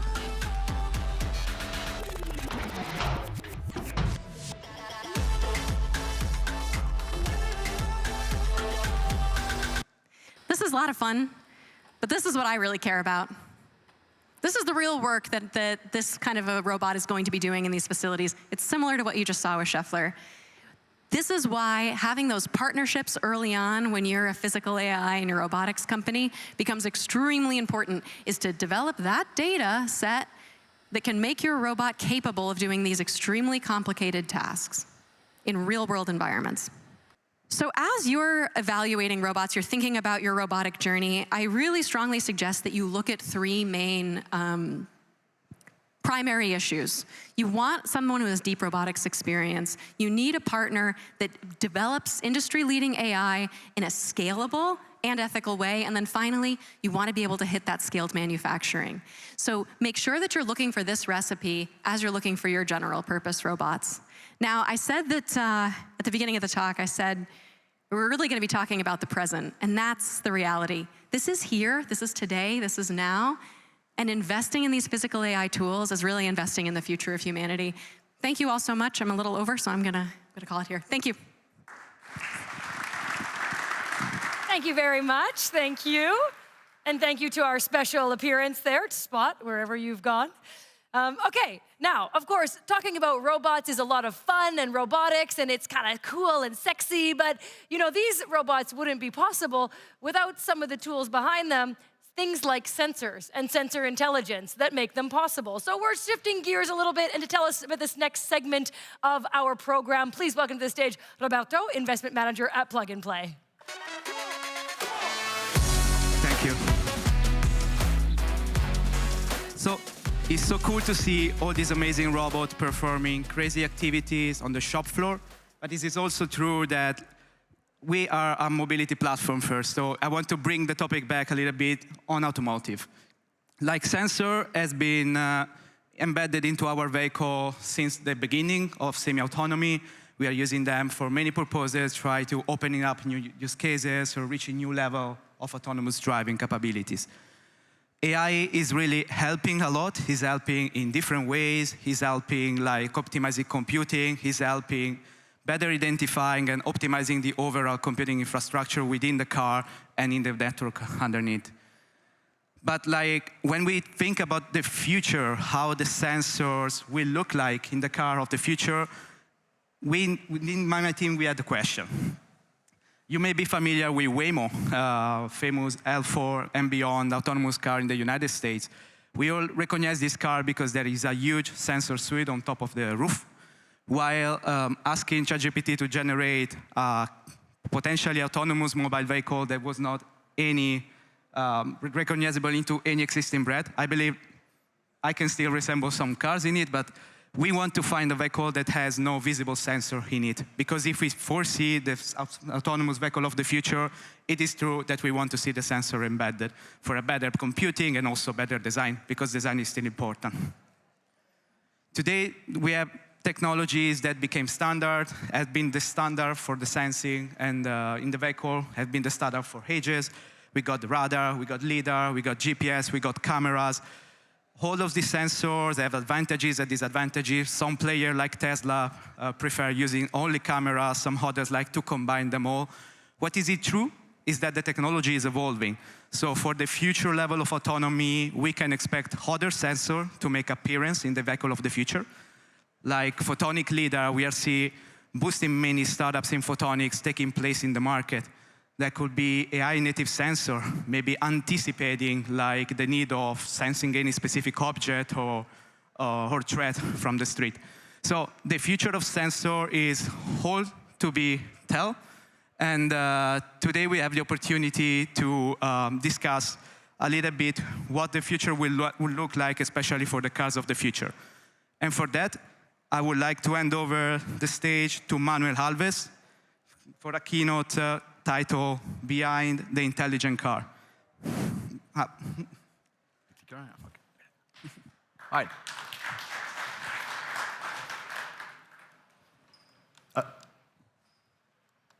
Thank you. So, well, we are in Stuttgart, right? So we have to talk about automotive a little bit. I'm going to walk you through a very short presentation to kind of feed the discussion for the dinner tonight, hopefully, talking about how we can together build a foundation that is made of partners, ecosystem partners, building components to help us build a reliable foundation to enable not only intelligent cars, but intelligent mobility, including robots in the future. So I will talk about robots. The way we see the technology trends evolving at NXP is going from a world that used to be analog, became on demand, and now that anticipates and automates everything we do. When you think about the most complex robot you can build, we think of the car as the ultimate robot. Ultimate because it is operating at the edge on a battery, has to be functionally safe, has to run more and more AI ML workloads in a real-time fashion, in a deterministic fashion, and that with the maximum security in order to prevent from any kind of attack, cybersecurity, anything. So when you put these things together and think about what is the most complex system that requires all these things, well, a car is pretty much close to it. And we add this word in parentheses, responsible, because we believe that in order to be safe and reliable and everything, we have to trust the platform. We have to trust not only the hardware, but the software that you build this system around. So that's what the word responsible means. There has been a lot of talk everywhere for many years around building software-defined cars. And now, a few months ago, or maybe a year ago already, we heard the term AI-defined cars or vehicle. And frankly, we struggled with that notion initially. We're like, what does that mean? Do you define a car by how it's built or what software runs on it? No, we define a car by what it does. And so at NXP, we prefer to talk about the intelligent car, meaning a car that anticipates and automates. There is a good example of that, by the way, in the demo room there, a startup that is showing a door handle that can anticipate you coming close to the car by showing you what the handle is and how to open the car. That's a great example of what I mean by that. So the cars have evolved to become more software-driven, and now with AI at the edge, they become more intelligent. So what does that mean to be intelligent as a car? We have a few examples here on the right side that are real-life examples. Those are things being developed today with industry partners and startups in order to make that car be more data-driven. So you need some kind of intelligence data orchestrator in the central processing piece that will ensure that your data is kind of clean, labeled, timestamped, and everything to build a reliable system that can operate in a deterministic manner. We see AI being used in imaging radar. So it is not just used in vision when you think about ADAS systems, it is also being used now in radar, taking a point cloud from the radar front-end sensing equipment, and with that point cloud, finding the objects and the clear path for driving. A classical case, that was one of the first use cases, was predictive maintenance. As your car, especially with electric cars now, need less and less maintenance, you don't have to go to the workshop or for service anymore to change the oil that often. Then it poses a problem for the tear and wear and maintenance, and how do you anticipate anything that could break. So looking at all the sensors available in the car, you can actually predict and see a lot of what's happening and what could happen in terms of predictive maintenance. On that topic of sensing, we can also build virtual sensors. Virtual sensors mean you take existing equipment, existing sensors, and you can either replace some of them because they are redundant, because you can kind of extrapolate or analyze data coming from other sensors to replace that function, or create new kind of sensors. Typical example of this is a road condition sensor that doesn't exist. But if you look at the suspension, by the behaviors, you look at the gyroscope from the airbag system, the vibrations, you look at the vehicle speed, GPS data, you can combine many things and you can actually determine the road condition without using any extra sensor. That's an example of that, and that's something, models already exist to do that. And finally, in audio, very easy to understand, like noise cancellation, of course, but also things like siren detection. So you think about listening to your favorite music, very loud after work, and you're in a congested road, and you don't hear the ambulance coming from the back because you're listening to music. Well, that's a very practical example of how that can help cars getting out of the way for the ambulance to move. So all these examples are real, implemented today on our products, and they are going to hit productions in the years to come. In order to do that in a safe and secure manner, you need a software, hardware foundation. So 1 year ago, we announced our CoreRide platform. What you see on the left side is a classic, you build hardware, you put software on top, and you have a stack, okay? Everybody can do that. What we decided to do is think of it as a chipset level. So in the middle, you see a picture that illustrates a processor in the middle, some peripheric ICs, and we're putting some software around this as a glue to make it work together in an optimal fashion with guaranteed system-level KPIs to guarantee, for instance, boot-up times, wake-up times, latencies on the bus, with the intent to be deterministic, to be a trusted foundation for software-defined vehicles. And what's happening next is the picture on the right, is that now we have this foundation, it's available now. How can you connect these different elements of the car in a bigger system that can exchange data that is available from the different sensors around the car to become more intelligent? So that's where we're going as a company in automotive. Okay, I'll skip the promotional part on the product part numbers. I will go straight to the how to make it more concrete. So we have, this is how the car looks like, to engineers at least. You have some central processing, some zonal processing around the edges. And so to make it concrete, we launched a new product earlier this year at CES that is called the S32N7, that is meant to be that exact central compute that is there for safe and reliable operations for the core vehicle functions running edge AI. So we have a neural processing unit integrated in that processor, especially to do what I just said earlier around the data intelligence and data management around the car. we didn't only do a product, we did a reference system, as we call it, to demonstrate that capability. And with the acquisition of a startup called Aviva Links, oh, sorry, I'm mixing up, Kinara. The Kinara startup we acquired with their AI IP, that's the small board you see on the left side. We can extend the AI capability of our products by adding something like 40 to 100 ETOPS on top of capability that works seamlessly through a PCIe interface with our N7 processor. That is available today. On top of that, for zonal applications, so the things you saw around the car in the corners, we have created a reference system, we call it, because reference design is kind of undercalling the capability. Reference system means we are validating system-level KPIs on this hardware with our software platform, our CoreRide platform, working with partners on the networking side, with AI stacks. We have an AI toolchain that we call EIQ that is the same across the entire company for NXP. And with that, you can deploy AI, not just in central compute, but also at the edge of the car, so very close to where the actuators are, the sensors are. So that's our play in physical AI in automotive through this kind of like staged enablement. Now, let's look a little bit beyond the vehicle. That was the title of the presentation, beyond the intelligent vehicle.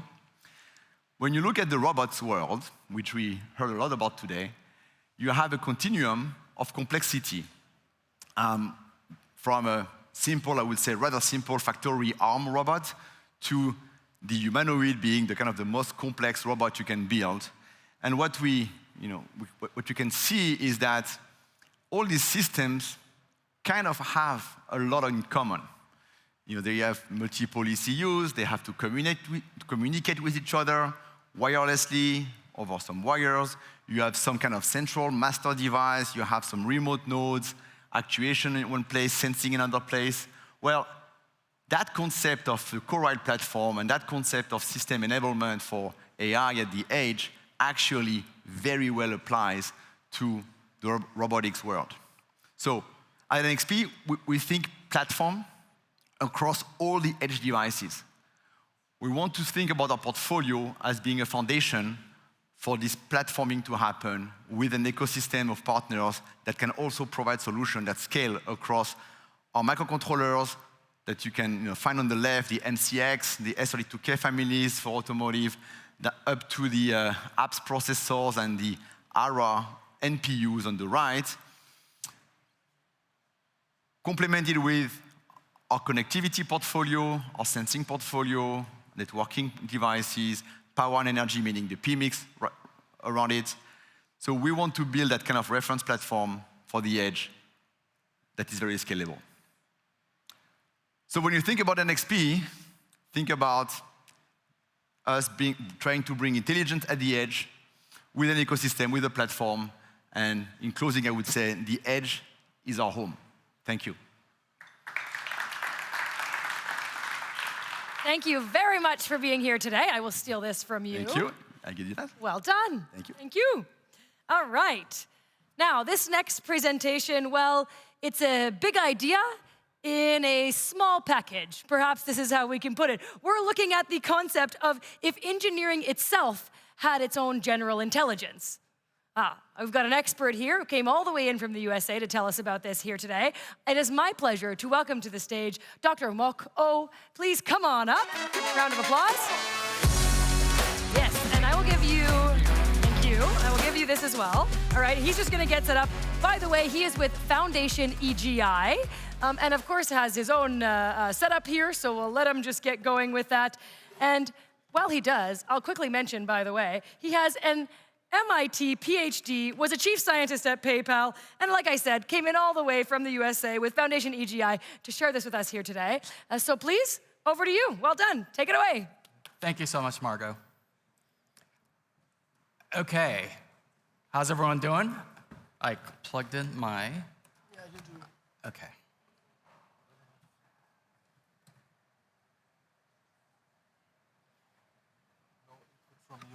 No input from me. Hold on a sec. Let's try it again. Okay, here we go.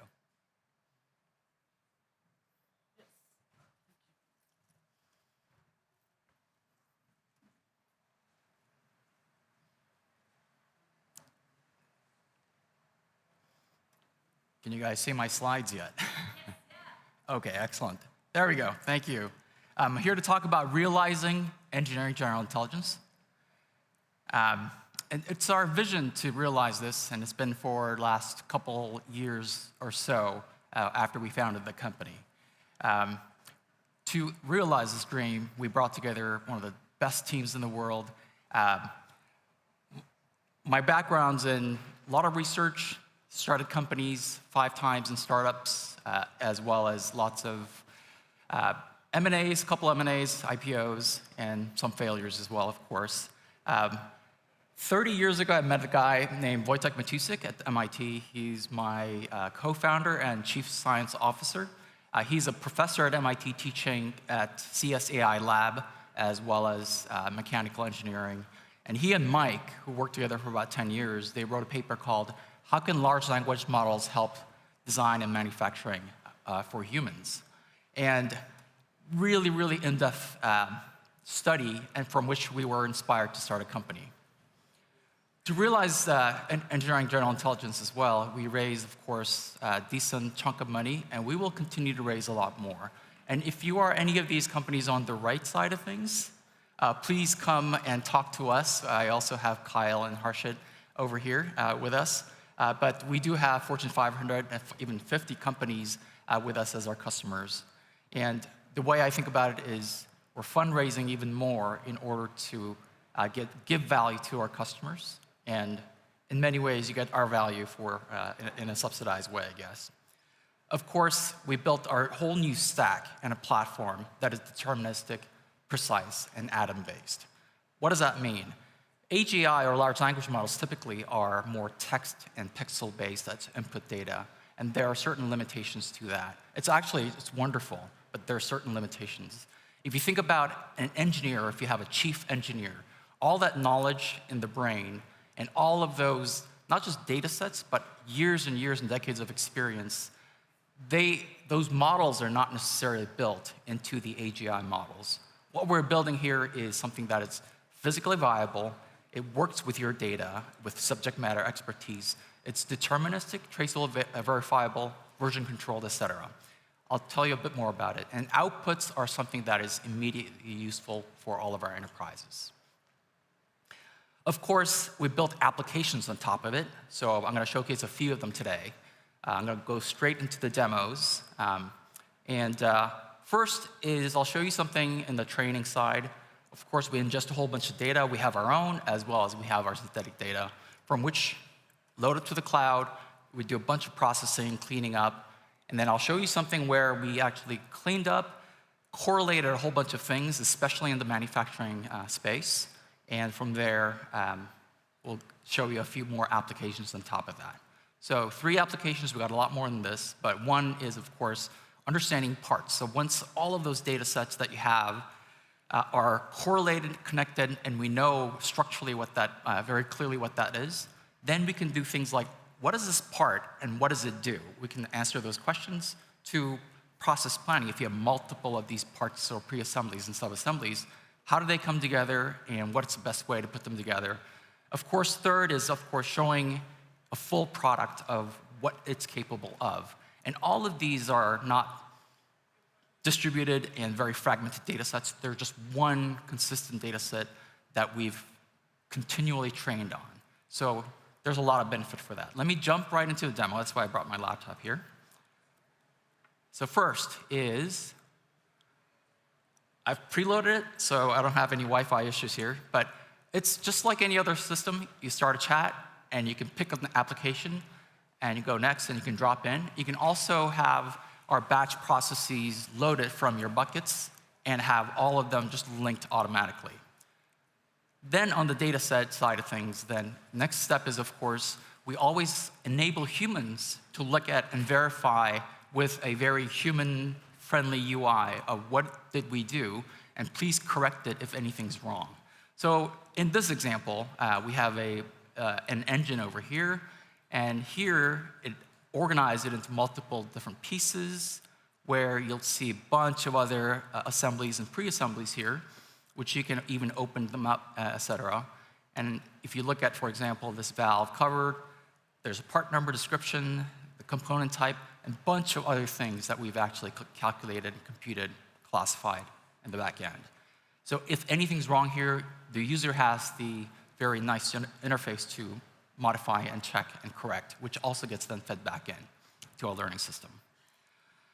So one of the first applications that you have all these parts that came together, then what does it mean? So we get each of these parts, and we start understanding what they are. So in this case, you can see some sheet metal part over here, and this was done in about a couple minutes or so, and it's got a lot of annotations, PMIs, and what we can do here is it created 4 different views that are relevant to the engineers, 4+1 isometric view here. So then what you can also do is, when you have all of this information, what it actually did in the background, this is part of the secret sauce, is that it actually created this code right here. So this code, it automatically wrote 1,900 lines of code, from which then you can start talking to it. One of the prompts I asked is, tell me more about this part. And it gave me an overview of what the geometric features. From prompt, it knows what the geometry is, and you can ask to affect the geometry as well. You can go directly into the code. Everything's version controlled. Everything's auditable, verifiable, right there in the code. We're bringing actual bits and programming into engineering, into physical AI. So second application here is this. So once you understand all these parts, then how do you assemble and disassemble them? So we create a physically viable assembly graph, which calculates every possible scenario of how to assemble this together. When a human does this, it'll take dozens of people months to create one sequence. Here, we can do it in about a couple hours for a full car. And you can assemble them, disassemble them, give it different cost functions, and it'll create you a new whole set of how to assemble and pre-assemble and disassemble these things. Finally, of course, it's not just about the internals and the process of how to manufacture it, but same data set, you can go and show it on your website, go direct to the customers as well. So again, it's an interactive model of a car. You can say change color to black, where your customers, you can actually start talking to the product that you have. I can say open everything, and it'll do all these animations and showcase your actual product. Yeah, there's a lot more I can talk about. Unfortunately, I'm probably out of time, I'm 2 minutes out of time. But if you have any questions, we're around. Please come find us. Love to talk to you all, from startups to corporates, please. Thank you.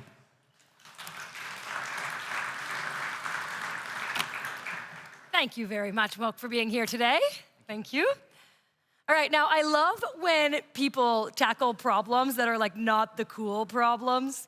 Thank you very much. So that I don't have to, right? Like the less sexy tasks, okay? But this next one, pilot presentation, is going to be incredible because they've done something, using AI, taking away some of the tasks that maybe take up some time and that are a little less exciting to do, but to them, they love it, which is what I like when you're tackling a problem that is of this nature. So I am happy to introduce our last pilot presentation of the day here on this stage before we go into all of our closings a little bit later. But for right now, Lorenzo of Certivity and Fabian of Motherson are going to come up and share with us about their amazing solution around AI for business. Here they are.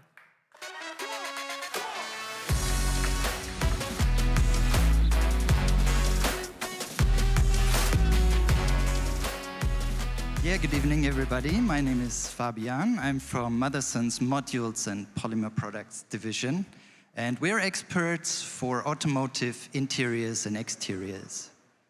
Yes, and my name is Lorenzo. Very nice to be here. I'm from Certivity, Founders Associate and Account Executive, and I'm happy here to be with Fabian, presenting you what we've been working on. Yeah, and together we brought AI-enabled regulatory monitoring into our product development process. So let me show you how this works in practice.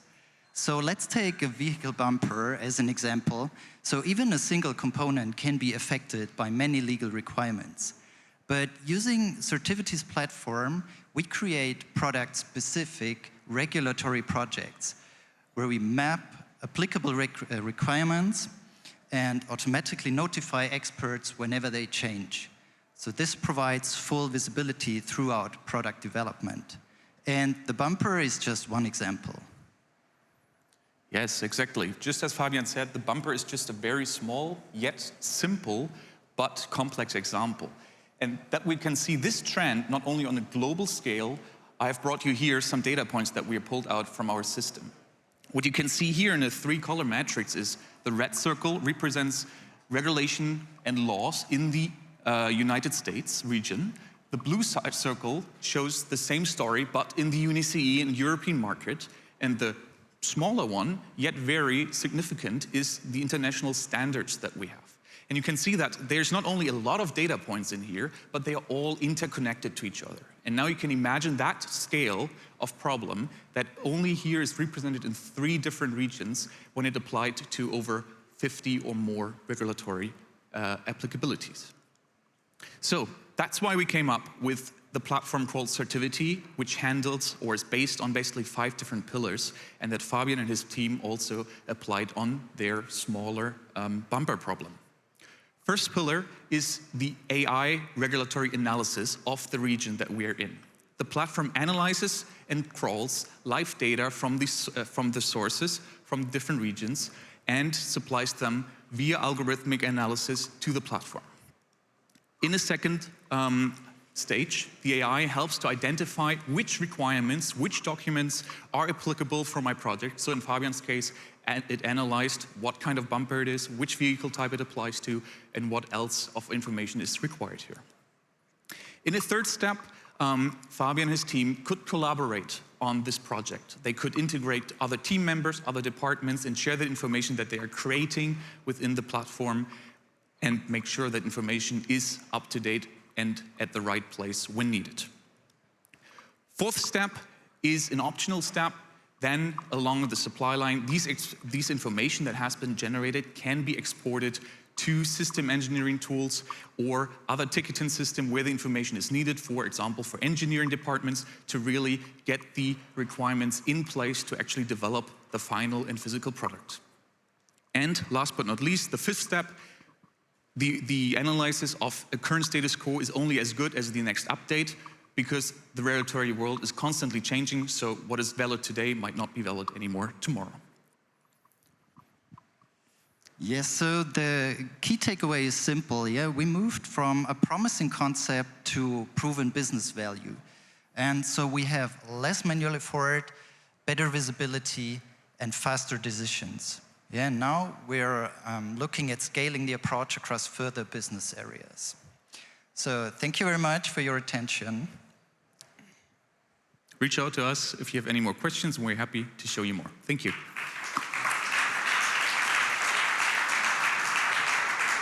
Thank you very much, Lorenzo, and also Fabian, for that great and fantastic presentation. It's really super great to see how this project is changing the regulatory management in our industry. And for that, we as Plug and Play decided to hand over to you our Plug and Play Global Innovation Award in the category of Enterprise. I'm super happy to announce that, and I would like also to ask the project teams of Certivity and Madison to stage, and I would directly hand over the word to Madison.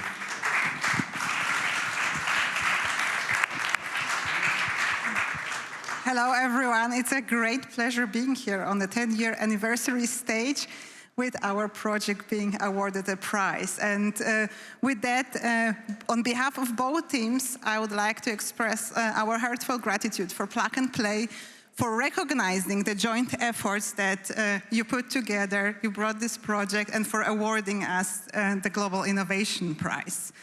I think this is showing the power of collaboration, really.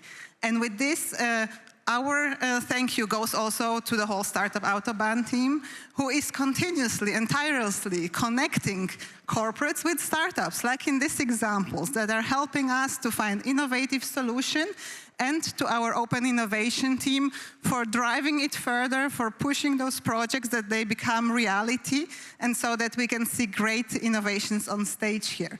But most importantly, a great thank you to both of the teams for the effort that you put together, for Certivity with Lorenzo, Nico, and Bob, and for the Madison team with Fabian and Marco. Thank you very much. This is really your award and your applause. And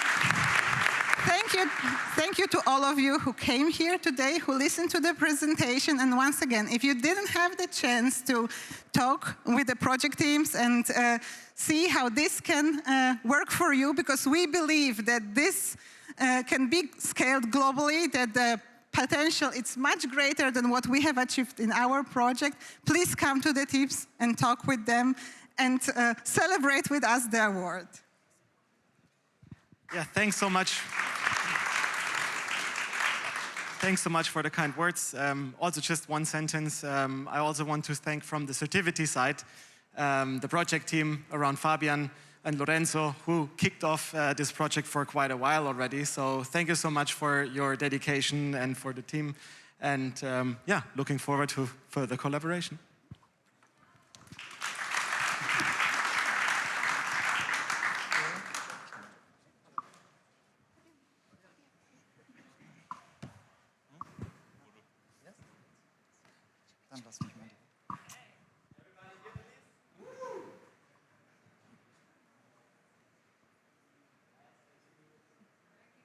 Congratulations, everyone.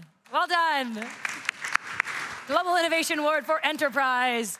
And that closes off our last pilot presentation here on this main stage today. Now, I hope you've had a good time exploring all of the other stages, the startup booth area. Hope you made some new great connections, or maybe were inspired by some of the ideas that you saw. In fact, to help us finish celebrating this little first portion of the day before we go into our closing ceremony, we actually have a special message for Plug and Play. Here we go.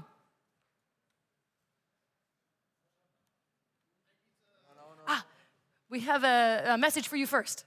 Yes.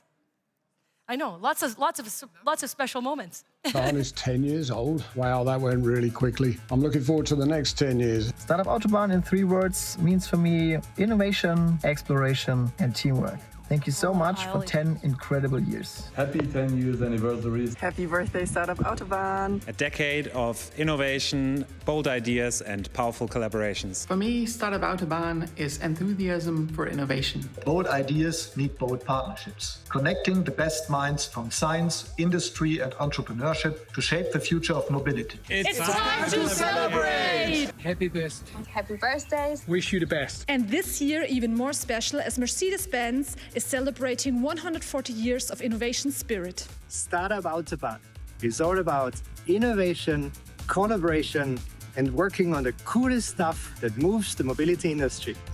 Happy birthday, Startup Autobahn. Cheers to our partnership and to the years to come. And thank you for fostering the ecosystem of open-mindedness, collaboration, and innovation. Happy birthday, Startup Autobahn. As the founder of Startup Autobahn, I'm very proud to wish you a very happy birthday. Happy birthdays. Happy birthday, Startup Autobahn. Happy 10 anniversaries. For me, Startup Autobahn has always been a place to grow. Grow long-lasting business relationships, but also grow personally. Happy birthday. Happy birthdays. Happy birthdays. When Mercedes-Benz and Plug and Play started Startup Autobahn, it was the first of its kind in the automotive industry. And honestly, we didn't know whether it would work or not. But we had engagement, curiosity, boldness, and trust. 10 years later, 15 expos, hundreds of pilots, that recipe still holds. Happy birthday, Startup Autobahn. 10 years has been a great journey. Happy 10-year anniversary, Startup Autobahn. Happy birthday. And here's to many more years of making innovation happen together. Happy birthday, Startup Autobahn!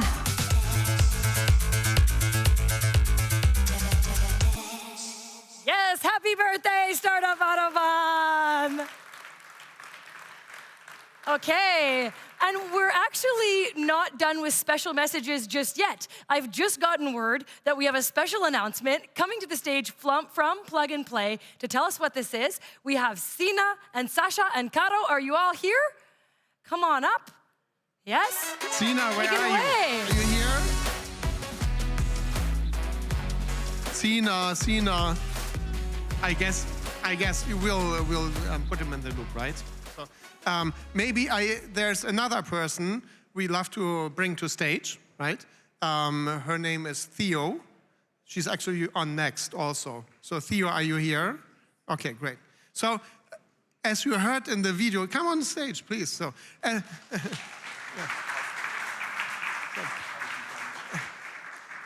as you heard in the video and also before, people are congratulating their teams. And again, like we wouldn't be here if it for our corporate partners and driving innovation. And it's not easy to do that.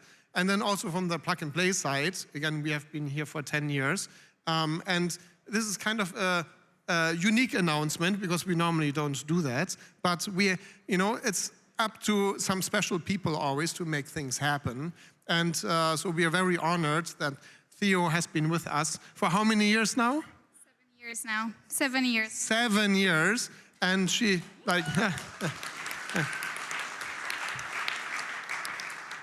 running the venture team here in Stuttgart and now also for Germany and doing an incredible job. And it's special people like this who also we like to reward. And so today we want to do a special announcement for you. And I give it to you, Caro, to say it.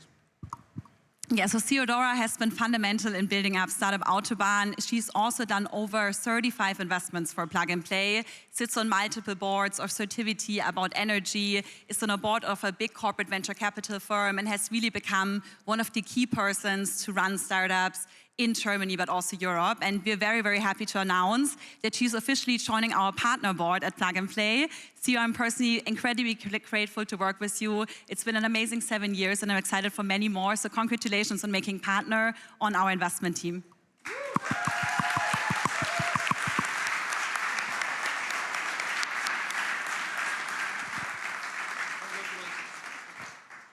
And now on to the regular show, because Yes. you can say a few words. Just thank you, I guess. It's been a long journey together. We've been through a lot of ups and downs, but I really want to thank our team and the amazing team spirit that we have, and up to the next challenges now. Thank you so much. Thank you, Theo. Okay, Theo is up next, so I'll, yes, you can stay here. Congratulations. I'm gonna have to update my card really quickly now from what I had before to partner. Okay, great. No, but Theo's gonna stay on stage as she is actually delivering our next presentation, helping us see the last decade of what's been happening here and of course, what's to come next. So congratulations, over to you. Thank you. It's been really an amazing day today, and it's amazing to also finish the day on this note. There's a saying in Silicon Valley that hard tech is hard, and it's actually true. Software really can reiterate in a few weeks, but when it comes to hardware, we really need to put together a lot of engineering expertise, supply chain intelligence, and a lot of mechanical infrastructure as well. However, what we've seen with Mercedes-Benz and with the anniversary that we celebrate today, over the past 140 years, the automotive industry has never stopped reinventing itself. We've been through a lot of waves. We've seen mechanical engineering. We've seen mass manufacturing happening, also thanks to advancements in industrial production with the assembly line that was moving autonomously. We saw engineering excellence as the next wave, where we borrowed and we understood how the automotive can become safer, more quality, and more performant. And also when it comes to the electronics compute era, we taught the car how to sense. More closer to today, we looked at electrification and ways of really reinventing the powertrain. And recently with AI and robotics, we're really going into a next era of physical AI. But the message has been clear. We need to borrow from other industries and from other worlds. And this is why Startup Autobahn was also born 10 years ago. We wanted initially to borrow from Silicon Valley, from the energy, from the nimbleness of startups in Silicon Valley, to combine it with the corporate units, with the business units, and the engineering power horse that we have here in Stuttgart. What did the work look like back in 2016 when we started? Well, we thought AR was the biggest application out there, and we spent a lot of time really catching Pikachu. I don't know how many of you remember that one. We also thought that VR was the next biggest compute platform. So if we look back to this picture, we saw a full room of VR glasses, and we thought this is how we are going to work and exercise and meet people in the next future. Also, back in 2016, AlphaGo from DeepMind was just revolutionizing and beating the world champion at the game of Go for the first time ever, basically unleashing the era of really deep learning and reinforcement learning that we are utilizing today in our AI age. In the automotive space, there was a lot happening. However, EVs were considered niche. There was less than 1% of new cars being deployed on the market being EVs. We also saw that mobility as a service was picking up, mostly thanks to mobile payments infrastructure being established.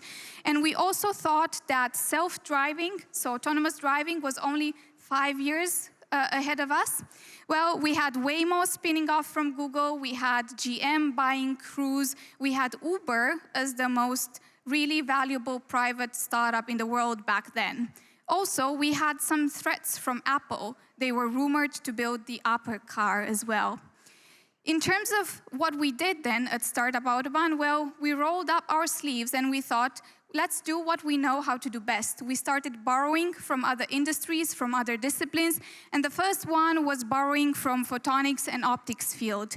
We worked with Luminar, back then Series A startup from the US, and we implemented and tested a solution with Mercedes-Benz, also eventually getting their way into AMG F1 cars. They were really reinventing the LiDAR infrastructure sensors. Back then, a LiDAR sensor was about $75K to produce, and they really rethought the architecture to make it more nimble and useful. We also thought about computer vision and AI, and there's a KIT spin-off startup called Atlatech that really used AI and computer vision to create 3D high-definition maps for autonomous driving.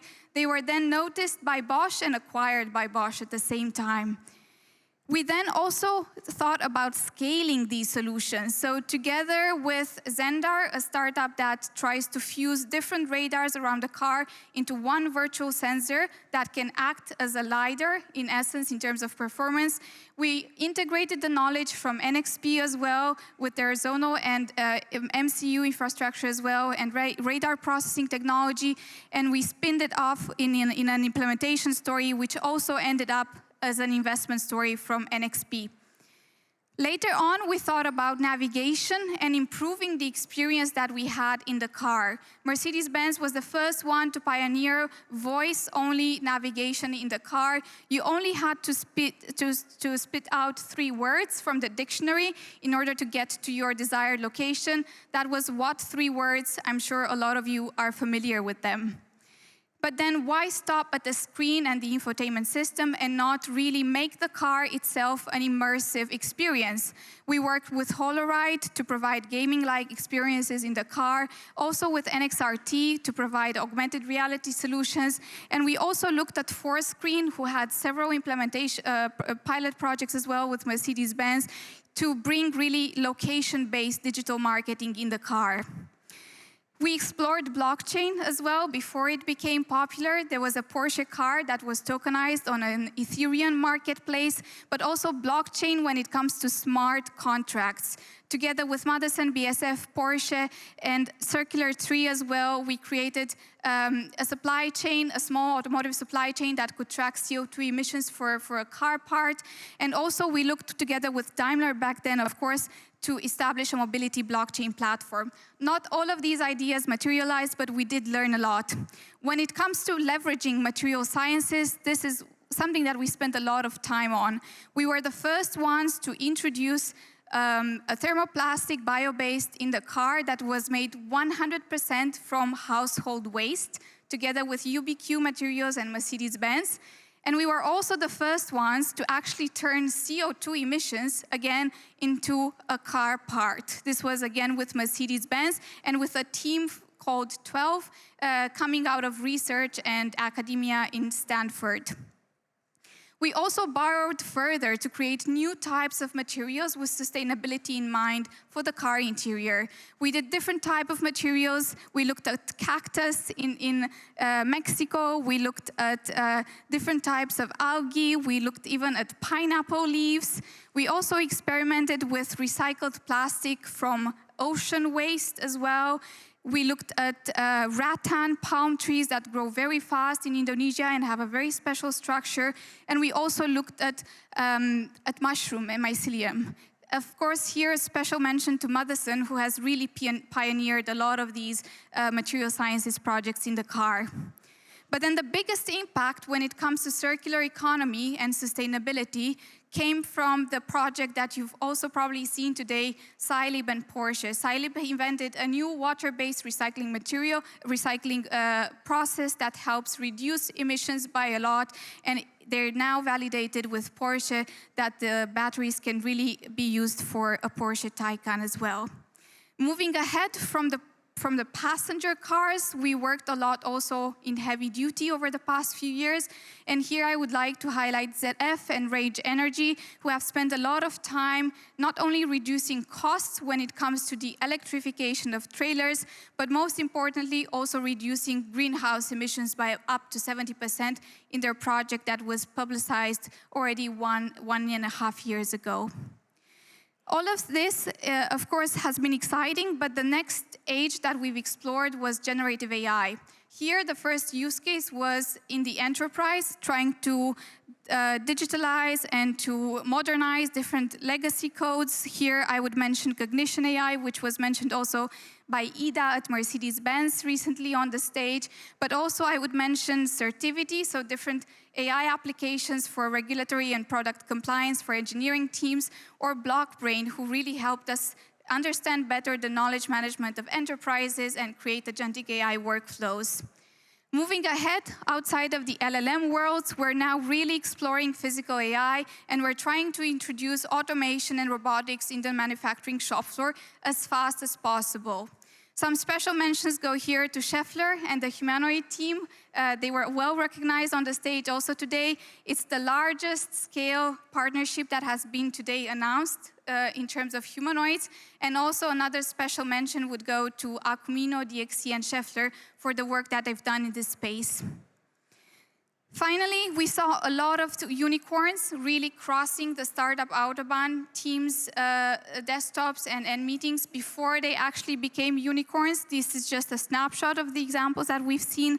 And we have really been busy over the past 10 years to try to sift through the noise, overall screening 37,000 startups, accelerating, introducing startups, bringing them to meetings with our partners in over 5,300 of these meetings, and then finally running about 585 pilot projects. So we've been really busy. Happy birthday, Startup Autobahn, for your past 10 years of innovation, and we really, really cannot wait to see what the future holds for us. Wonderful. Thank you so much. Yes. Wow, what an overview. And right after this lovely announcement too, she just goes right into it. Clearly a pro and someone you want on your team. All right, now up next, we are going to go into a conversation. We're talking, of course, about building and what the future looks like. And these guys are on that track. In fact, just last week, they became a brand new unicorn. Maybe you know who I'm talking about from over here in Germany, all right, from Munich. Okay, Caro will come to the stage, investment partner with Plug and Play, to host this conversation with one of Europe's fastest growing startups. Please welcome to the stage Jan from Finn. Come on up. Caro, maybe here.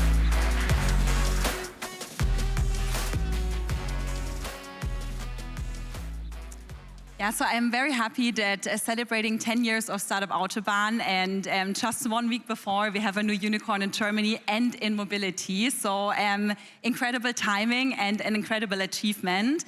You now have a car subscription for over 50,000 customers, 3,000 B2B customers. You were the first hire at Finn. In 2019, car subscriptions were not a thing yet. How did you find the company? Why did you decide to go for the job? And what has changed since then? Yeah, first of all, super happy to be here. So what we saw in 2019 was, one, that less than 1% of all cars were bought fully online, and while we saw much higher e-commerce penetration rates in other industries, we of course saw an incredibly large market, mobility, cars. There's almost almost, or is a huge TAM. We also saw a general trend away from ownership towards access. We saw still tedious processes when it came to leasing cars, right? With multiple partners across insurance, maintenance, etc., but also sometimes dozens of signatures required to get a car. And so that was in the end the space that we wanted to tackle.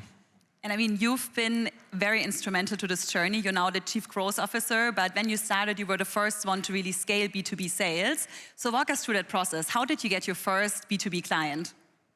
That's a good question. The first one, I actually don't recall the first one. In the beginning, so when we started, I remember we were in a co-working space. We were maybe 10 people, and I went to a separate room, set up HubSpot as our CRM. Looked at what could be interesting. Back then, I think we had only Opel as our only brand partner, and started basically calling companies, right? And tried to learn as we went, tried to learn on the job. Quickly found out that, okay, also in sales, you formulate hypotheses, you validate them, and then that's where you learn and grow. And then as we onboarded more OEMs, as our subscription process became more mature, we also managed to grow both the B2C and the B2B side of the business. And it's been an incredible journey. There's a lot of entrepreneurs here as well. What's your best tip to, really start selling to big customers, big, enterprises? What would you say are the key learnings over the last years? It's not the first time I'm asked about sales learnings, and I've always found it tough to come back to something that is really revolutionary or something where people now go, okay, that's what it takes, right? I think to me, sales is about listening, truly understanding what the pain point of your counterparty is, but also sales is about, as many other things are, work ethic and discipline, right? And in the end, what you put in is frequently also, or drives what you get out of it. And I mean, you spoke a little bit about OEMs. How many do you now have in your offering, just for everyone in the audience to get a bit of a picture? We work with over 30 OEMs today, European OEMs, but also some Chinese challenger brands, and really offer a broad portfolio from entry-level cars like a BYD Dolphin Surf all the way up to a Mercedes-Benz S-Class. Incredible. So if you're an OEM and not working with Finn yet, this is a good opportunity today to connect.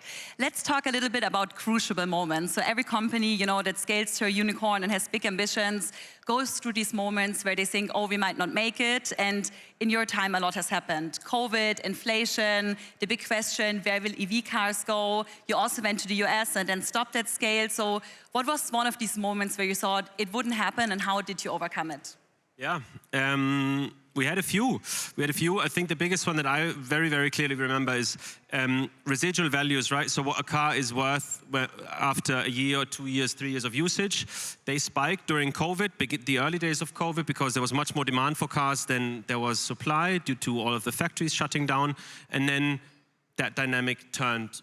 And it turned more drastically than I think most people expected. Production ramped back up, prices came down. And our business model is that we are the owners of the majority of the vehicles that we offer to our customers. And while we saw this coming to some extent, we had already pre-sold about 80% of our fleet. 20%, we took the hit on 20% on the residual values, and also out of the 80%, a few pre-sales partners actually defaulted on the contracts. And so that residual value risk piece, that cost us 8 figures, and put us in a few moments where we weren't sure whether we were still going to have a company in 3 months. 8 figures is a very significant amount, and I guess a big learning. So what did you take away from it? What made Finn stronger? I think very specifically to tackle residual value risk, today Finn does not own a car that is not pre-sold already to a highly credit-worthy partner, right? So either super large-scale dealer groups or the OEMs directly in their captive bank structure, largely. So that was a very specific learning. I think a bit more broadly, we learned to look at risk versus reward a bit more carefully, make risk a bigger part of our day-to-day decision-making. Before that, it was really just, hey, we We need to go all out. We want to build a category-defining company, and that just requires going all in. And after that, we started to take a more nuanced approach to a few topics. Yeah, and I mean, I think as you're building a unicorn, and I mean, the ambitions are bigger than that as well, you of course have to take a lot of risks, but I think now also having all of these learnings, it's, you know, a very stable company that's growing very fast. Talking a little bit, and I know everyone is tired about, you know, talking about AI, but obviously it's changing the industry a lot. It's changing mobility a lot. So what's specifically changing for you at Finn? And what do you think will be the biggest changes we will observe in the mobility industry? Yeah. So I think with AI, right, there's so much exciting things going on, and what I personally find the most interesting, whatever you look at, right, whether it is automation of certain tasks, or what I repeatedly look into is generating creatives with AI, right, whether that's pictures or even moving content. And what I find so fascinating is something that delivers really poor results today can deliver incredible results in 3 months, right? And so how quickly everything's moving has been, I think, one of the key learnings for me has been just to review things that are impactful every other month and to just see what has changed. On actually, not what do we plan to do with AI, but really what are we doing today already? I think in our customer interactions, we really are able to leverage AI to provide faster answers, to provide better answers, to understand problems better, and really then leverage also the team that we have to focus on the most impactful opportunities. And the second thing that I'm very proud of that we've done it, I wasn't really directly involved in this, but we've exposed basically our entire data warehouse, of course everything that we have GDPR compliant, to an LLM and made it accessible to the entire company. One through tools like Claude Code or Codex, but also actually via a just Slack integration. And what that allows everyone to do now at Finn is to do relatively complex data analysis themselves in just a chat interaction. And we found that that has become a huge leverage for just everyone and all of our business teams, not just the more tech-focused roles. And I think that's also incredibly helpful for everyone in the audience, really how you can make it practical for everyone in the company, create this, you know, common knowledge base, and then really, you know, on the one hand, scale internal operations, but also make it more efficient for your customers. Of course, we also have to speak a little bit about the plug-and-play journey. So we joined you only in 2024, so relatively late for us, but a lot has happened at Finn since then. You became Chief Growth Officer at the same year, so walk us a little bit through, you know, everything that now led up to you becoming a unicorn. Okay, so that the entire COVID thing, right? And then really, I think the most difficult, so we grew really fast from almost our founding in 2019, let's say early 2020, all the way to 2022. And then a lot of the residual value topics, etc., that I brought up came up. We also expanded to the US. In the end, realized that that wasn't the right time for us, also largely to the residual value topic. And all of that happened sort of in the span between 2022 and 2024, where we had to learn a lot, where we had to slow down our growth ambitions to de-risk the business to some extent and make sure we still have a company. And then basically with the round in 2024, we were able to focus back on growth and on really scaling the business, of course, still with a heavy focus on profitability, but yeah, sort of going back to growing and scaling. And since the beginning of 2024, I looked this up earlier today, beginning of 2024, we were at about 20,000 customers. Now we're at over 50,000.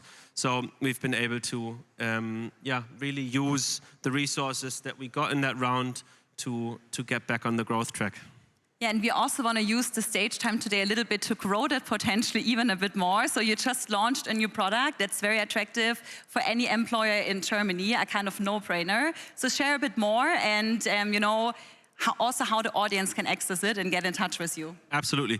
So don't want to make this a super long sales pitch, but in the end, what we have launched is a product that I truly believe in. It's called Job Auto. It is a salary sacrifice, in German Gehaltsumwandlungs, tool that allows employees to access electric vehicles at up to 40% cost savings with €0 in subsidy from the employer. This takes advantage of the advantageous taxation of sustainable or EV company cars. Don't want to go too far into the details. please feel free to reach out to me on LinkedIn, reach out to our team. Jobout is very prominently on our website. It's, from my perspective, a no-brainer benefit that can really make you as an employer super attractive at literally no cost to your business. And it's an incredible opportunity to do something good for your employees and to be part of one of the fastest growing companies in Germany. So I think, definitely a win-win here. Maybe, to wrap up and to also reflect back on the theme today. 10 years of Startup Autobahn, 10 years of automotive innovation. You are also one of the key players really changing the model of how mobility is working. What are your predictions? What's something that might seem very crazy right now, but that you think, when we sit here in 10 years, will be a reality in the mobility industry? Yeah. It's an interesting one. It's particularly, I think, in this room with a lot of people that know a lot more about the technical side of many things and the hardware technical side.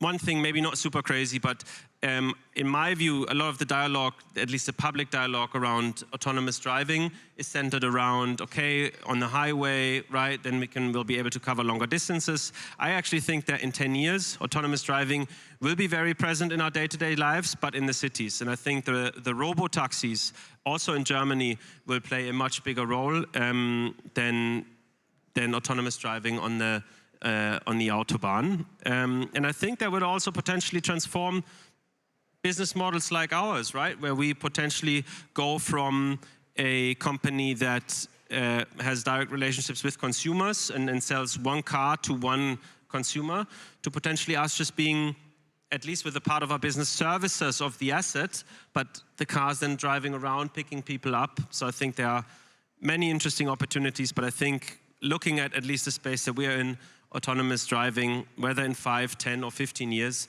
is likely the disruption that's on the horizon. Yeah, I fully agree. And it's going to be exciting when we all meet back here in 5 to 10 years to see how everyone arrives. Thank you so much for joining us, Jan. We're very excited for the next steps together. Many more plug-and-play events. And as I said, Jan is going to be around for a bit more. Go talk to him. And yeah, thank you very much again for coming. And we're excited for the next years ahead. So am I. Thanks a lot for having me, Caro. Okay, thank you very much. All right, our latest unicorn. And up next, maybe we have a Soonicorn. They're inching toward it. I think that they've got a good chance here. We are very excited to have our closing keynote look a little at luxury. We think so often today, we've been talking a lot about moving fast and doing things automated. And this company is asking the question, well, what does luxury look like in this next era if we can all have that automation and all of those things, right? And so here to help us define luxury in the age of intelligence, please welcome to the stage Christy. She's the CEO and co-founder of Decora Motors. Welcome to the stage.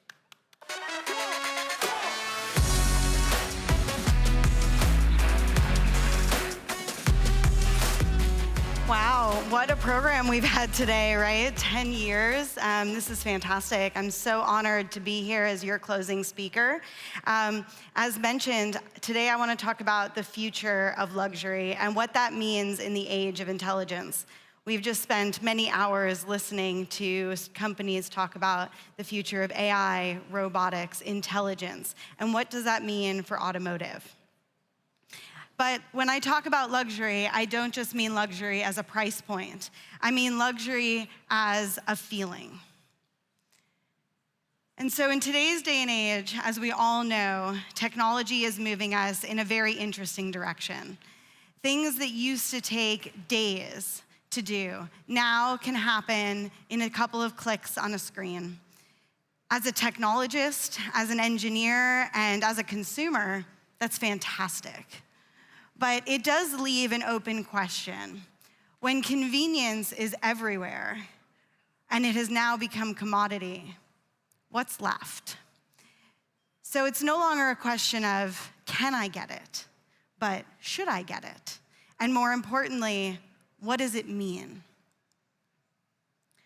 Convenience, effortlessness, even performance were once part of the equation for luxury. But as those have become commodity, the question remains, what is left? A custom-tailored suit is not meaningful simply because of its final fit. It's meaningful because of the experience of the fitting itself, the conversation, the measurements, and the feeling that something was made just for you. A great hospitality experience isn't meaningful simply because it was efficient. What matters is whether you were remembered by name, whether your service felt authentic and anticipatory. And a collector doesn't just love an object because it's rare. They love it because of the story behind it.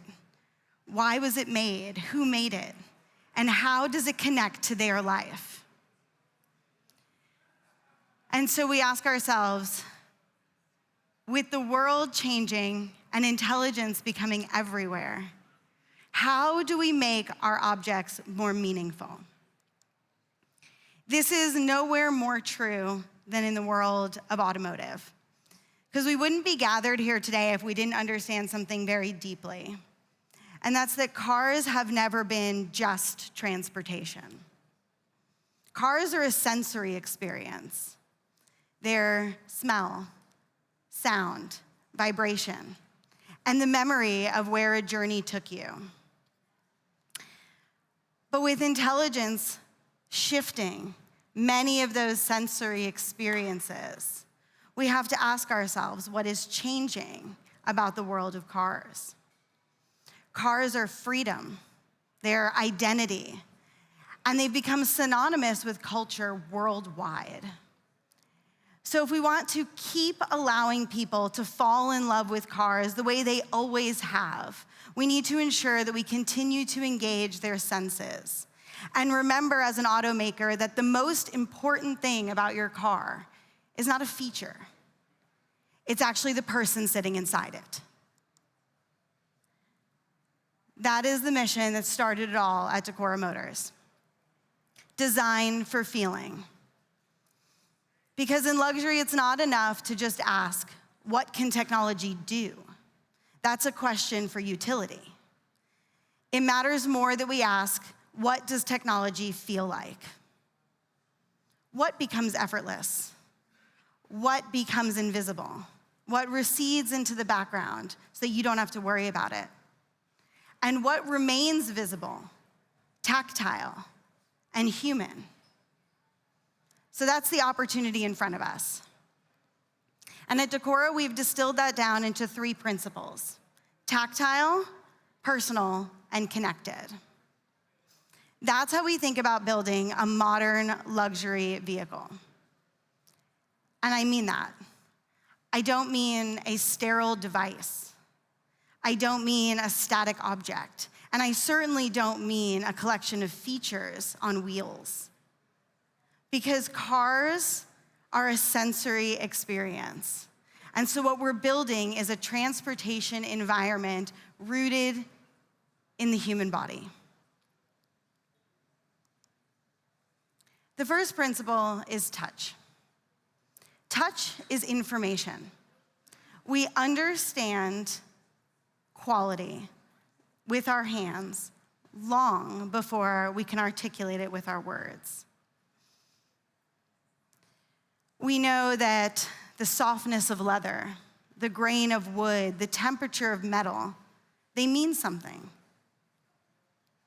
And so at Decora, we've designed an intelligence-first analog cabin designed to engage the senses while not removing what made it most important.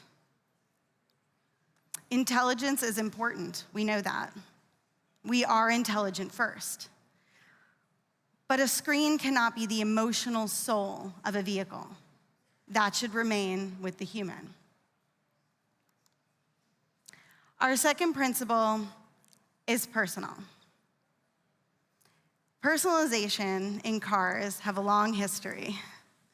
I like to call it a paint by number. You pick your paint color, you pick your leather color, you pick your stitching, your wheels, and depending on your budget, depends on how many options you get to pick from, how vast your menu. And those options are great. Those choices matter. But why should your object that means so much to you, why should it remain static over time? We believe that personalization doesn't end with purchase. It's just beginning. And so at Decora, we've thought about personalization architecturally, from materials to layouts to even modular functionality. Your car can change as your life unfolds. And our last principle is connected. And I don't mean digitally connected, although of course we are. I mean connected to a story, connected to the people behind the product, why it was made, how it was made, where it was made. I was telling someone this yesterday, and they said to me, you know, in Europe, we call that heritage. And I don't disagree. Heritage is very important. But being in existence for 100 years simply isn't enough anymore. Because as we said, owning a car is about your identity. And so what you own says something about you to the world. Therefore, how many years you've been in business isn't the only part of the equation. Trust, community, service, they're all part of what takes a meaningful object and makes it unforgettable. And so as I stand up on this stage and I reflect on everything we heard today, I want to challenge one key assumption. I want to challenge the idea that the future of intelligence has to look sterile. We seem to have inherited a very singular visual language for what the future looks like. Very sci-fi, white walls, blue light, smooth surfaces, almost untouched by human hands. Well, that's one vision for the future. I have a very different one. I believe the future can be warm. It can be tactile. It can have natural materials. And it can celebrate the human at the center of it. Because for luxury, it's not just about what we can do. It's about how we make people feel. And if we want cars to go on being culture, identity, and aspiration, we need to ensure that we don't remove the sensory experience that made people fall in love with them in the first place. And so if I leave you with one idea today, I hope it's this. When you see an experience that someone is telling you is the future of intelligence, ask yourself if they've left room for human intelligence inside it. Because the future is not frictionless. The future is human. Thank you.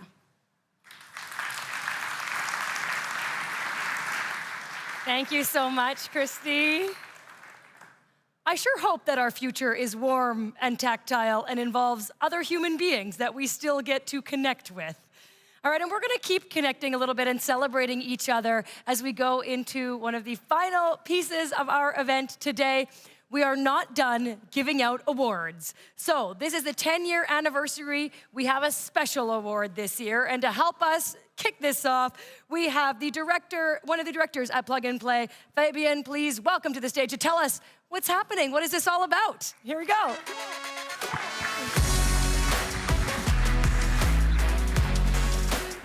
Thank you very much, Margot, and thank you everybody for being here. One more award. We wouldn't give that award if we wouldn't think it's relevant. And it's 10 years of Startup Autobahn, and there has to be a special award for a project that has really defined and characterized the 10 years we've had here. And we can't hand that over just alone as Plug and Play. We will hand that over, of course, together with Mercedes-Benz. So I'd like to ask on stage Nick Tempelhoff. He's the head of future research at Mercedes and is one of the leads for the Startup Autobahn partnership since a couple of years. Good afternoon, good people.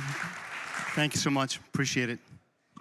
Nick, we made a process how we can award this very special award together. maybe you want to quickly announce how Mercedes-Benz has also agreed to hand over an award, not necessarily to Mercedes-Benz, maybe to Mercedes-Benz, but how did we get to the award we're handing over today? Yeah, look, I think we've come really a long way, and I think everyone in this room appreciates the idea that we've said, and this was talked about a lot today, and Sayed Amidi, of course, also alluded to this. It has been a journey, and I think we've come to a point where we do have a lot of track record. We've got a lot of fantastic founders that we were able to now, include in the program, and of course, also the partners themselves also took on, a lot of that experience. We've built that muscle of working with startups and really getting that across the finish line, including it in meaningful products. And I think this is why we've decided that it'll be great if we can also, as the partner community, come together, look at some of the outstanding examples of the projects that we've done. And specifically for us, front and center really being, how do you translate that into something that's meaningful, something that can really now move the needle for us? And I think this is why we've said, we'll invite all the partners to now, cast their vote and look at the projects and the project landscape that we've now seen.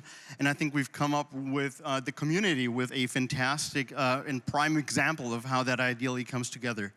Absolutely. And I hear a lot of rumoring in the background. I'm sure you're all wondering who won that special award. Many of you have voted for it. So I don't want to keep the suspense any longer. So I'd like to ask on stage the winners of the 10-year Startup Autobahn Award, voted by our partners, Acumino, DXC Technology, and Schaeffler. Minas, Jürgen, Astrid, please join us on stage.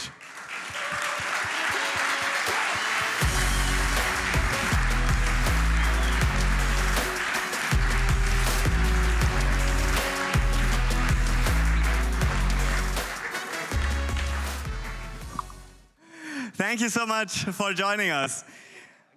You guys, thank you. Thanks for being here, Jürgen. Good.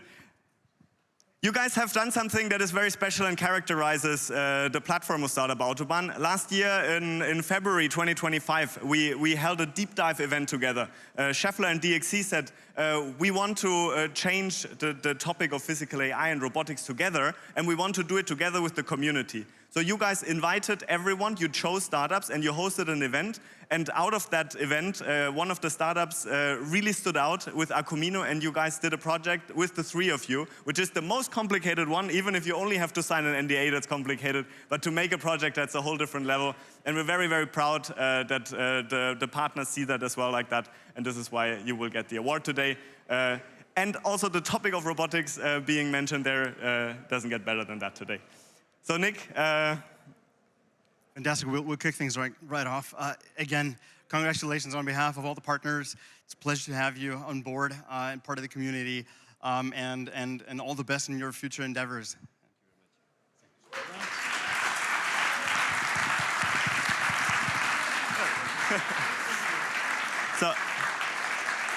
So that's the no, don't take all the photos yet. We have two beautiful trophies as well. More trophies. Minas, that's the one you're going to take home. And then Jürgen, Astrid, you're getting one of these really special 10-year anniversary awards you can put in the entrance of your corporate headquarters. And we're happy to visit that next year. Yeah, no, again, also from our end, all the best. It's a pleasure to hand this over to you.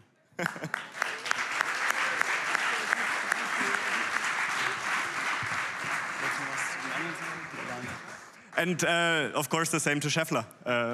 Looking really forward to seeing that. And thank you very much for all the effort. Now we can take the photo.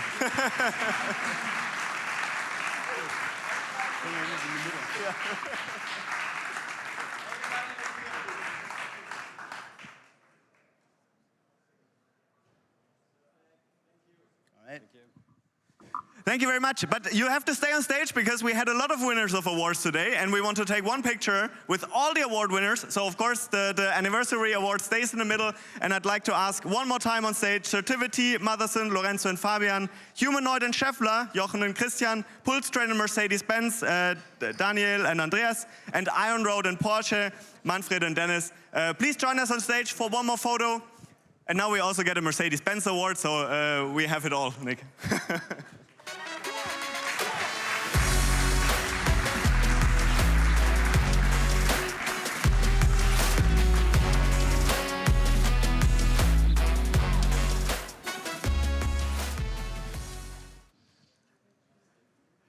Lots of awards.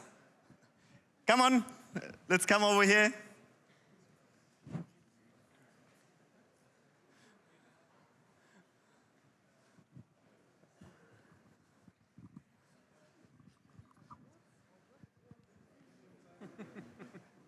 Good. We'll close the gap. I'll sit next to you, Minas.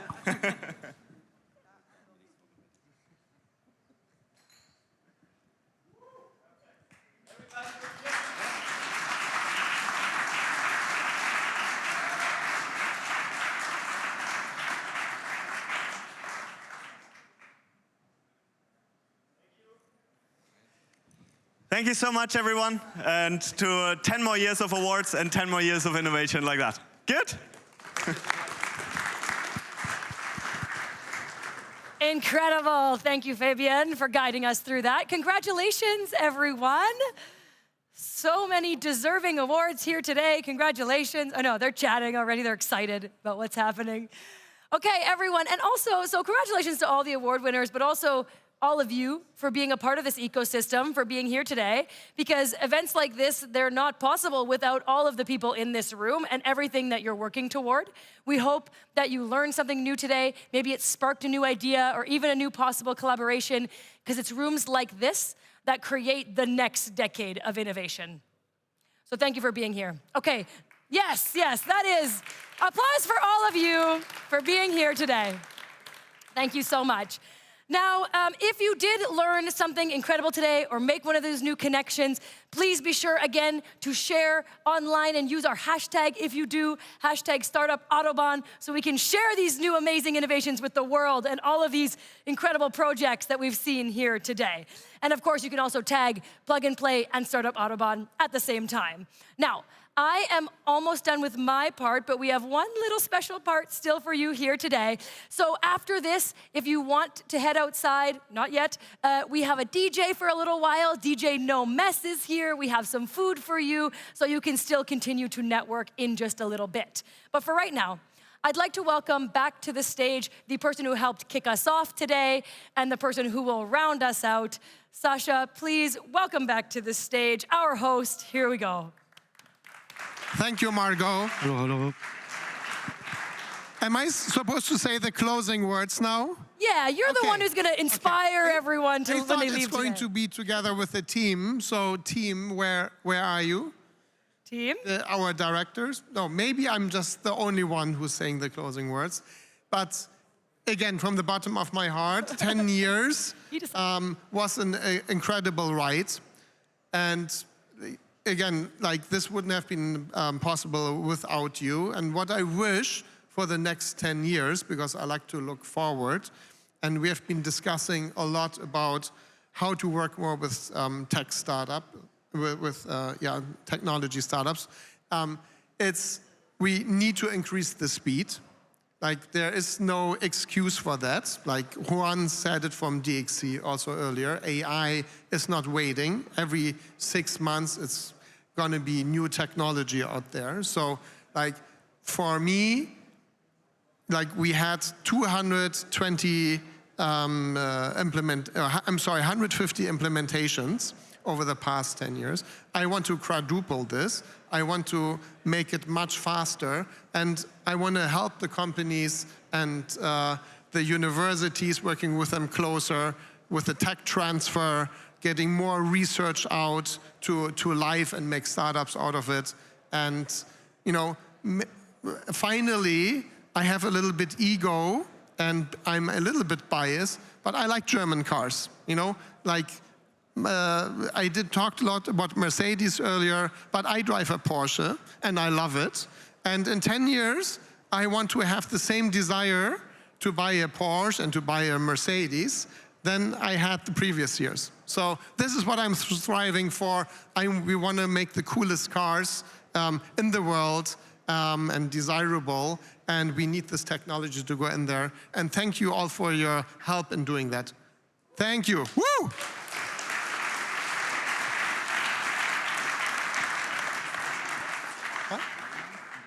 Yeah. Oh, now, finally,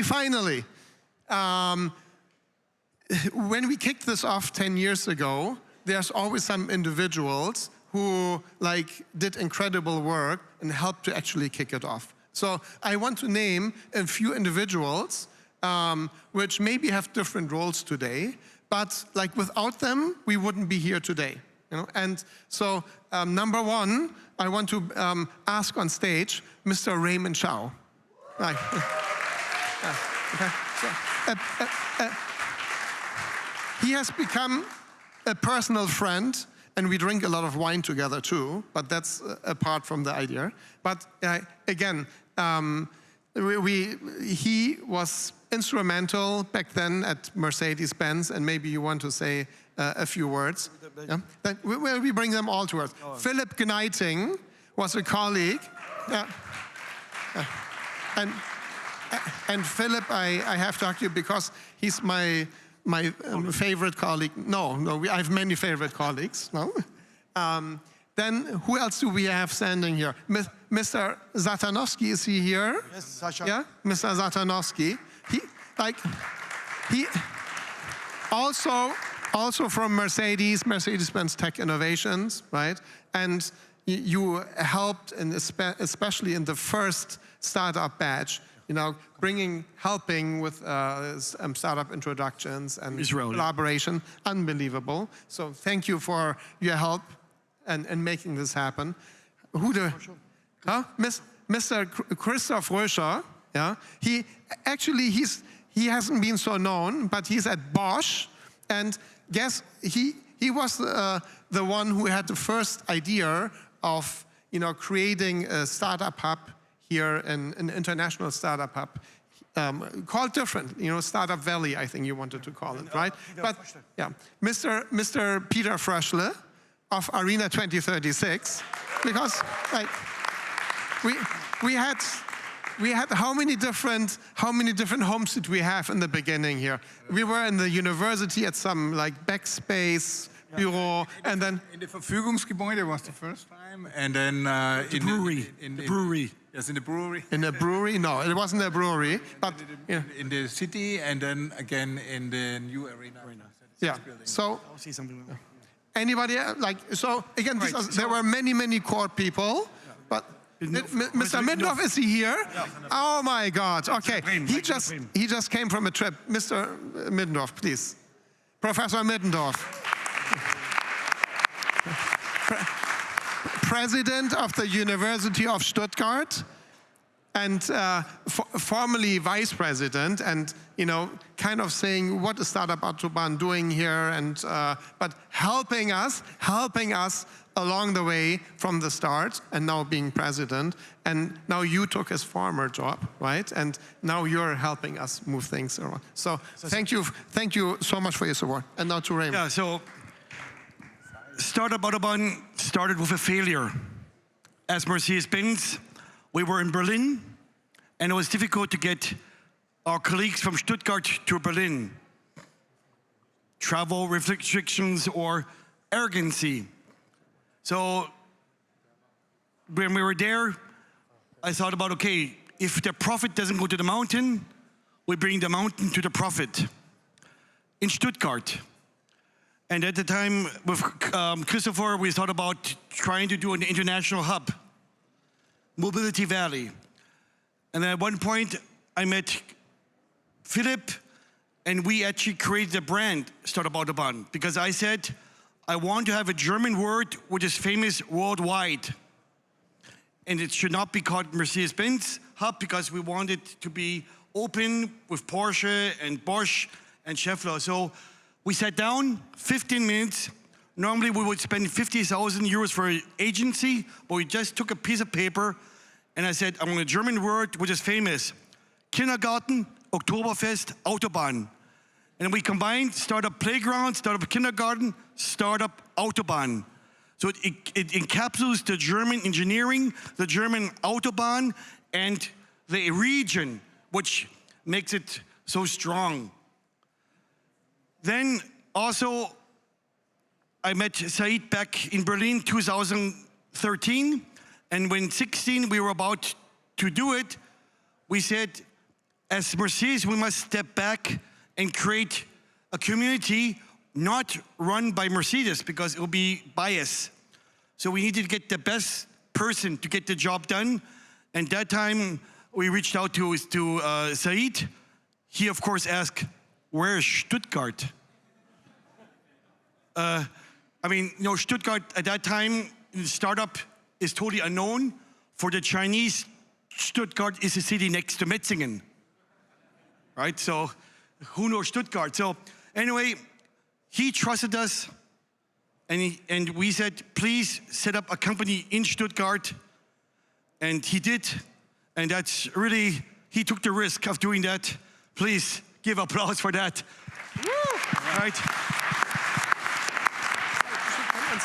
Please come on. Sasha became the Stadthalter, right? Representing and building up this great team, the fantastic team of Plug and Play who has helped us over these 10 years. Peter gave us the space together, as he mentioned, with his Arena 2036, together with the University of Stuttgart. I mean, this is the academia, the space, the grandmaster of startup, right? I mean, he talked about 2006 with Google, so we took the original 501 genes from startup and not some copycat. So this has been an incredible journey. Also with Alexander bringing the first startups from Israel at that time, 2017. This has been an incredible journey for me personally. Also, as mentioned, we have created friendships. Because here all of you have come across from all over the world. You have innovation as a passion. You wouldn't be here and spending the whole day here from all over the world if you hadn't had passion in this topic. And so I tell you, all of you are special. All of you are part of this community. I have been privileged to create friendships, personal friendship. We've been on each other's weddings, seeing little children grow, being at birthday parties.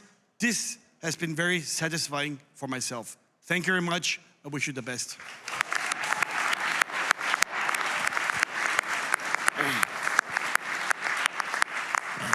I just will add that you need a passion like him to create something, and the rest of the team. Congratulations. You know, really, if you're a startup, you have to talk like him, and then we'll fund you.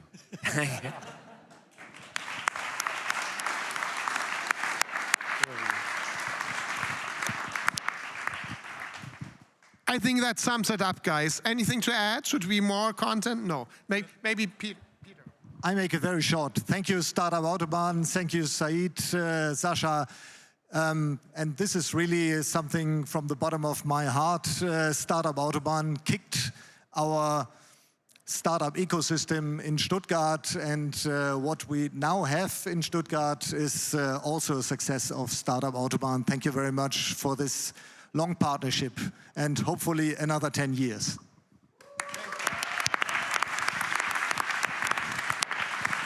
Thank you, guys. I think we are done for today. Huh? I'm sorry? We have more rewards? Oh, we have rewards for you. We have rewards for you. Peter, you get, no, that's Peter. Where's Peter? Yeah.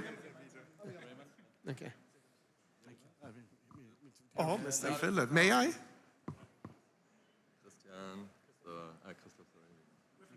I hope there's more. What a journey, huh? Yeah. Because we didn't know you make it on time, Peter. I get it delivered to yeah, you will. You will.